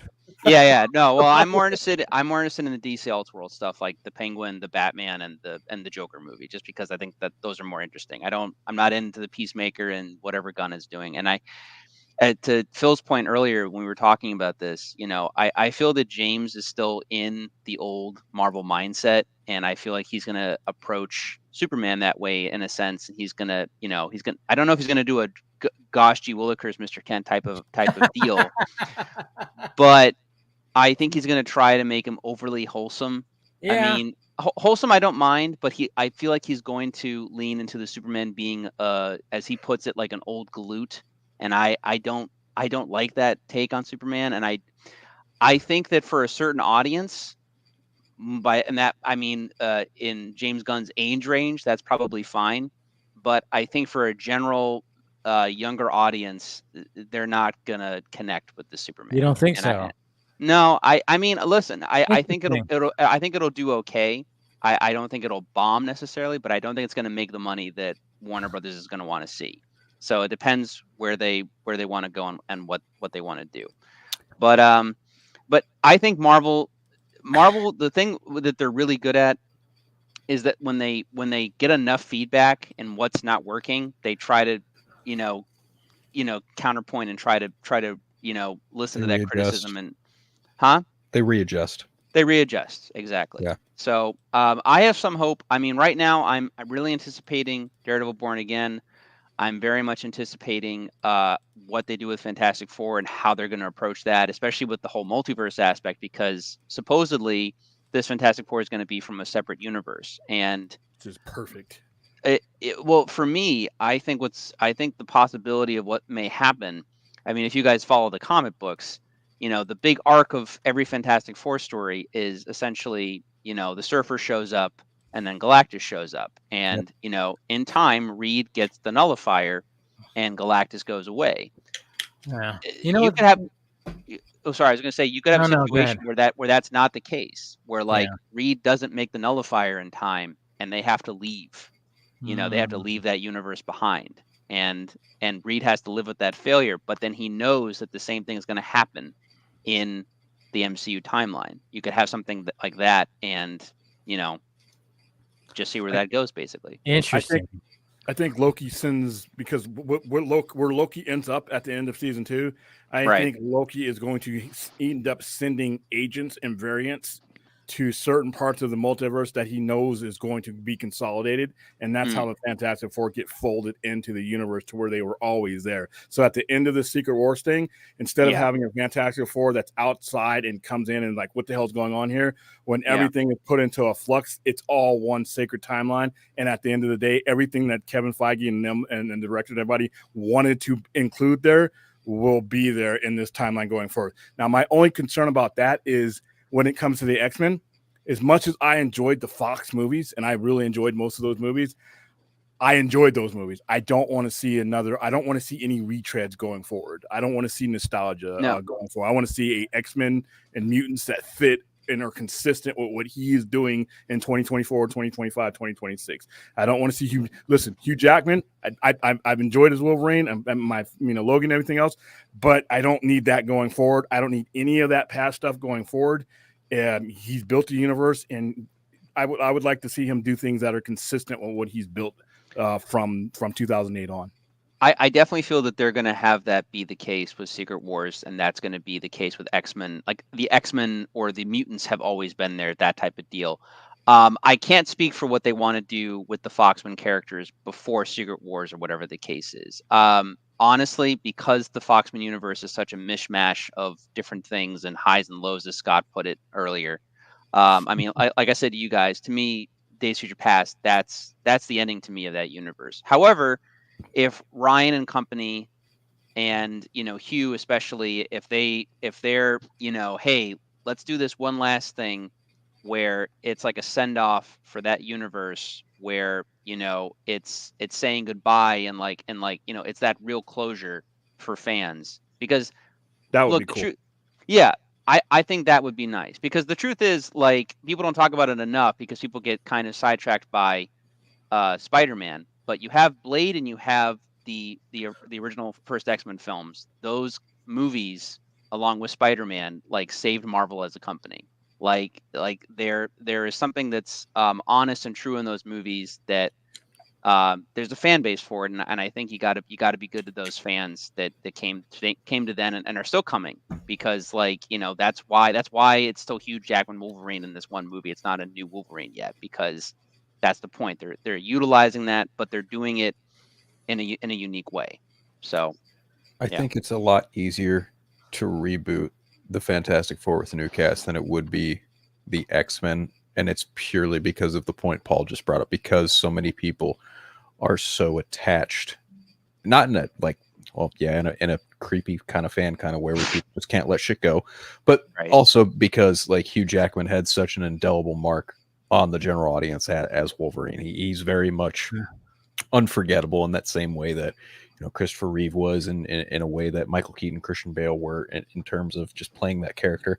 And I guess you could maybe make the debate for a couple other characters in the Fox X-Men universe. I'm sure James Marsden has his hardcore fans people preferring him as Cyclops over Tyler Sheridan from the newer stuff, and especially in the same ballpark category, you've also got people who continue to want Patrick Stewart as Charles Xavier, and of course Ian McKellen as Magneto. Like those three actors, in my opinion, very much forged a lot of the general audience's perceptions of who those characters were had they not watched the X-Men TV show. Which is cool, and I agree with you, Phil. It will be hard, but they have to do it. I know. I agree completely. They have to. And it's not like they haven't done it before, because, they cast James McAvoy and Michael Fassbender in the roles, and they were just as well received as, as the other two. So it really shouldn't be too difficult to recast Wolverine, recast Charles Xavier, recast Eric Lenscher. Like it really should not be. But I also think that they're at a point now where they have an opportunity here to kind of give these characters the farewell that they may not have been so fortunate to have had Fox still been its own entity, owning these characters, doing whatever they thought they were going to be able to by the time this universe was wrapping up. So I don't know. That would be really cool, because that to be able to give them a send off for the people who've invested the time into these characters, to be able to look at it and put a bow on it. That's something that other studio never did. But yeah, I think that's the right thing to do. I mean, right. Just say, hey, your time was valuable from beginning all the way till now. Your time was valuable, because guess what? We're asking for more of your time and money now. So I think want to bring this generation along. Also, a bigger part of that also falls on Kevin Feige, because he has been there since the very first X-Men movie too. Like, he got his feet wet as a movie producer on that first X-Men film. Like, that is majorly where his tenure starts as a film producer. And I think him being the shepherd here of bringing these guys back together after all these years, being like, hey, I now run shit at Marvel. What you wanted or could have done way back when, but wasn't feasible because you had, the bean counters and the dipshits at Fox. Don't even worry about that, because I'm that guy now, and I'm not any of that. You know what I mean? And I'm sure, like, Ian McKellen and Patrick Stewart and even Hugh Jackman, like, Hugh Jackman has said, like, yeah, I thought about it. I thought I was done. But the idea of coming back to do Wolverine with Deadpool was like, it was him. But I also don't doubt that Kevin Feige was like, come on, Hugh. Well, of course they're going to throw like a bunch of money at him. But I remember, I think Hugh Jackman even said in an interview where he watched the first Deadpool. He went to the premiere and he was like sitting next to Ryan Reynolds, or he saw a screening, and he looked at Ryan and went, fuck, man, why did I stop? It was like one of those things where it's like, come on. I'm like, we're now doing this, and I retired as the character. Like, what the fuck? I think a lot of us, Logan is one of the best comic book movies. It's in my top five, maybe top. I don't know. It's in my top 5. If you tell me it's in your top 5, I can understand why, and I will absolutely it's not. Totally, it is, because you. When you watch that movie and it's so subtle, and I know some people are like, Jesus Christ, I was bored. I'm like, really? You were bored with that? I saw that on my timeline. I was like, fucking, you were bored with that? I mean, it's like, what are you just watching Michael Bay movies like nonstop? You just need like constant, like fucking, you just ambulance, baby. Come on, bring it. I mean, that's the thing, is like some people just always need like stimulation. I'm like, man, I mean, you watch Logan, I'm like, there are some things in there. Like, I thought that movie should have been nominated for Best Picture. Certain things, because it was just like, was Logan nominated for Best Picture? I think Logan was nominated for. I know Black Panther was adapted screenplay or something screenplay. It was adapted screenplay, but it wasn't Best Picture. I know that. Yeah. But I mean, I was like, dude, I'm like, Hugh Jackman put on a fucking performance. So did Patrick Stewart. So did Daphne Keane. Yeah. Yeah, she did too. What's the highest, is that the highest grossing Wolverine movie?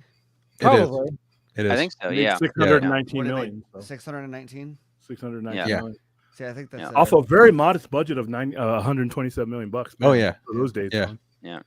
But the thing I like though is that they make sure too in Deadpool and Wolverine that Logan's story is not affected. Like it's not like they're resurrecting him out of the grave he gets put, and then throwing him back in the movie. It's another time variant Wolverine that doesn't look like he's like the Foxman universe, and he's not the Logan universe. It's just another Wolverine, and his universe went to shit, and he's getting drunk in a bar, and then Deadpool needs a Wolverine to help him on a mission, and that's the one he grabs. So or at least given that in the first trailer, this is something I also thought about, was how it was very, at least to me, it feels tactical in their marketing, and that the first trailer for this movie was pretty much all about Deadpool, letting the audience know he's back, right? And then the second trailer, the first trailer ends on that tease of Hugh's Wolverine coming back, and then this trailer, and this trailer is all majorly focused on Wolverine and what his part is to essentially be in this film. And I actually find that they know what they're doing. Like Ryan Reynolds, Sean Levy, Kevin Feige, they all know exactly what they're doing. And even to Steven's point, like box checking, they know exactly what the fuck they're doing and who they're catering to when it comes to presenting this film and whatnot. And I do think that, you know, I think that the events of Wolverine in this film, at least, you know, from a like a continuity standpoint, there are parallels here that you could argue mirror that of Days of Future Past and Logan. But considering we're dealing with variants and different timelines, I feel like to William and Paul's point, he's being plucked from this point in which this is the Wolverine that truly fucked up and failed. Whereas in Logan, it was Charles Xavier who basically murdered the X-Men. Days of Future Past puts a nice little bow on everything and everyone's back and everyone's fucking happy. In this universe, for whatever reason, Wolverine fucked up so bad that everyone else is gone. Whether or not Cassandra Nova might be behind that, I don't know. It's yet to be seen. But it does make for a very interesting, like, Deadpool, Wolverine, romp, Mad Max, fucking road trip movie, whatever they want to spin it. Either way, like, I do think this film has a lot of profitable potential to it. If it makes $1 billion, I won't be too surprised. I'm not saying it's going to make $1 billion, but I do think it has potential to make $1 billion simply because of the event present to us, in that you have Ryan Reynolds as Deadpool, you have Hugh Jackman as Wolverine, you have a ton of other cameos that have not been absolutely confirmed or denied yet either. And I do feel like if people were kind of disappointed with what Multiverse of Madness was promising them, they might come out of this one being like, that's what I wanted out of Multiverse of Madness. I think this one is connected more to Loki than Multiverse of Madness, and that's, for me, that's what's getting me out for it, because whenever I see the TVA, I see the potential next step that where this is all going. Well, not even just the TVA. You've got Goliath in there too, who is a straight up nod, if not outright pull from Loki. That too, and then now we can kind of see where all this is. Like, why is there a big giant, celestial in the middle of the ocean that nobody talks? So I'm going to start seeing all these things that are going to get lined up. So there's going to be realizations that, okay, this was happening here, this was happening here. What you thought was lined up and happening parallel wasn't. So, and that's where I'm at with it. This is the next step I've been waiting for. There's been a lot of filler in the MCU since Endgame, and a lot of it just was necessary. Yeah, so this is getting to the necessary. I never thought it would be Deadpool that would propel me into the things I wanted to see. But if that's what it is, that's what it is. So I think now the only thing I think may, and I don't even think it will, the only way I see this movie not making super, super good, I mean, crossing $1 billion, maybe, I don't know, is the fact that a lot of people, Kevin Feige, for the most part of MCU's existence, has made it so safe for you to take a family to it. This ain't a family movie. Those moms and dads will go see it, but they may not. That add-on dollar might not be there for the 6 and the 7-year-old necessarily. They'll have to wait to see it on there. That's the only way I see it not making $1 billion. I don't disagree with anything you're saying, but I will say every time I saw Deadpool and Deadpool 2, kids in there. There you go. People bringing their kids to this movie or these movies. It's such a weird thing when that is the case. Yeah. Because it's raunchy, man. I'm not even bring your kids to that. I'm not even talking like 10 to 13-year-olds. I'm talking like 4, 5, 6, 7-year-old children. What? Dude, the first Deadpool, when I saw it for the third time in the theater, a couple brought in the stroller with their kid, and I remember just going like, "What the fuck?" And I looked at my friend. I was like, "They brought a kid in here," and then they left 20 minutes in. I was like, "Yeah, of course you did. Why would you fucking bring an infant into this movie?" Third time I saw Deadpool. Dude, when Shatterstar gets cut, I mean, the 4-year-olds watching the export scene. Oh my god! The third time I saw Deadpool 1, 2 ladies and their 4 kids who could not have been older than 10 years old sat 3 rows in front of me the entire movie. And I'm sitting there watching the opening movie. Deadpool's dropping F-bombs, cutting people up and blowing heads off. And I'm just like, okay, well, me being me, I watched Terminator at 6. I watched The Crow at 6. I watched Scream at 6. But, I watched a lot of things. Completely different kind of ball game than fucking Deadpool, right? And I'm just like, boy, how times have changed. Times have fucking changed. Steven, I know you got to go. You got to dip out. Yeah, I know we're gonna wrap this up in a little bit, but I know I'll let you go first because I know. I mean, I'm surprised. Hey, you know what? Thank you for sitting around this long. great Yeah, and listening to all this. Listening, I go to bed early these days. But Yeah. Not tonight. I'm up with the youngins. Good Lord. I dig it though, man. Thank you for coming on and talking some shit. Always. Yeah. Yeah, I don't really have anything to plug right now. So I'll plug your Patreon again. Everyone sign up for Dave's Patreon. There you go. I like it. Awesome. Good night. I'm so happy you're back on the air, man. I really, when you were gone, I was like thinking about you moping around, kicking stuff around. Because exactly what I would have done. I would have been like, no. And then, did they ever tell you why? No, they never did. Never did. When it came to YouTube, and finally, I knew they made a mistake, because when I got that first email, and they said like you violated like severely when it came to the community guidelines, I took the time to read the community guidelines, and I went, I've not done any of this. Yeah, because I never said anything about the dick pics. That was between exactly. Exactly. That's all private. That's all on other things. No, it's just like I looked at all that. Yeah, I looked at all that, and I was like, I've not done any of this. I'm like, there's no misinformation, because I'm just reading the information that I see, and I give my opinions. And when it comes to like other things too, I'm like, yeah, it's just me doing this. I'm not doing spam. I'm not doing anything like that. And I was like, this is just wrong. Something happened.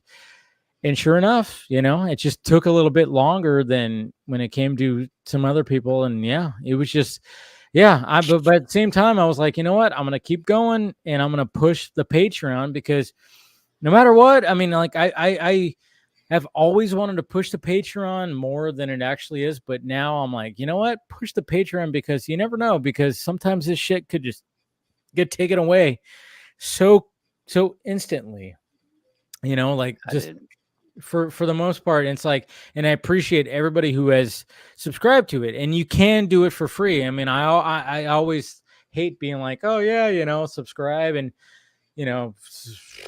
pay whatever the fuck, but I'm like, I hate that. I feel like I'm panhandling. I'm like, oh yeah, pay me, but I'm like, no, just, you can do it for free, because, and I got a lot of free, subscribers, which is fine, because yeah, okay, you're not going to get the videos and shit that I post right away. You're going to get it a day later, because, obviously I'm going to treat the people who are really supporting the channel to do that. I mean, it's just such a, and I remember even Rhea, you told me, I remember talking with you, and you said like, man, really just like when you have that core fan base, really just appeal to that core fan base, Yeah, right? yeah. And it hurts me personally when I hear you say that you feel like you're panhandling. I know. Asking people I to enjoy support what you working hard to give us hours and hours of entertainment of your It's life. my brain that thinks that. I'm like, I don't want to like be like that person, but I get it. It's like, but it's what the you said. opposite with William, and this is why Yeah. I like, Okay, really here we go. enjoy supporting him, because he's just like, no, like, please support me. Here's my link to, my Hey. what is it?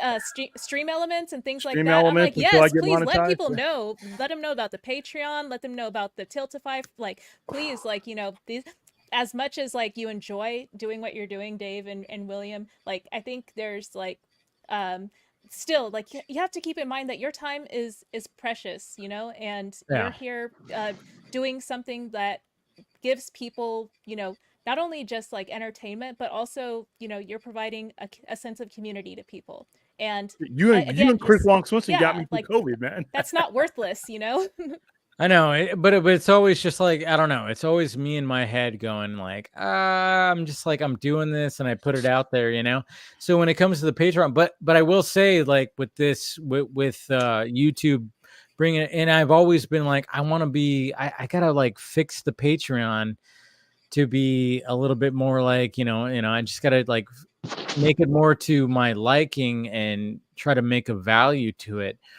And with this whole thing of YouTube taking away the channel for, it was 5 days, which is crazy. And it just made me rethink like, all right, All right, yeah, I definitely got to push that. So that's why I revamped like the tiers, and I'm like, all right, this is the way I'm doing it. And anytime I post a video, it's going on Patreon first, and it's gonna go a day, maybe 12 hours a day before. It's always gonna be like on Patreon first. Like if I clip something out from one of my streams, it's gonna go on Patreon first, and it's kind of cool because it's like, all right, especially since the whole thing when it comes to like TikTok, that whole ban thing, I don't know if that's actually going to go through. To me, I'm like, all right, I've been posting a lot on TikTok and trying to build a following with there. It's very hard. And I'm like, all right, if that gets taken away, fine. I'll just concentrate on this, but we'll see. But it is an interesting thing. And I've always had Rhea's voice in the back of my head. It's like, well, your core audience is always going to be like, tap into them. They're going to support you. And they have. It's been pretty awesome to see people come out and be like, yeah, I'm going to go to the Patreon.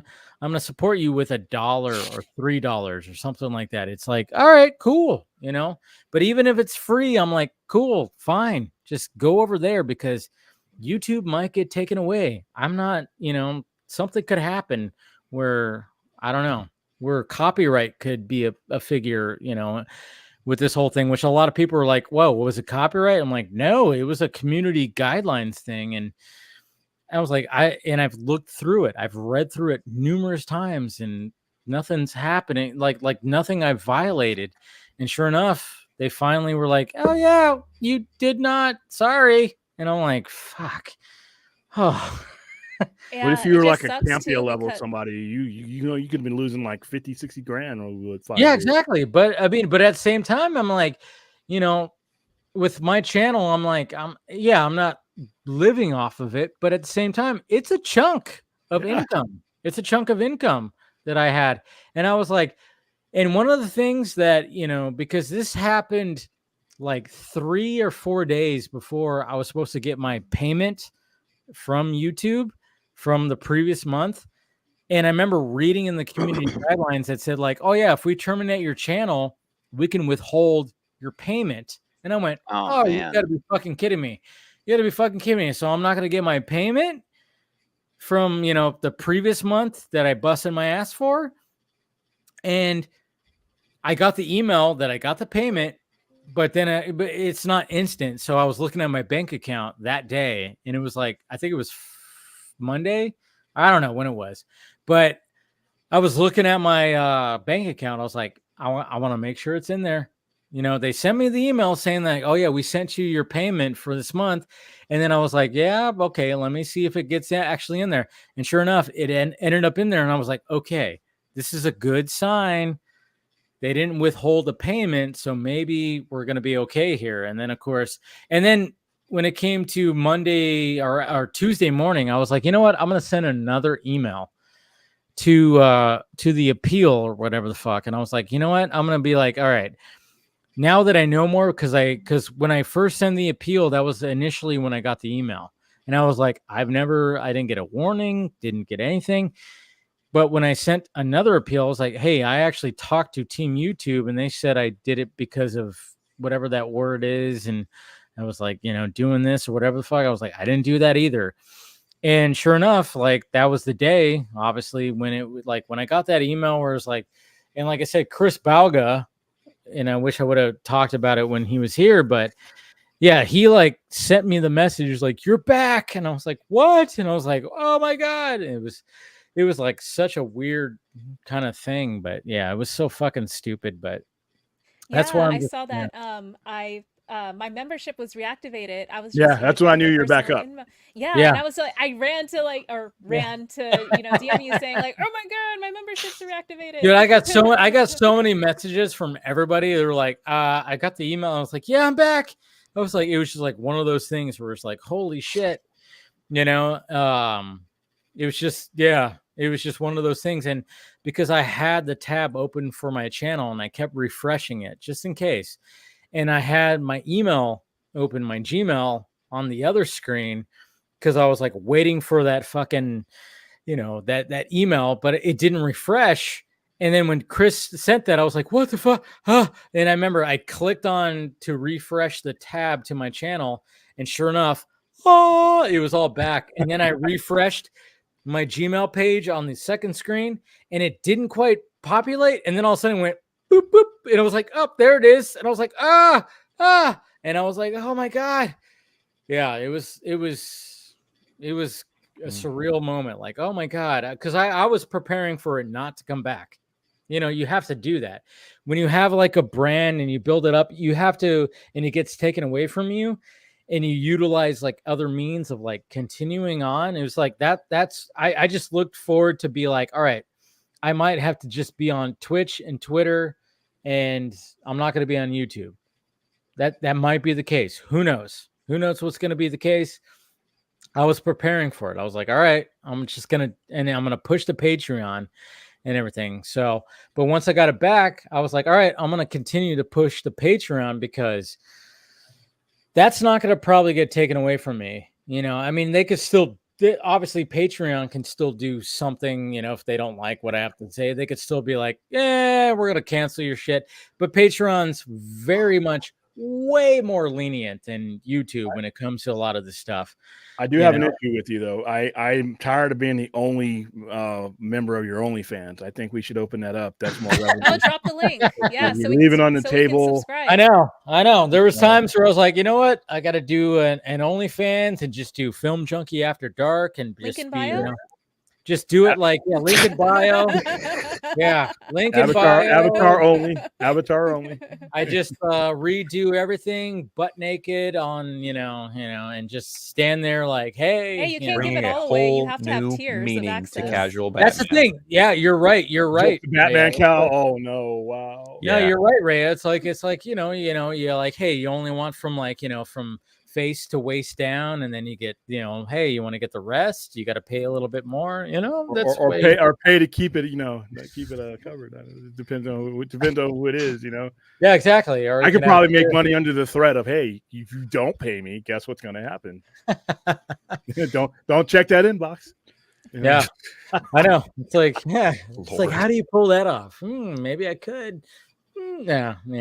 You always think about that. Sometimes just like, you know, what we're doing here is like, we're always trying, but there's always a risk of like YouTube just going like, hey, we're going to fucking dive bomb your shit because you've done too much of this or that or whatever the hell. So it's Batman's scary. Casual. Yeah. Yeah. It's a little scary. It's a little scary, but at the same time, I was like, you know what? This just lifted to be like, you know what, push the Patreon. And like I said, you could subscribe to the Patreon for free. And then you're just going to get like videos a day later, just like everybody else does on the YouTube. But at the same time, it's like, you know, it's just like, hey, $1. Hey, guess what? You get the stuff, the clips and all the stuff. And for free, you know, it's like, or not for free, but, you know, for that, you know, and I was just like, all right, let's try to streamline that. And I try to do all that. It's very difficult because I'm always about like, you know, don't pay to hear me talk. You know, I'm always like that. Like I'm modest at just, you know, till that StreamYard bill comes in. I know, right? I know. I'm waiting for, StreamYard, you know, hit me up, you know, and that time of month. Oh shit. Click the link, please.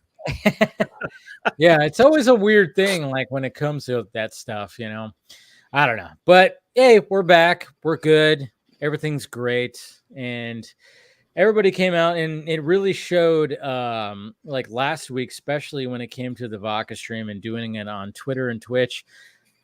It just showed that a lot of my, you know, followers and fans just really was like, hey, I'm gonna follow you over here.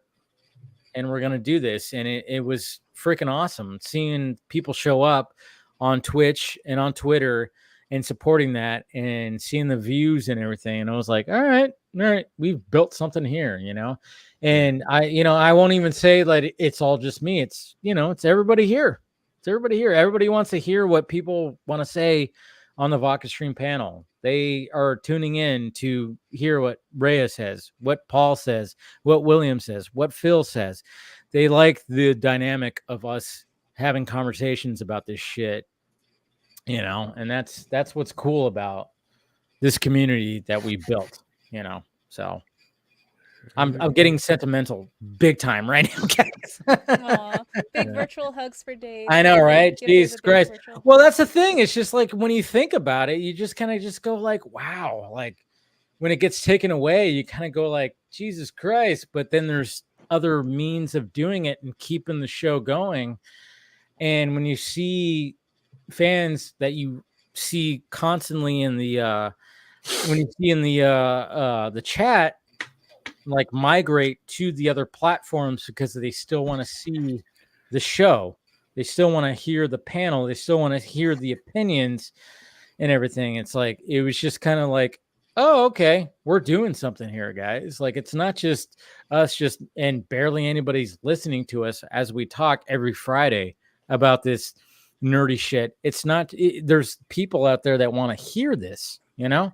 And it really just reminded me like, oh yeah, people really are like really want to just like pour themselves a drink and listen to us and just kind of chill and be like whatever, you know. And that's what the Vodka stream has always been about. It's like, hey, just chill out. If you want to pour a drink, and you know, after the week, working a week, you just want to chill and whatever the fuck and listen to some conversations, do it.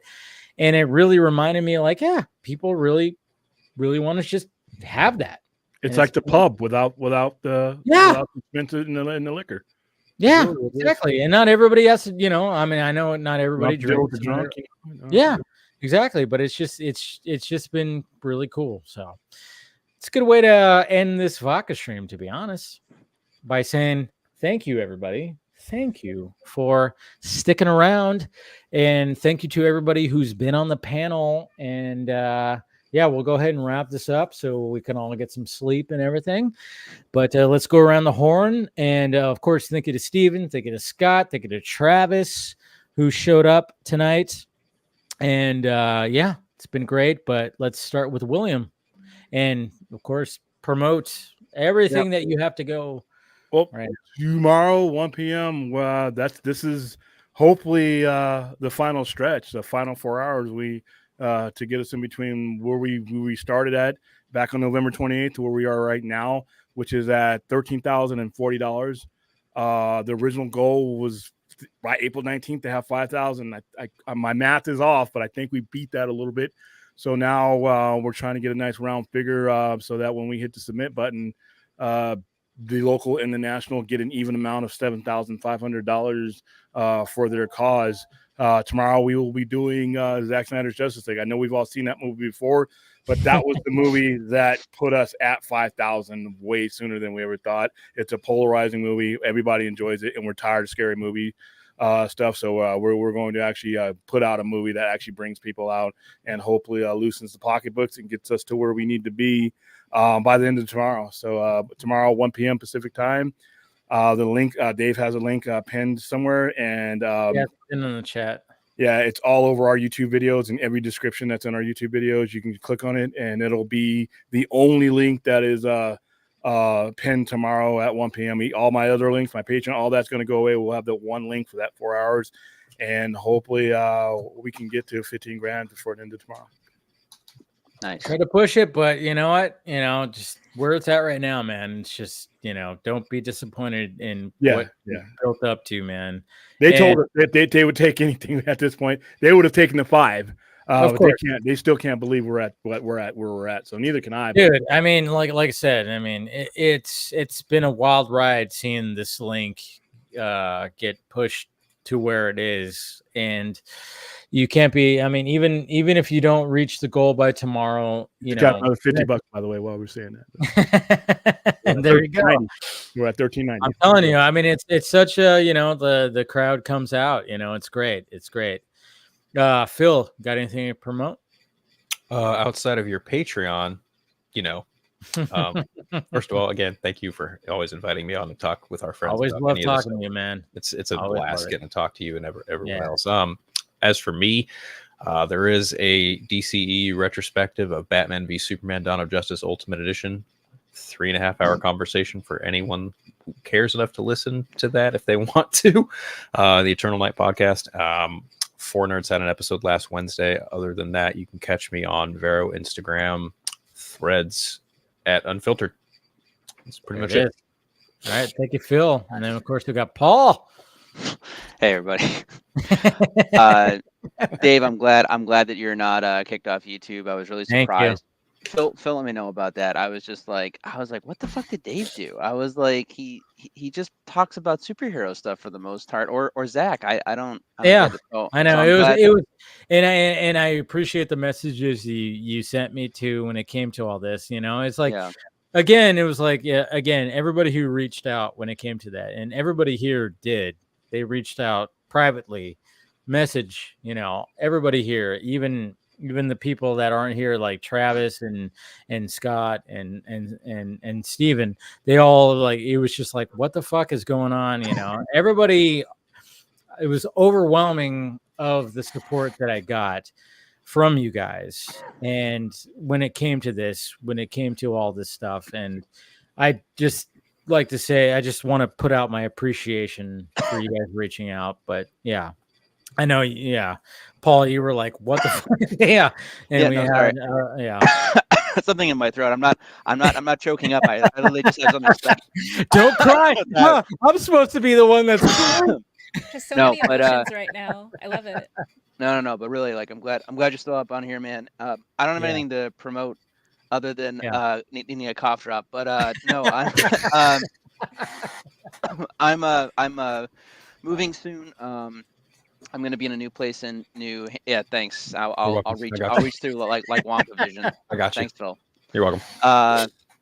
I'm gonna be moving to a new place next month. I'm still transitioning from here, making my house a rental and everything. But I'll be up in New Hampshire next month, so I'll have a different background most likely.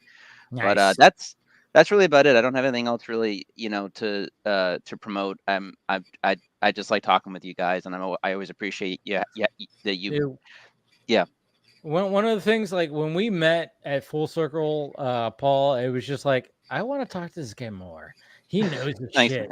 That was one of the things, was like, because we talked over, junk food and beer, like after Full Circle, and I'm like, you know what, this guy, I could see him showing up on the stream, and sure enough, you've been a regular, and I love it.